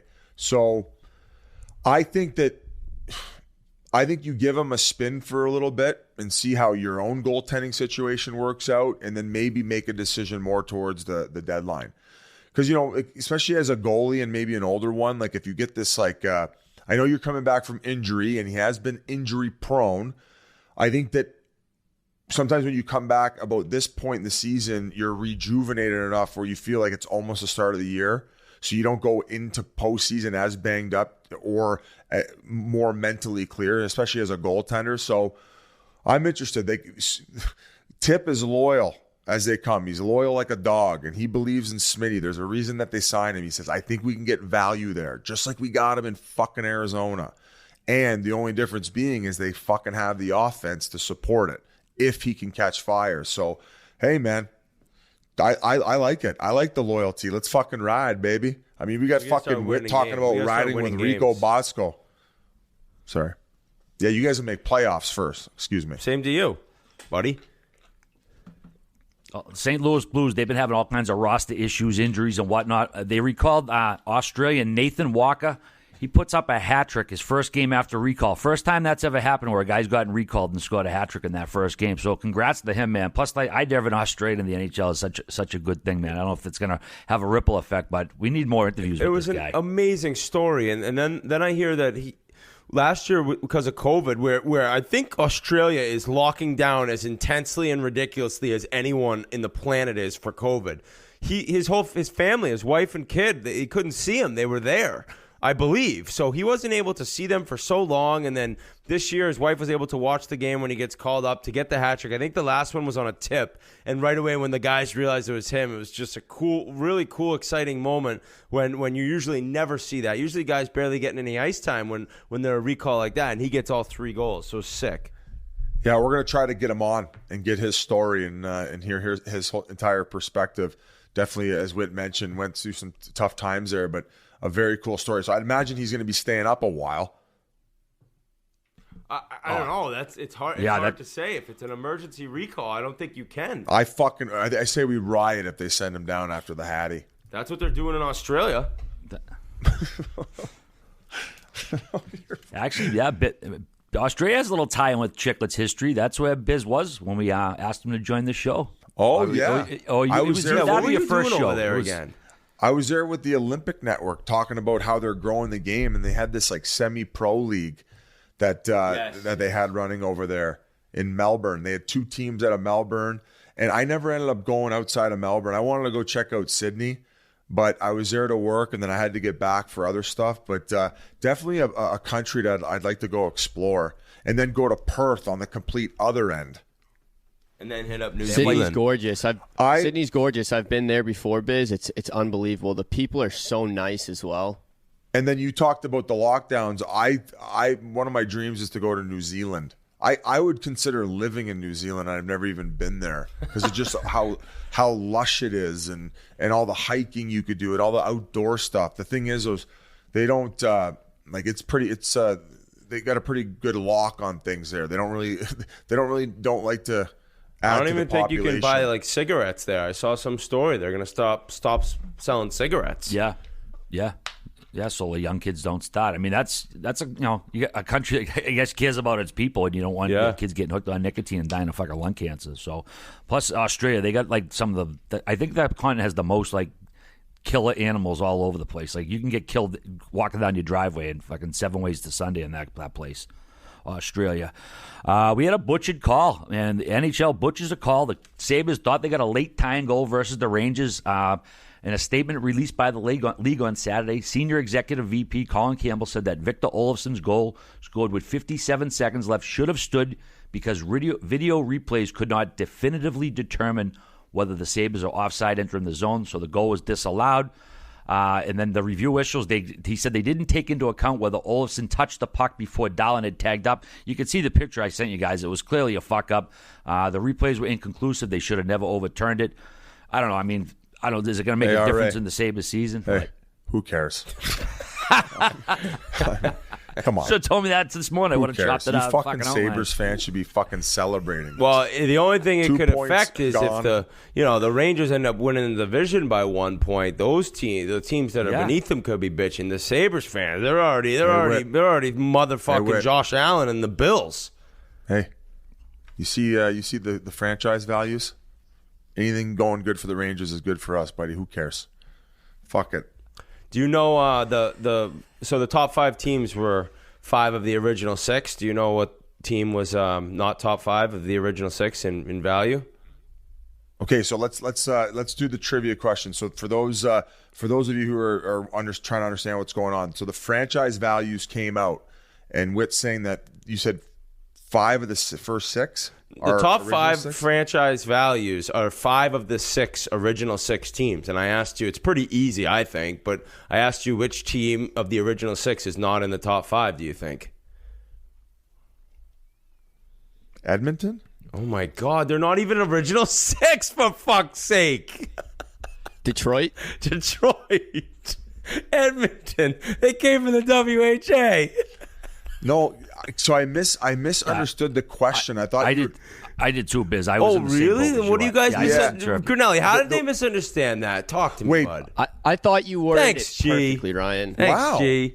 All right, what I thought he was saying is that 5 of the first 6 were from the original 6. What was the other team that was not from the original 6? That's what I thought. That's too, how I so. thought you worded it. Yeah. All right, so I mean, so either way, people no listening- worries. You were wrong. It's just how No worries, our buddy. brains work more than Now, anything. can I ask you a question? Who was the team that was not an original 6 in that list? The top 5 teams were 5 of the 6 original 6 teams. Okay. Okay. So the top 5 worth teams, however you word it, are original 6 teams. Do you get it now? Yeah, I get it now. Because I don't think you do. No, I got it. I'm embarrassed. I'm embarrassed in the that I end, it was wasted Detroit. everybody's I think time. Detroit was down around the 10th spot. People are gonna kill me that I'm still bringing the. Who was the 6th team though? Just so we can have a little peace. It's a different question. It's a different question. I don't even know if he's messing with me. I think Detroit, Biz. Detroit. The Red Wings. No. Wait, he's saying Who who is is 6 the on the team list? that's not in the original 6 that is in the list that puts Detroit outside of the top 6. Holy Yes. fuck, boys. There's 6 teams that made the NHL. When the NHL was created, there was 6 teams, the original 6. Yep. 5 of the 6 teams are the top 5 worth teams in the league. Yeah, I know, but if the So stat what are was you that- saying? I'm saying I get it who's now. who's the 6th team? Who's the 6th team I don't after the fucking 5? know. I was going to guess Pittsburgh or Philly, but Folks, the Spittin Chiclets podcast where we waste your time and you do the research. That was the ultimate. Like, I'm going to smash my head off the steering wheel listening to these 4 idiots. The fact that I put in time every week There's to 3 listen to other these guys, and they're this dumb. Hey, if you're saying 4, you're one of us because there's That's fucking. even because I can't even word it. I'm like top 5 worth teams. I can't even figure out the sentence. We're all mush brains. no doubt we are. There's no argument. You know who's a mush brain? People who think we should still be going to the Olympics. I say no more Olympics. Keep the players over here and rested. Worry about this NHL season. Too many moving parts. We don't want anything going on to where we have to shut down games and do bubbles for the NHL. I say we pull out. It seems like First there's a time bit I've of ever done it. a bit of a drumbeat for that. I think that Yes, and you're on you. as the guy on this podcast who's represented my country in the Olympics, I loved it. I didn't get to play much, but the entire experience was just out of this world, something I'll never forget. But it being in Vancouver was a huge part of that. No shit. And when you look now at what these guys are dealing with and the absolute disgrace of what you'd have to do and be a part of if you test positive over there with an up to 5-week stay in China, you now are seeing guys become very wary of actually going over and doing this. And to me, it does not make much sense. I actually saw something like, why couldn't they just hold their own Olympics in North America? It's too late now, but it would have been pretty sick if they were like, hey, forget China. We'll broadcast it. I don't know who would have paid for this. It's very, very like confusing. And I guess there's a million holes in this if you want to really look to, dive deep into it. But the fact it's in China, it's going to be on at 2 a.m, and now you're dealing with COVID and all this other stuff. I'm with you, Biz. I just save the guys, save their health.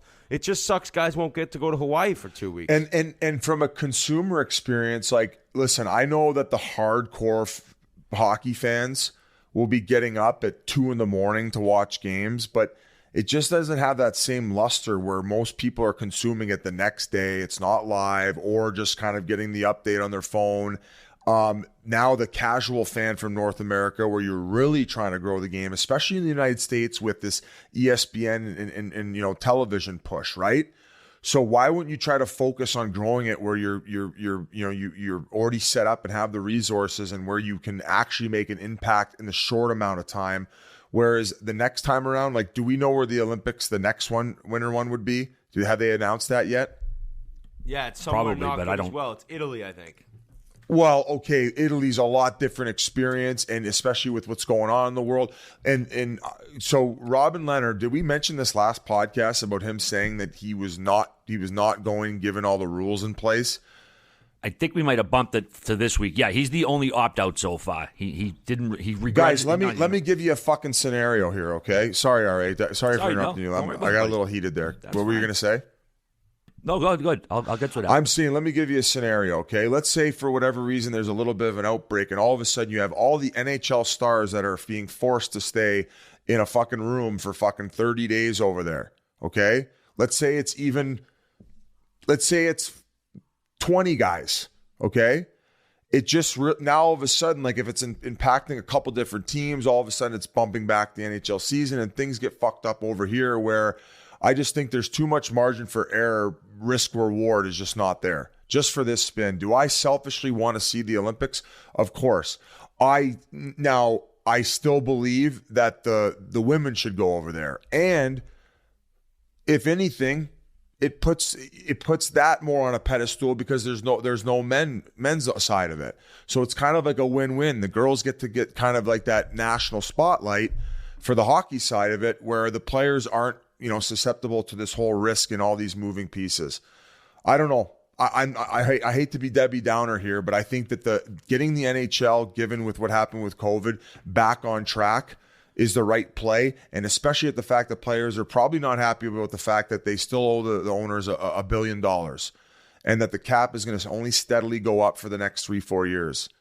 You got to think about what the smart move here is worrying about the NHL right now. Yeah, I agree. In my opinion. So I know I got a little bit long-winded there, RA. I don't know if you agree with me or not. No, I'm starting to think about it as well, because, and especially this is another valid point. Bill Daly said players who miss time due to COVID related to the Olympics will not be paid under their standard player contracts. That's a huge factor as well.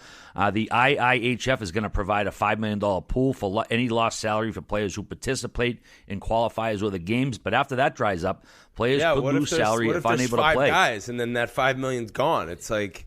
So that's another fact. I mean, I think guys, I'm telling you, guys, more guys opt out. He'll of course if what he said he said the players' wish was they could go to the Olympics. I didn't want to take that away from him. Now what he's doing is he's setting up important rules for him to protect the business of the NHL, and I'm sure with that the rule of being stuck over there for the month is going to change a lot of guys' opinions on it. Now, if they get something and have to stay over there in the forfeit of salary, there's another thing. And then now all of a sudden you're putting your home club at risk. And I don't blame him for protecting the NHL's assets in this situation. And yeah, I don't know. I think I've said my piece. Who would go then? Like who would represent America? You might still have every Canadian show up where Biz might make it. What? You said I might make it? Yeah, you could make Sean Team Avery? Canada.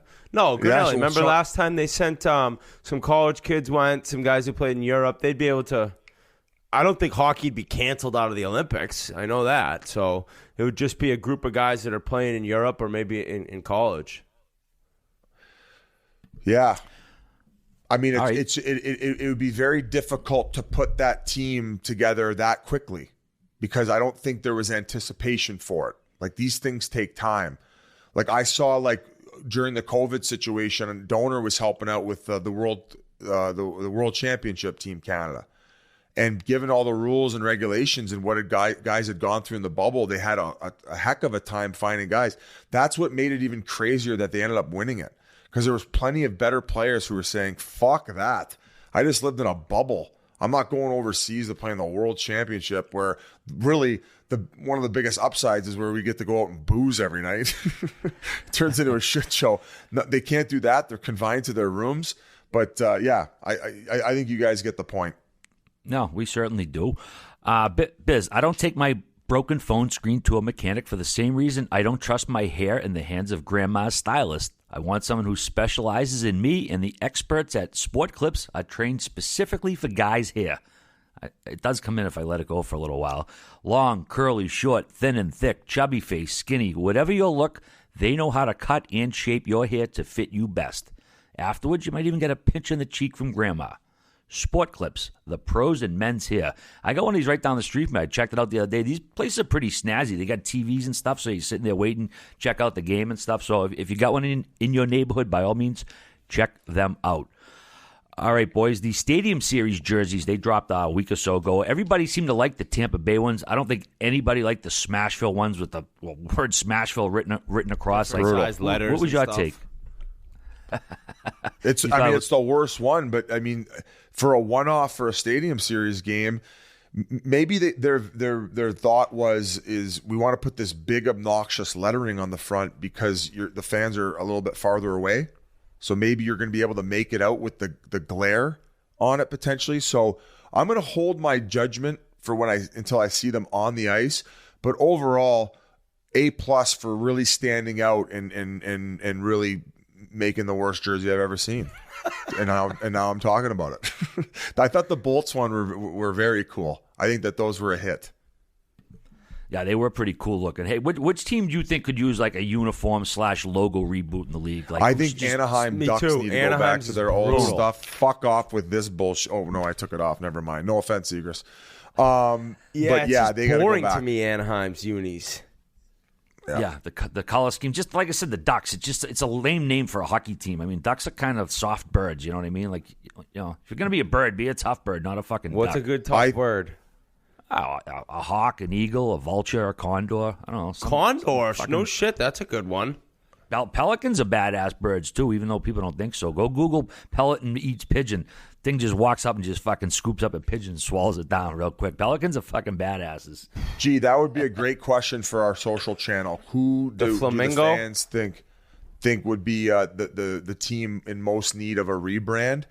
I think a lot of Canadians would probably say Vancouver, and going back to maybe the old Canucks with the yellow and red and black.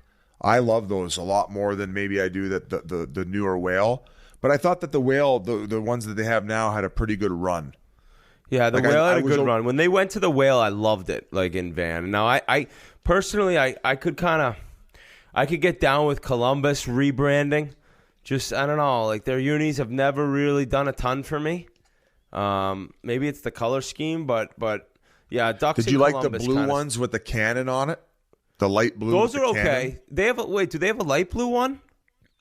I think the ones that they made were like I don't know if it was like a one-time third jersey type thing, but they had these light blue ones that had a cannon in a circular logo. It was clean. What do you think of those great Dallas unis that are like fluorescent? I think those are very cool. So do I. Every time they're on TV, I'm like, holy, like it's so noticeably crazy. I've never seen a jersey like that I'm now, I don't know what I said originally about it. I'm now down with those jerseys. Yeah, that's a riff off that building on the skyline, right? That neon green building in the Dallas skyline. I think that's where they basically got the idea from. Jerry Jones is an asshole. I was gonna say, I love the Kraken jersey. I think the Kraken have some of the best jerseys in the NHL. Yeah, they nailed it, no doubt about it. Biz, we were obviously talking about your Pittsburgh jersey. I compared you to Snoop Dogg. Did you catch him calling the Kings game the other night or portions of it? I saw all the clips, man. I love that. That should be an annual thing, and I think it's going to continue to be because he is such a silly bastard on that fucking broadcast, man. The stuff he is, it's like he could say anything, and it's just like it's laugh out loud funny. See, that's where the NHL should just blatantly copy the NFL here. You know how they have the Manning brothers do the games on another channel? Like, why not just have, like, Snoop and whoever else or anyone just get fucking baked and fucking commentate in the game? People watch that probably more than the other guys in the NFL. I mean, I don't watch the Mannings, but they've been wildly popular so far this season. The Manning I think that's something. I think that's something that the NHL should offer. That would be fun, and you could maybe switch it up more often. I mean, that would be very cool. I do like listening to the game in the more natural sense because I like to hear what the play-by-play guys have to say because I learned some things about the game when they're talking too. Like, if Louis DeBrusque is doing an Oilers game, man, like there's some things that I'll pick up. So, but yeah, like flipping over to that Manning cast, it's fun for a little bit, but then I always like to go back. So having the option would definitely be nice. I think it's fucking awesome that those guys are making like 10 sheets a year for doing one game a week. What? And just sitting Are on the they? couch. Oh yeah, They're making $10 million each doing that. I think Peyton's making $9 million.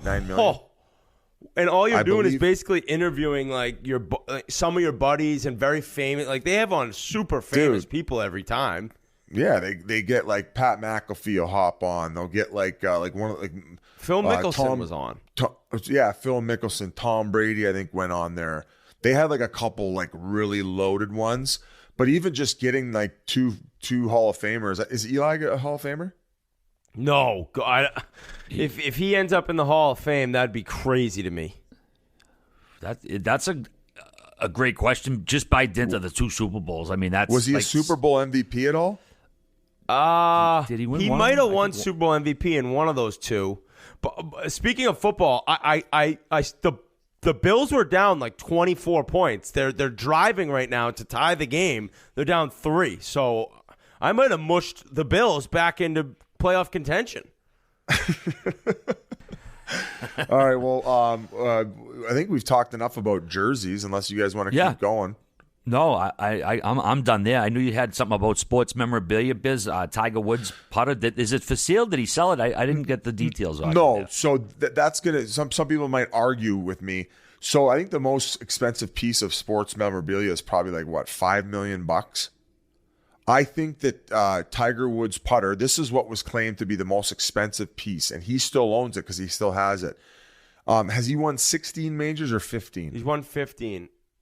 So he has won 14 of his 15 majors with a Scotty Cameron putter, the exact same one that has almost like a discoloration in the metal of where he makes contact on the putter, and it comes with a ping grip because he said nothing can emulate the rubber, the feeling of the rubber on one of those ping grips. Is that you agree with that? Yeah, I think he probably maybe had a ping growing up, so like always never didn't want to have that exact grip on his putter. But you could say, I would say that he's the greatest golfer of all time. He doesn't have the most majors, but I think people could say what he'd done overall. He's on the Mount Rushmore of athletes. Yeah. So the fact that he got the job done most with his majors, with his putter, and the fact that he won 14 of them with the same one, I would say that easily has to be the highest valued piece of sports memorabilia. And I think that he could probably sell it for $50 million.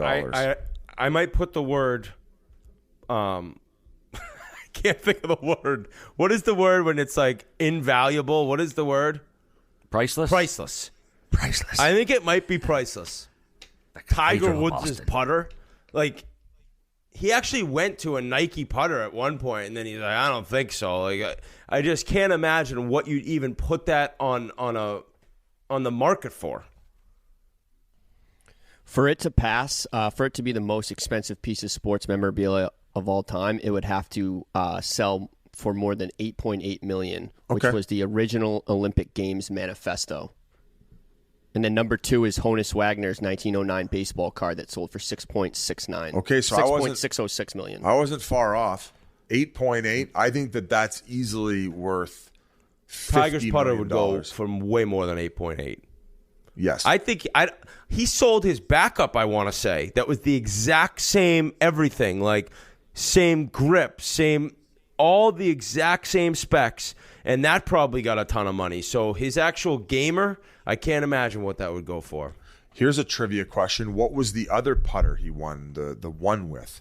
Let's not get confused here. He might have won one with a 10-minute Nike, conversation. or maybe it was early on before he got his Scotty, maybe his first one, his Masters. I actually don't know the answer to that. And folks, I think his name was just popping up a lot recently because I think he's back to playing professional golf. He played in his first tournament, and it's good to see that him and his son. His son seems like he's going to be like the next great one. Is he really, really, really good for his age, Whit? I do not know enough. I mean, he's got a beautiful swing, but golf is just like talk about a tough road for this kid, possibly. Yeah, I'm going to try to become a professional golfer. Who's your dad? Tiger Woods?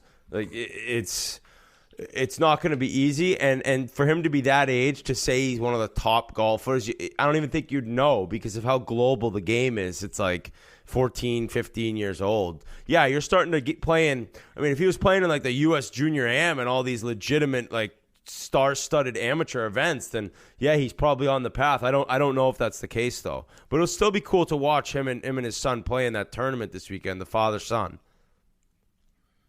Which I believe you have to have won a major to play in, so it's kind of cool.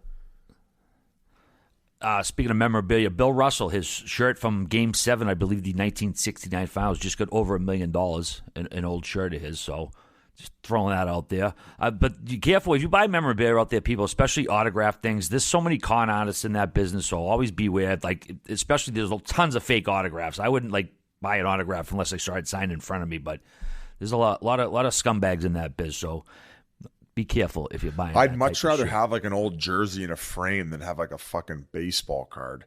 Like that Honus Wagner, $6 million for a fucking piece of plastic. Yeah. Fuck that.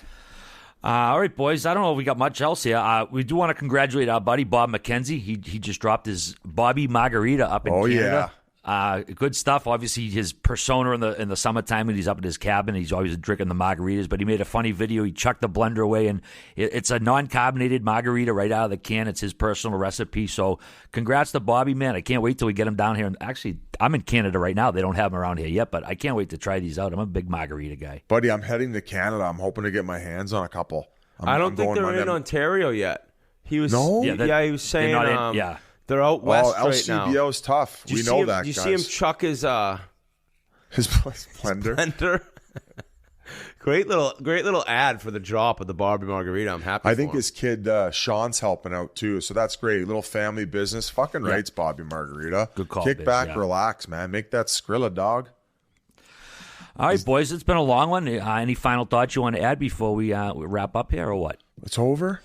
Chiclets Cup registration Tuesday, 6 p.m. Eastern time. It's first come, first serve. We're not picking videos this year. You got to be first, and you got to pay up front. That's the big thing. You got to have all $1,500. So, you might run into my fucking team, and we're not taking any prisoners. We're going to beat the fucking wheels off you. I'll see you at Chiclets Cup. Even if you don't get in, show up. We're going to have a blast. We're going to have a couple parties planned. We're going to interact with the fans, and you're going to see me beat the fucking wheels off a few of these pigeons who think they can beat my squad. I can't wait to see this. Can't add to that. Crush you. Vegas. We'll win some money too. I would can't wait. All right, guys, great catching up with you, folks. Thanks for listening. Fun week of hockey ahead of us. I think that Olympic news, January 10th, I believe, is the date that they can pull out without a fine or a monetary. A lot of pulling out this episode. Yeah, exactly. So we'll see. But as always, we love you guys. Thanks for listening. And if you're interested in the values of the top 5 teams in the NHL, don't listen to this discussion. Now it's time to say goodbye. All right, peace. Thanks for listening. We love you. Not fucking shabby, eh, boys?